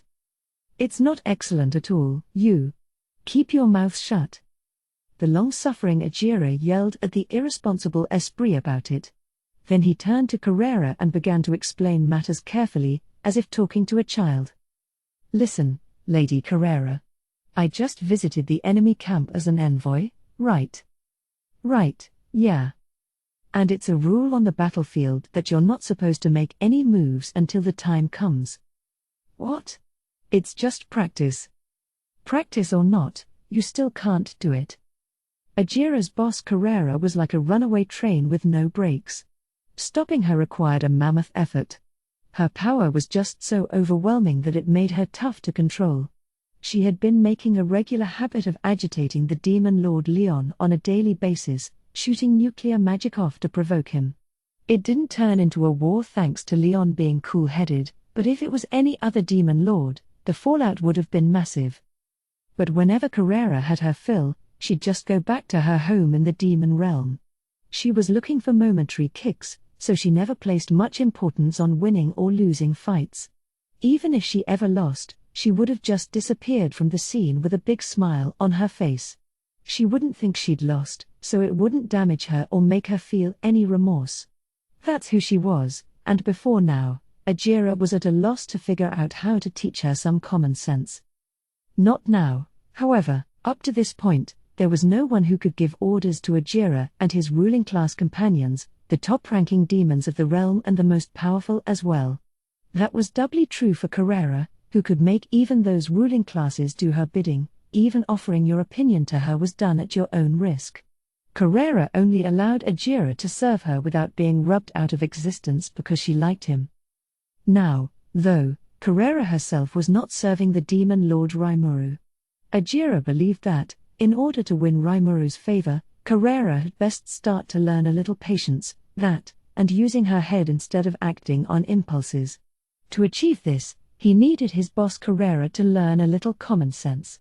If Carrera could learn and master Tempest's assorted legal rules and regulations, Ajira thought, then he really hoped she could act more considerate in her day-to-day life, too. Then maybe my hardships would be eased a little. With that modest wish in his heart, Ajira made a daily effort to offer Carrera the frank advice she needed. He was always on the lookout for a good opportunity to lecture her, and while it might look like an old man berating his granddaughter, he didn't care about that. Now, he thought, was his chance. He needed to be understandable and concise, tough when dealing with Carrera, who was easily bored and never listened for very long to others. But then, as Ajira earnestly explained the customs of war to Carrera, the Imperial army suddenly went on the move. Hey, Ajira, you gave them a lot more time than that, didn't you? I did, yes. Okay, so while I was listening to all your boring trivia, the Empire's gotten a leg up on us? This unnerved Ajira for two reasons. Carrera didn't understand the concept of going easy at all, but get her mad, and her outbursts usually led to massive meltdowns. If the brunt of that anger was pointed at Ajira, he'd have to give up on living. But he was also mad at the Empire for ruining this lesson on the rules of warfare he was giving her. This reckless action on their part, akin to a betrayal, made him angry for the first time in quite a while. Lady Carrera, leave that old man alone and let's teach a lesson to those idiots who can't even keep a promise. Esprit flashed a look at Ajira that screamed, I hope you're happy now, arsehole. Then pointed toward the Empire to draw Carrera's attention. Geld and his army were going into formation, and headed their way were nearly 20,000 troops marching in an orderly fashion. From the air, the soldiers who seemed to fill Carrera's entire field of vision looked like a fat hog ready for the dinner table. She nodded, smiling. That sounds good. You won't stop me, of course, right, Ajira? The terrifying tone of the question indicated that any attempt to stop her would result in murder. But Ajira's reaction wasn't what she expected. Yes. I did tell them to wait an hour, but I did not say they couldn't attack in the meantime. I suppose I am to blame for this misunderstanding. So what'll we do? Well, if someone is that eager to die, it's the duty of any warrior to intercede on their part. No need to go easy. I think you're quite safe doing whatever you like. Ajira was fully ready for this. He might have been a gentle, decidedly undemonic demon, but anyone who mocked his master or broke their promises to him would face his almighty rage. Great. This is so thrilling. See, that's why I love you so much.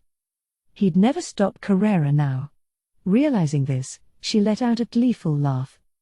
Okay, let's get started. Let's teach them what happens when they try meddling with us. Yes, my lady. Coming right up. And so the battle broke out. And the Empire had no idea that their own actions were akin to signing their own death warrants. All right. How about a rain of nuclear spells for starters? Ooh, I like that. It's like planting tulip bulbs in the ground, except they're mushroom clouds. Sometimes, when you offend someone who's usually mild-mannered, they can react with shockingly severe retribution. The Empire was about to find this out the hard way. No, that's still too little. Lady Carrera, remember what our master told us, please. He told you he wanted something massive that'd scare the Empire out of their wits. Wouldn't combining our full forces together be the best way to adhere to our master's wishes? Carrera's eyes opened wide. It made sense to her. Ajira's words were indeed correct, and now Ajira himself, usually busy snipping at Carrera to keep her from running wild, was telling her not to hold back. It was a deeply moving experience for her. Oh, Ajira, you finally understand. And you're right. I think I've been setting my own limits too much lately. Your words just woke me up, right? Let's show them what we've got. I have a big spell I've never quite pulled off before, but it's time to debut it to the world. Carrera was motivated, and going all out like never before. Ajira, regaining his composure, began to say oh to himself, but it was too late for that now. She was already focusing on the spell she was casting. Esprit was giving him a now what? Look, but at this point, all he could do was wait and see what happened. If his boss went out of control and got angry at him later, well, he could think about that when the time came. With that in mind, Ajira decided to sit back and enjoy this. Even he was a demon, after all. In the end, the Imperial army that had begun to march ahead was destroyed by an attack from above. They had multiple Legion magic-driven barriers over them, further magic defenses provided by state-of-the-art equipment, a force populated by soldiers who all had high magic resistance of their own, and all manner of holy blessings applied to them. And all those measures were utterly powerless in the face of the large-scale extinction magic Carrera unleashed. This was gravity collapse, a type of nuclear magic. Boasting the most force among all the spells in its family, gravity collapse required both precise magic manipulation and an enormous amount of magicule energy. If the abyss core at its foundation was left unattended, it'd balloon in size until it triggered a nuclear flame, but in the forbidden gravity collapse spell, it was instead suppressed and compressed to create a supergravitational field, in lay people's terms, an artificial black hole.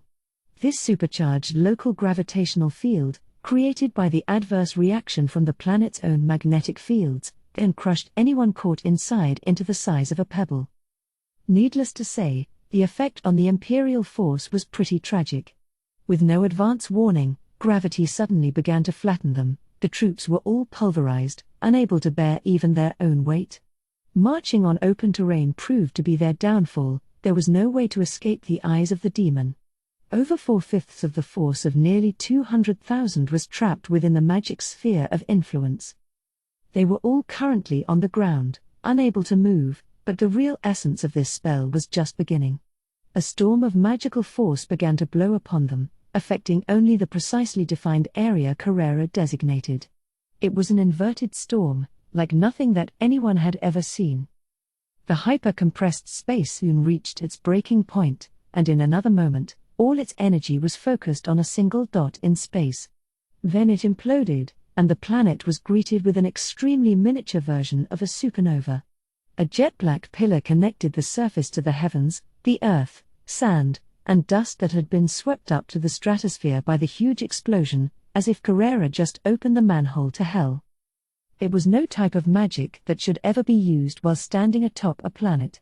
If she hadn't taken the time to define a precise range for it, the entire forest of Jura would have become a charred wasteland. And nobody in the Imperial Army ever had a chance of being resistant to it. The nuclear magic gravity collapse is an all-attribute attack, encompassing all magical and physical phenomena. Thus, most troops caught inside were smashed into dust before even realizing what had happened.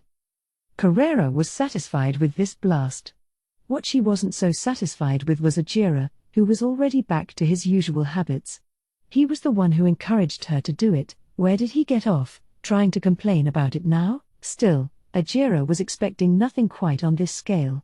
He did think it could wind up being trouble, yes, but not even he realized that Carrera had so much power. But dwelling on it at this point was a waste of time. The long-suffering Ajira's troubles had only just begun. Geld smiled. This was awesome. Yes, he figured she'd be pretty strong, but Carrera's might was simply unimaginable. Shaw didn't expect her to pick off that many with just one blow. Now none of us will have a chance to show our stuff. He sounded a touch sullen about it, but Geld didn't really mean what he said. The Imperial Army was in a state of chaos, but there were still over 20,000 survivors, and they were all in a mad rush for Geld's army, trying desperately to escape the carnage. They were no longer heavily outnumbered, but now wasn't the time to let their guard down. Geld understood that well enough. After witnessing the horrors of death firsthand, all those troops were doubtlessly going to fight within an inch of their lives. The pressure they'd lay on should never have been taken lightly. But Geld was unfazed. And perhaps thanks to their commander's calm demeanor, all Geld's forces, right down to the lowliest buck private, were at attention and sizing up the enemy. Shields up. Once the enemy was within spitting distance, Geld issued the solemn order. The Second Corps responded in perfectly choreographed order, and in the next moment, they became a wall that would allow nobody through. The fierce clash of army against the army came the next instant, but despite that, Geld's forces didn't retreat a single step backward as they engaged with the Empire. Even after that, Geld's wall didn't break down at any point along the line as it pushed the Imperials back. That was how the final battle began. Now it was Xion's turn to make a move. Let's charge them. I want to slaughter every last one of Sir Raimaru's foes. Xion's elite guard, led by Team Reborn, roared their approval. At once, a good 10,000 magic-born of all shapes and sizes began to act on their own discretion. These were Xion's most die-hard fans, trained by the woman herself, and being commanded by Team Reborn allowed them to largely do as they pleased. They were a sizable army, and in a fight, they were good enough to turn heads. Xion's extra skill Mortal Fear united them with Team Reborn, making these 10,000 magic-born a legion of marauding knights of terror as they slammed into the Empire. Mortal Fear fanned the enemy's fears, sapping them of their will to fight. The effects were tremendous. The enemy, no longer able to tap into their full abilities, left themselves exposed, open, and ready for Team Reborn to trample all over them. Wearing matching sets of bluish-purple armor forged by Garm, Xion's forces rampaged across the battlefield. To the Imperial Army, the mere sight was nightmarish, but three giants among them, each exuding a ridiculous large aura of dark energy, caught most of their attention. Their own aura had assimilated with Xion's Mortal Fear, turning them into living incarnations of violence. They were, of course, the three sons of the demon lord Dagrel, but the rest of the guard wasn't about to be undone. Taking full advantage of their resistance to death, Team Reborn focused on keeping the enemy's attention. As they did, the other Magic-Born would dispatch the exposed foes. That was the basic strategy, and it let them steadily cut their numbers without taking any damage. Gobso was among them. Ooh, my head's getting itchy. Despite his casual observation, there was a stab wound in his head from when someone stuck a sword in it. The way it closed up, bit by bit, was gruesome to see if you weren't used to it. Way to keep at it, Gobso. Yeah, if I took that blow, it would have killed me, huh? Gobso had grown a lot, enough that his troops were truly impressed with him. In the meantime, three cyclones began to form on the battlefield, one of Dagrel's sons in the eye of each one. It was from those landmarks that the Empire's left wing began collapsing. Members of Xion's elite guard weren't about to miss that chance, and now the Imperials were being pushed back at breakneck speed. Even the Empire's troops, desperate and running on pure adrenaline, were no match for them. The two sides were more or less evenly matched in terms of individual combat ability, but one side was far better trained than the other, and in terms of skill level, the elite guard had a clear upper hand. What kind of training did it take to make this happen? Somewhere along the line, Xion's troops had transformed into an amazingly well-honed, specialized combat force. As Xion was making a name for herself on the right wing, the Imperial army was facing even more trouble on its own right side. No. Why are they here? Ugh. The Beastmaster's Warrior Alliance? No, I don't wanna die, grnnh. The Beastmaster's Warrior Alliance troops were serving as reinforcements, alongside the other Magic-born who served Carillion. They all owed Rimuru a great favor, and now they were exercising their full powers to pay it back. That's one hell of a monster. It is. Zal, the Elephant Beastman, wholeheartedly agreed with Alvis's muttered remark. A magic spell like none they had seen or heard of before was deploying before their eyes. An ominous pillar, connecting heaven and earth, had just reduced more than 100,000 Imperial troops to dust. Even now, its violent fury was battering the landscape, never diminishing. With that blow, victory was now assured. The only remaining question was whether the enemy had any true champions left hiding in their ranks. They wanted to know, and that was why they refused to let the enemy escape in this fight. Alvis, fully aware of how open-hearted and generous Rimuru could usually be, was honestly shocked at how thorough they were with this policy, but at the same time, she believed this was how a demon lord should act. Well, we rolled in with 20,000 troops, and it looks like they're overwhelming them anyway. We can't exactly call it paying him back if it's going to be like this, said Alvis. As if we could ever repay him in any true sense. True enough. Well, we shouldn't sadden Sir Rimuru, at least. Dying here is out of the question. Do everything in your power to ensure nobody's hurt. You heard him, everyone. Take your pride serving the Beastmaster and do everything you can until the bitter end. The Beastmaster's Warrior Alliance answered Zal's roar with one of their own. Not a moment later, the Beastfolk began their march on the Imperial army's right flank. By this point, the trend was abundantly clear. Magic was rampaging across the rear, and they were being overrun on their left and right sides. The Imperial army had little option left, apart from waiting for their foes to surround and exterminate them. Mumiji eyed the situation, her eyes cold. Her head was calm, but her heart was burning fiercely. It's about time now. Allow me to ignite flames of compassion to relieve our enemies from their suffering. With that whisper, she sent a signal to Gobwa. The moment she did, the Fourth Army Corps breathed in unison, summoning their mystic force. The order cascaded across Team Kurenai via Gobwa's thought communication, and as if in response, the mystic force created by everyone streamed across the army, harmonized in beautiful fashion. It was Mumiji's job to give all this power a conduit. Are you sure this will work? A slightly worried-looking Gobwa asked. Mumiji laughed the idea off. If I'm to be Sir Benimaru's wife, how could I not be capable of this much? There was an unshakable confidence in her attitude. Her plan, in essence, was to gather this mystic force into a single presence, then lob it straight at the enemy army. It was a simple, unadorned strategy, but if she failed to unify that force correctly, it might trigger an unintended explosion that could damage Geld's force on the front line. Gobwa's unease was natural, but in the face of Mumiji's confidence, she commented on it no further. Mumiji had been entrusted with this army as Benimaru's substitute, and to doubt her would be the same as doubting Benimaru. All right. I'll leave that to you, then. Are you ready to begin? Yes. This won't be as powerful as the vicious magic Carrera cast, but it should be enough for the remaining forces. I'm going to finish this with one blow. Then Mumiji's once-in-a-lifetime mystic spell made its debut. Let us bloom a red lotus that softly, gently envelops our enemy. Mystic crimson heaven, it was a red flower blooming in the sky. Its first objective was to rapidly burn through oxygen, draining it from the air at ground level and leaving the enemy incapacitated. The second objective was to rain down the flames of compassion, its temperature high enough to render targets unconscious before it could inflict pain.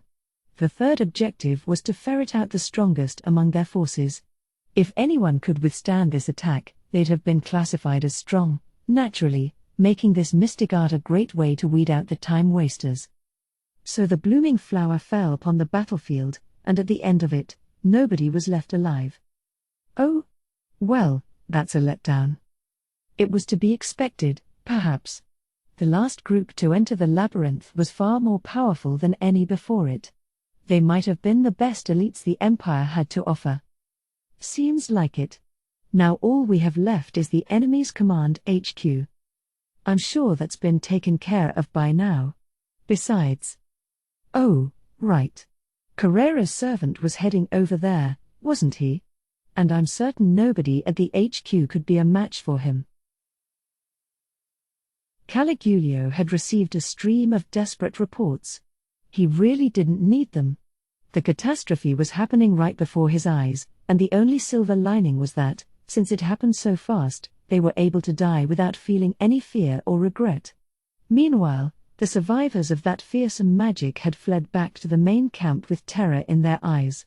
Having experienced the soul-crushing horror firsthand, they lost all trust in the Empire, cursing their own foolishness. There was no time for fancy speeches as the staff officers shouted for retreat, but at this point, survival was impossible. How did this happen? Should I have chosen enslavement instead? No, where did I even go wrong in the first place? He tried his hardest to cease his looping thoughts but failed. Once again, he looked out at the desperate battlefield, considering whatever possible strategies he could take by now. There was nothing, no saving grace that he could ever come up with at this moment. And more to the point. No. What's that? What is tar? Caligulio was tossed into a crucible of fear and confusion. Magic that heinous was beyond what he was capable of understanding. How could you take tens of thousands of soldiers protected by layer and layer of anti-magic resistance and kill them all like you'd squash an anthill? Nearly 200,000 troops were utterly destroyed with just one blow, and it'd only be a matter of time before the rest were wiped out. Maybe. Maybe what?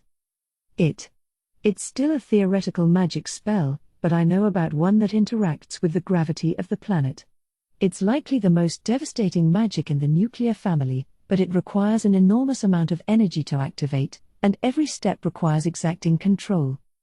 Ghidorah told me about it once. Gravity collapse, right? Yes, Caligulio had heard about it. It was a spell that was still under research, merely a theory at this point in time.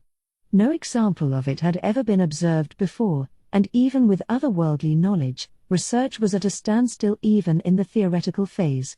This tactical level magic had the power to annihilate entire nations, not just battlefields. But as far as Caligulio knew, they had concluded that it'd be impossible to ever conjure it in real life. But here it was. Executed in perfect fashion, by a single monster. Now the term Demon Lord struck Caligulio's brain with a palpable sense of fear. Have we meddled with someone who we never should have meddled with? He asked himself. I admire your knowledge, sir. The matter-of-fact tone of one of his staff officers brought him back to reality. But it's theoretical, he shouted back in frustration. We were boasting about how we could slaughter Veldora if we made it work. Indeed, sir. That's how powerful that magic is. It's practically limitless. At some point, the staff officers had polarized into two separate camps. It was from a monster? Just one of them could perform a magic that massive? Some were in a state of panic. Astounding. Ah ha ha ha.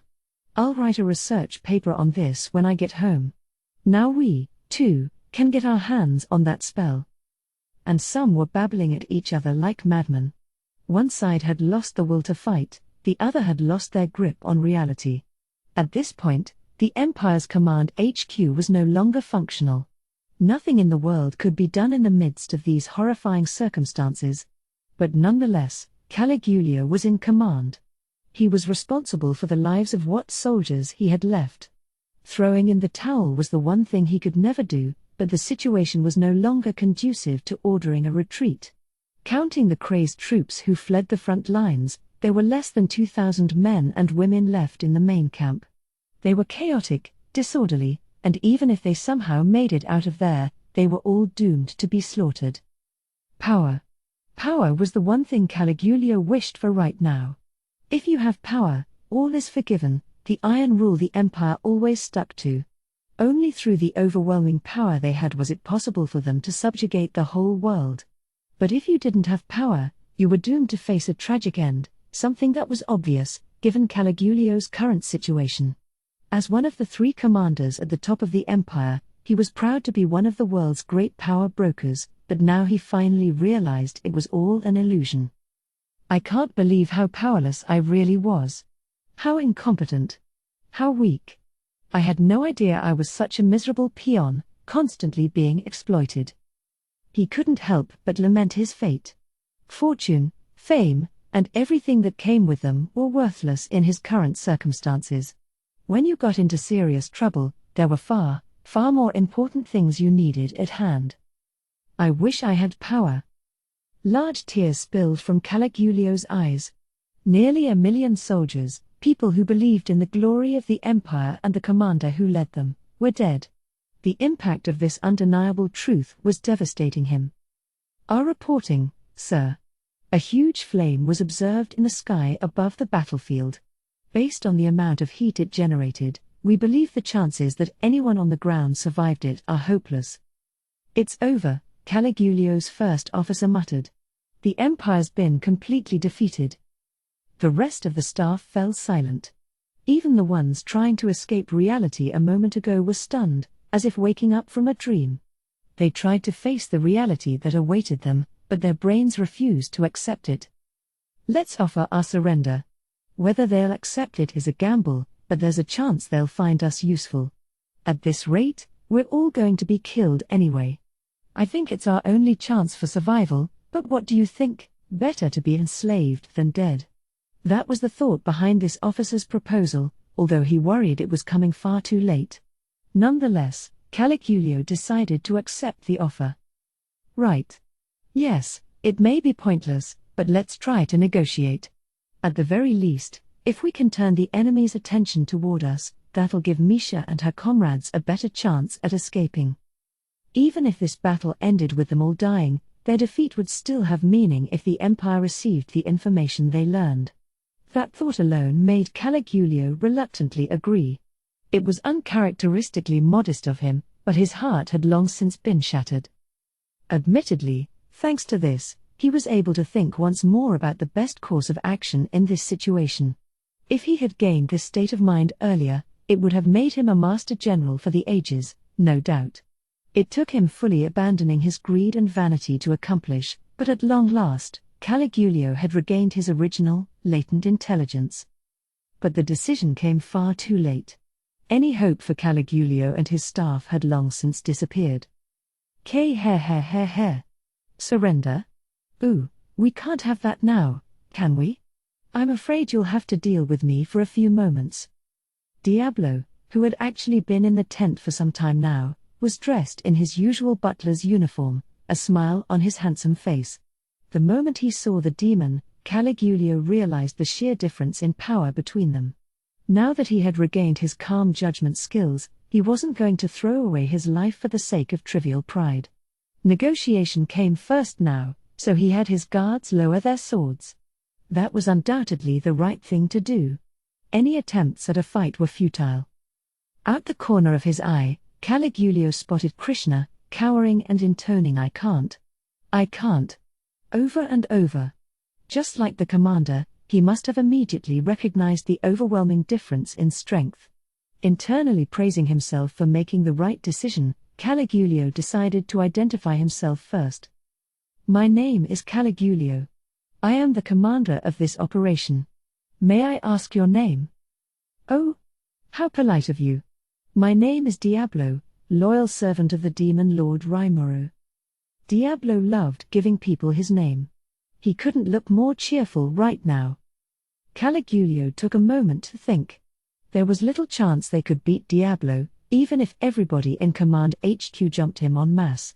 The sheer demonic energy they sensed was denser than that of the greatest of dragons, an aura of utter supremacy that outclassed even that of the demon Lord Clayman, whom Caligulio was acquainted with. Plus, Diablo came here without giving away any hint of his presence. He had infiltrated their HQ without showing any sign of the supreme aura that oozed off of him now, but despite such an absolutely powerful presence before him, Caligulio's mind was tranquil. This is an opportunity for us. It sounds like he won't accept our surrender, but he is willing to negotiate. If we can buy enough time, maybe we can keep this dangerous man at bay for long enough. And that would offer more safety for Misha and the other escapees. But that hope was doomed to fail. Are you trying to stall for time, perhaps? What? Several of your people fled from here, and you're serving as decoys for them. A truly excellent example of self-sacrifice, but I'm afraid it's not going to help you. You see, I've already taken care of them. Diablo laughed. When a demon comes up to you, he'll never let his prey go, and Diablo just proved it. Out of empty space, he produced 2 corpses and dumped them on the ground. Are those the single digits? A shocked Krishna shouted. They were the bodies of Bernie and Ji-woo. Intense fear ran through the command center. Krishna wasn't the only one left speechless. Everybody in the tent knew what the defeat of not 1, but 2 single digits meant. There was no beating Diablo. And not just that. No. In that case, our deaths, and the deaths of all those soldiers. It's going to be all for nothing. A deep despair struck Caligulio. Draw your swords. Intruder. Kill the intruder. The guards responded to the second-in-command's frenzied shouting. Unlike Krishna, the armed sentries knew nothing about Diablo's strength, reacting without realizing just how reckless they were being. You lowly worms think you stand a chance against me? Diablo laughed in their faces. But Caligulio's aide was undeterred. Silence, demon. There's still over 1,000 warriors surrounding you. Powerful or not, what can you do by yourself? He was trying his best to mask his fear with rage. But Caligulio didn't move.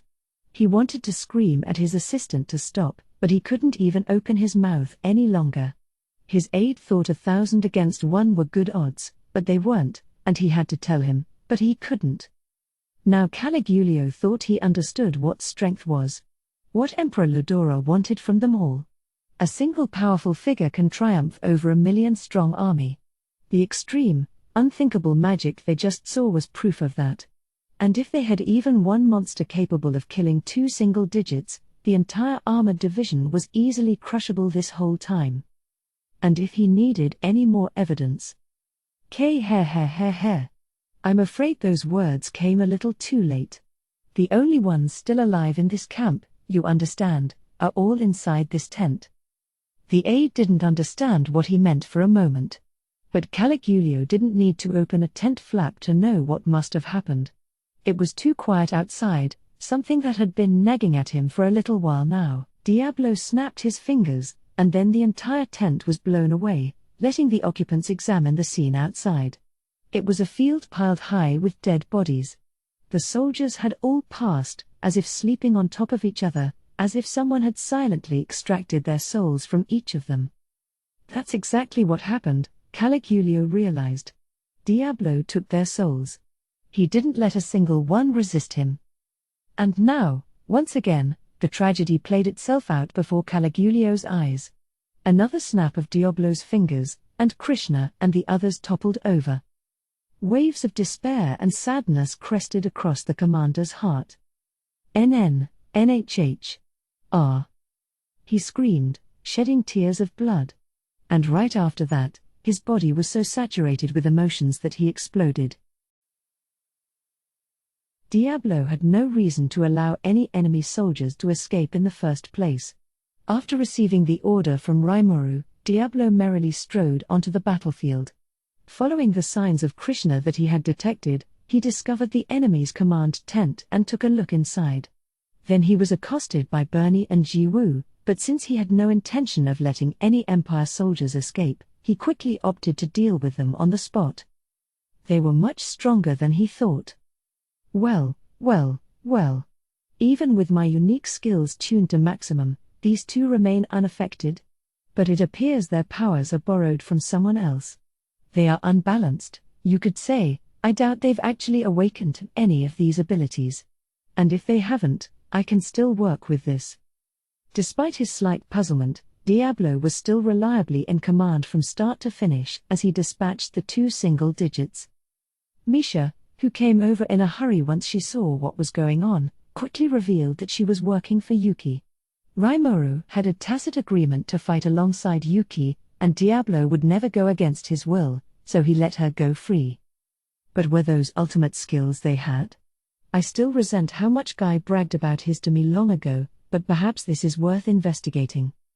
Diablo was never one to shy away from any chance to become stronger, and here, too, he abandoned all self-restraint. If he found something effective, he'd take advantage of it. That's how the demon was. But despite this newfound interest in ultimate skills, he didn't lose sight of his mission. Returning to the Empire's camp, he easily made his way inside, invoking End of the World to take the lives of anyone he saw. He worked quickly, indiscriminately, and without any hesitation or concern as he slaughtered them all. Caligulio was now screaming in front of Diablo. It made the demon chuckle a bit. The commander had now surpassed all limits of the human body. Maybe he had the potential to do this all along. By this point, he was well past enlightened, his energy growing higher and higher. Awakening out of sheer despair, eh? It looks like his sense of guilt is bringing him to a higher level. And that makes him much more worthy to fight me. For most of his existence, Diablo had little interest in gaining strength.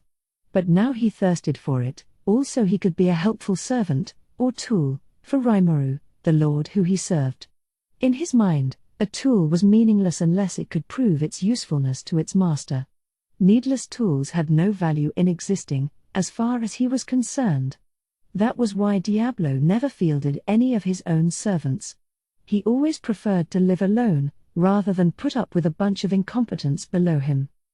Along those lines, Diablo never forgot his own ambitions to become stronger, more capable. And fighting someone as strong as this was an opportunity like none other for him.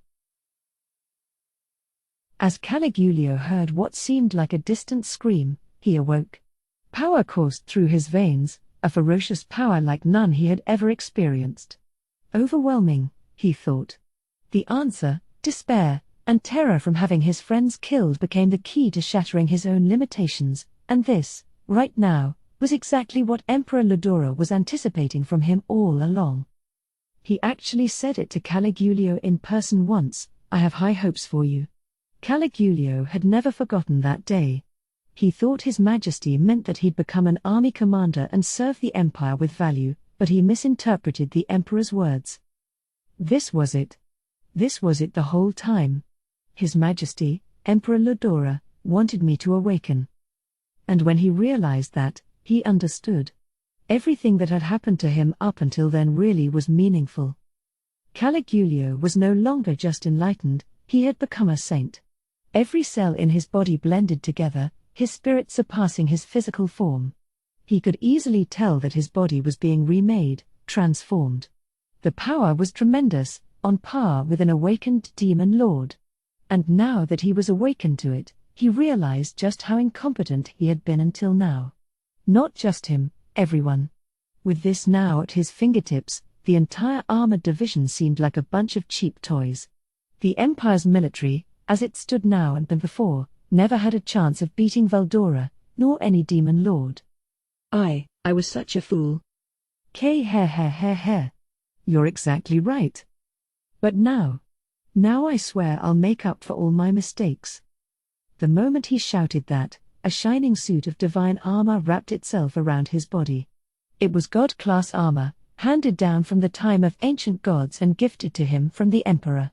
Only the Marshal and the 3 commanders were allowed to use this armor, which served as proof that its wearer ranked among the Empire's very best. Now, At long last, it had recognized Caligulio as its true master. "You'll pay for this, demon. I'm gonna mow you down." K. It would hardly be fun otherwise. The two sides glared at each other, and the final battle began. Exercising the limits of his power, Caligulio sent out a full-throttle strike to start. His fist, protected by a gauntlet, was a deadly weapon in itself, capable of smashing through almost any material in this world. The tip of his fist exceeded the speed of sound, not even leaving an afterimage as it traversed the realms of mythology. The shockwave it produced shattered any physical being's defense, destroying its very molecular bonds, and the spirit inside his fist could pass through the heart's barrier and damage one's astral body, letting him kill any spiritual life form. Caligulio knew Diablo's name. He was one of Rimuru Big Four, and his real identity was an evil demon. That, and, incredibly enough, the report he saw claimed he was now a demon peer, something that existed only in legend before. He had previously scoffed at the Imperial Information Bureau's investigations, but he could believe every word of that dossier. If 2 single digits challenged Diablo and died, that made him a truly fearsome adversary. But all his fear was now gone. "He's a horrible demon, I'll grant you that, but now I can take him. With this power, I can defeat anything, true dragons, demon lords, even heroes." If you awarded a score of 1 to a person of average strength, the physical ability of someone designated A rank would be at least 10. For a high-ranked magic-born, it was close to 100, for an archdemon, they'd notch up 140. A demon lord would probably be at least 300, and while a true dragon was impossible to measure, estimates pinned it at over 1,000. Now, Caligulio realized, his own power was in the quadruple digits as well, a world that only a saint could ever reach. And that wasn't all. He was wearing god-class armor, mythical gear whose energy was comparable to his own. It was more than enough to be able to destroy a demon peer. He was convinced of that, and it wasn't hard to see why. A tad disappointing. But his killer fist was lightly brushed away by Diablo. "No. Oh, do you have a question? Why are you still unharmed?" That one blow should have been able to destroy any demon. Seeing him unscathed was simply ridiculous. He refused to accept it. Why? It's simple. You don't have the skill level required to handle that power. The awful truth was delivered as casually as the day's weather. The skill level? Yes. It's quite a pity for me, too. It was too early for you to fight. If this is how things are, the duo from before were more powerful. They both boasted ultimate skills, albeit borrowed. If you had awakened to this power sooner than now, this would have been a much more exciting battle. But alas, fruit needs to ripen before it tastes sweet. Diablo was lamenting the fact that he picked this one off the tree far too soon. But all this was an insult Caligulio was too loath to admit. "God damn it. Don't you belittle me, you demon bastard." He could shout all he wanted, but the situation was already grim. Caligulio understood that. He knew he couldn't beat the demon in front of him. But what piqued his curiosity was the secret of the single digits power Diablo just inadvertently revealed. They were the strongest fighters in the Empire, handpicked by Emperor Ludora, and the Emperor must have been the one who lent them their ultimate powers. Diablo described them as borrowed, not acquired through personal effort, and that was exactly why they didn't work on him. If you didn't have insight into the essence of power, and how to make it your own, then all the strength in the world was meaningless. It was as true for Caligulio as it was for the dead single digits. As Diablo put it, he was fighting too soon, a reality he couldn't deny, no matter how much he wanted to. Oucha. There was no winning this. He knew it now. But even so, he'd still try with everything he had. He had to retaliate, at the very least, or else all this was for naught. He had to deny that at all costs, and so he challenged Diablo to a truly reckless battle. But by now, it barely even counted as a fight. For Diablo, who had correctly assessed Caligulio's current abilities, it was little more than a procedure. Even the God-class armor and all its mighty force couldn't be fully utilized by Caligulio as he stood now. The armor had accepted him, but they still weren't at a heart-to-heart level of communication yet. God-class gear had a will of its own, and there simply wasn't enough time to build a relationship and have this armor truly recognize him as its true master. A tool only had meaning if you could use it well. There was nothing sadder than a tool without a user who could bring out its full potential. So Caligulio, the last surviving member of the Imperial invaders, was defeated, unable to even make Diablo fight him seriously, and with that, his soul was reaped. Epilogue: The Deeds of a Demon Lord. Caligulio awoke to a warmth gently enveloping him. Where am I? He had trouble remembering what he was doing before he came here. Panicking, he looked around, only to find himself resting in a somewhat large chamber. Joining him was a young girl with bluish-silver hair, maybe 12 or 13 years old and working on something with an angelic smile. Gazing at her from the side, he saw her holding her hand out above someone who was lying on their back. A dazzling light shot from her palm, pouring down upon the line of familiar-looking people on the ground. Is that Krishna? No. Krishna was killed before my eyes, wasn't he? The haze instantly dissipated from his mind as all his memories came back. They were at war, invading the land of monsters. Caligulio hurriedly shot up, attempting to shout something. But then he lost the ability to speak. Amazingly, the dead Krishna gently opened his eyes and looked right at him. Just like Caligulio, Krishna seemed pretty confused about where he was. His eyes followed the silver-haired girl around, unable to parse what was happening. She kept up her mystery work, apparently not noticing they were awake. Bernie and Ji-woo were lying in front of her now, and next to them were Caligulio's staff officers and aides. What's going on? They were all killed, too. In his clouded mind, Caligulio tried his best to calmly analyze the facts presented to him. But there was just no comprehending this. They were all dead, he was sure of that. Their chests weren't heaving up and down, they couldn't have been breathing. But when that girl put her hand over them, they magically came back to life, one after another. There were a dozen or so Imperial officers gathered in this room, and before long, she finished treating them all. Once she did, the girl gave a little satisfied nod and turned toward Caligulio. Hey! You awake? How are you feeling? Can you remember your name? Her voice was casually unconcerned, but Caligulio didn't mind. Her charming looks were one reason, but the sheer presence she projected told Caligulio that any resistance was verboten. Still, he could not give her a reply. Neither could anyone else. They all kept their mouths shut, completely lost to what was transpiring. Even the single digits Bernie and Ji-woo were listlessly staring into space. Now the girl sensed that something was amiss with Caligulio.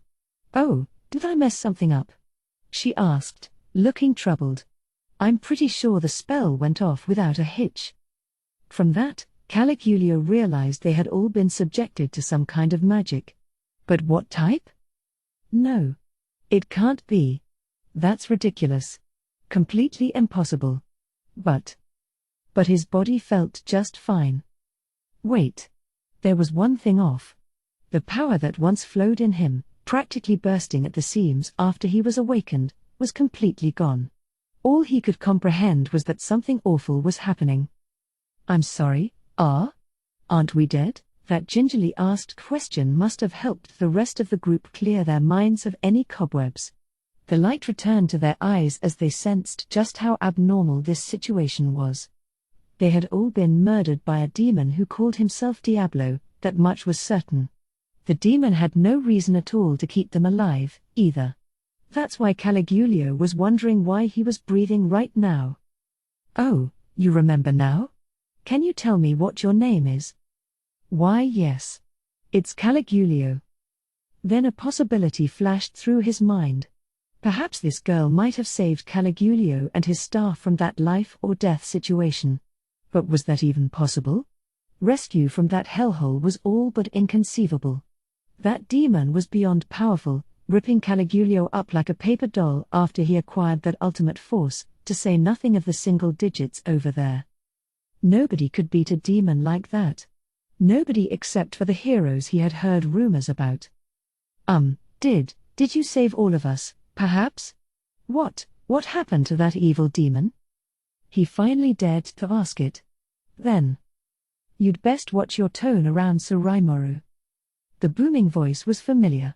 It was exactly like the one that belonged to that blood-curdling demon. But an even more pressing issue was how he just mentioned Rimuru, the name of the demon Lord Caligulio had set as their primary objective. Now Diablo revealed himself to them all.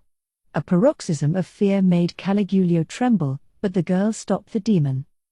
I think some of you might have the wrong idea about everything, so let me explain. Yes, you are all dead. All the troops you led are dead, too, and I sincerely doubt there are any survivors. So it's not like I saved you guys or whatever. I did bring you back to life, though.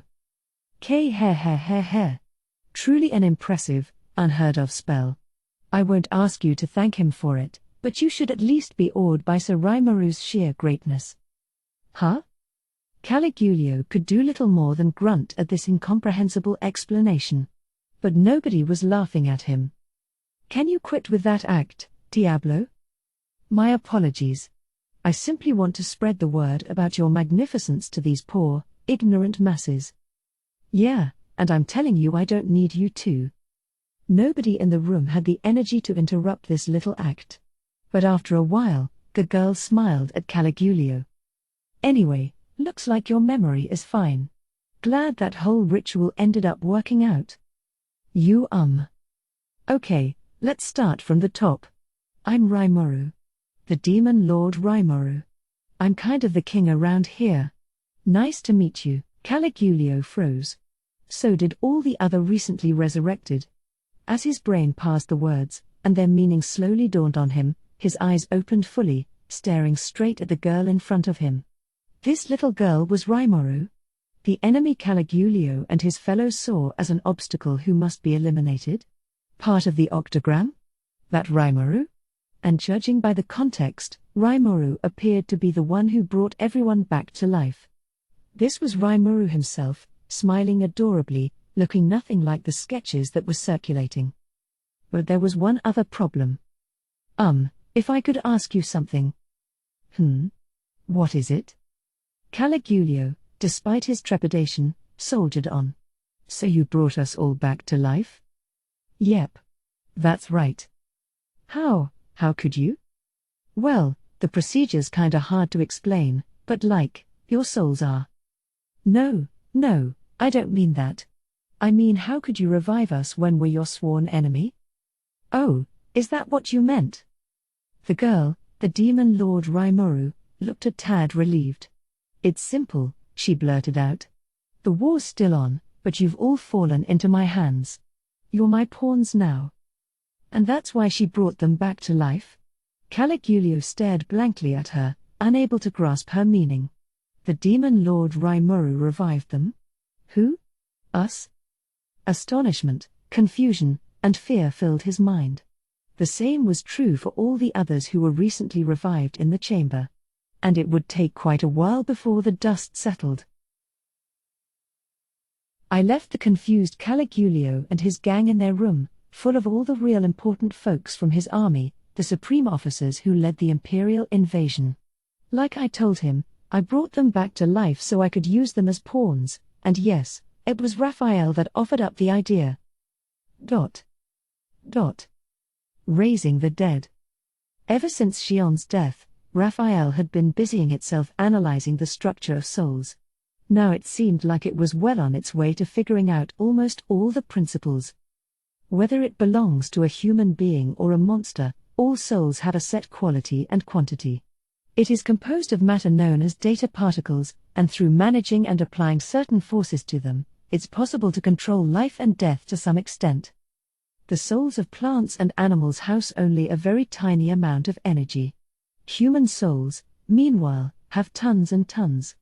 We've already confirmed that a certain amount is given to everyone equally, and the ability to fully harness that soul energy leads to the manifestation of soul powers, or what we call special skills. This data, engraved in your soul since birth, is the source of those powers. So is the data written directly onto this energy? Not exactly. First, there's the ego, a set of amorphous wavelengths within the soul, and the group of data particles that surrounds it. This is known as the heart, and that's where all the data is stored.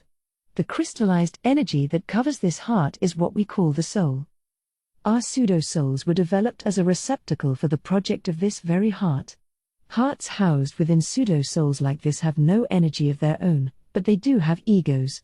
Without the power in one's soul, the owner of the soul cannot use any skills, but they can take action with their egos.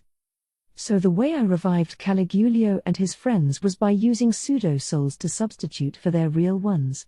Basically, I took their souls, plucked the hearts out of them, and transplanted them into the pseudo-souls, along with the bare minimum amount of energy necessary to keep them going.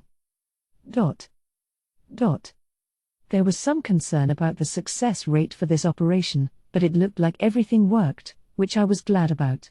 But it wasn't without its problems. First off, it weakens you a lot. Which, yeah, of course it does. I took all their soul energy out. I've taken their souls, and there's no real reason for me to give them back, and I don't see how they have any right to complain about it. So thanks to that, they're no longer able to invoke any skills. Even if skill data was written into their hearts, they can't use it at all without enough soul energy. From now until the natural end of their lives, they've got no hope of learning or using a single skill. It'll also affect their magic casting abilities, but that at least is something they ought to be able to improve with practice. Once they get the hang of it to some extent, they'll be able to tap into magic without using any soul power. Magic is a skill, but it's also an art, and that means it's possible to invoke it with the magicules in the air instead of those in your body. So arts are still available to them, as long as they train themselves enough to earn them. Unless they rely on their skills for everything in their lives, I think they'll bounce back just fine. So yeah, they can get super strong again if they want to, but the quality of the energy involved isn't what it once was, so they're gonna hit limits sooner or later. Bear in mind, I only developed the pseudo-soul as a toy to help us play around in the labyrinth a little. I don't want anyone to start expecting miracles from it. Still, it worked well enough this time. I didn't revive them for their own sakes but rather to prevent any hateful rumors about us from circulating. Whether you'd call them rumors is debatable, I suppose, but regardless. I mean, if they attack us for their own selfish reasons and die as a result, that's their fault and nobody else's. I don't have any obligation at all to resurrect them. But again, I don't want to give myself a bad rep around the world. It'll also save me from being hated by the average imperial citizen any more than necessary. Good thing Raphael's experiment worked, though. And since they're all back to life and everything, I'm gonna have all these fancy higher-ups take responsibility for everything they did. They're under CI's supervision right now, in fact. Also, I should note that despite being alive again, it's still on a temporary basis at best.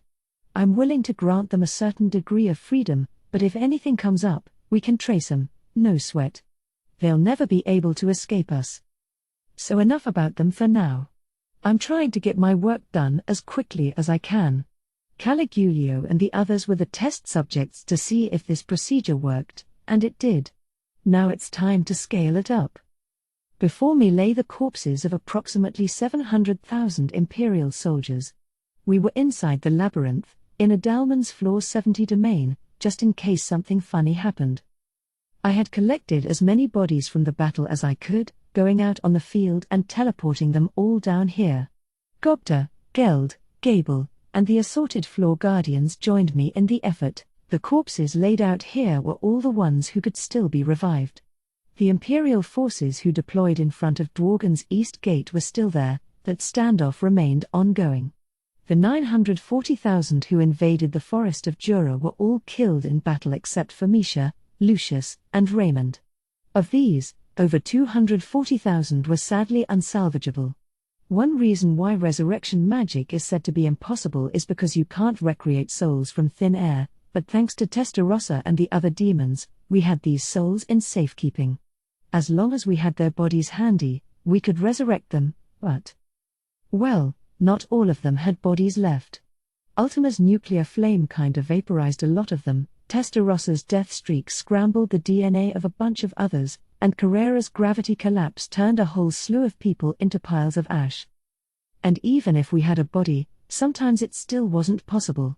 For one, if someone died because of sheer terror, the ego, the most important part of the body, was trashed and long gone, so we couldn't do anything for them. Kanzi's, killed by Kumara, was one example. I guess the fear literally broke his heart at the edge of death, so there were no data particles left in his soul.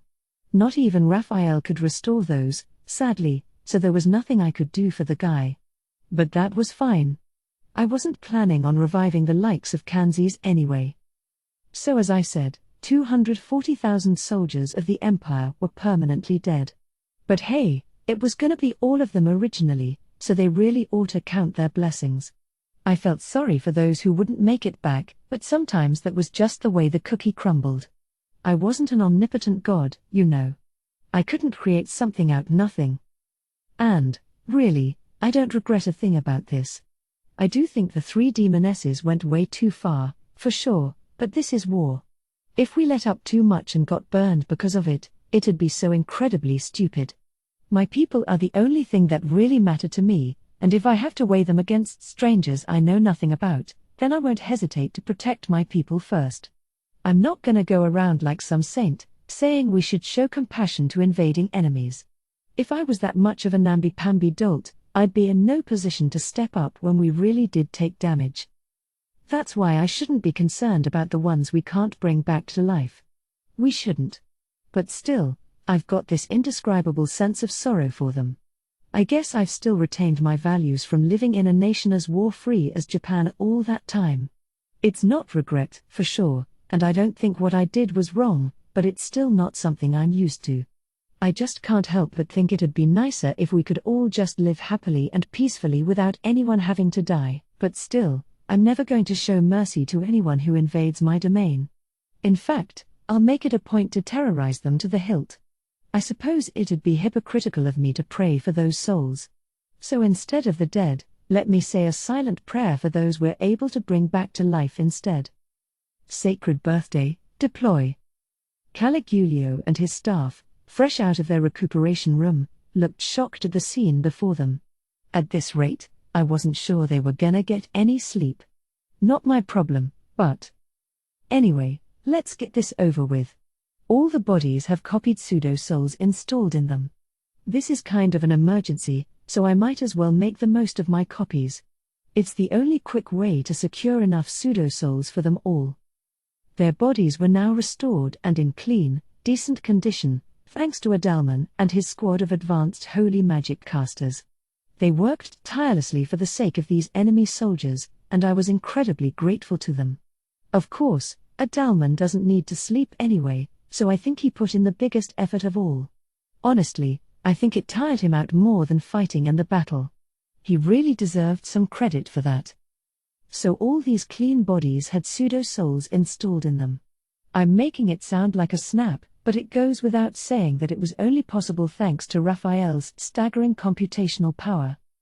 Next, I performed the secret art of implantation, a sort of cousin to the secret art of revival. I wasn't regenerating a soul here, so I didn't require nearly as much energy, but identifying every single individual body took a tremendous amount of computation. Raphael, once again, handled this. I was doing essentially nothing. Just standing here, really, meditating and leaving everything to that guy. The way he checked genetic information on the bodies against our soul records to instantly identify people was so amazing, I really should start calling it Professor Raphael. It was just so bizarrely complex, something I could never possibly imitate.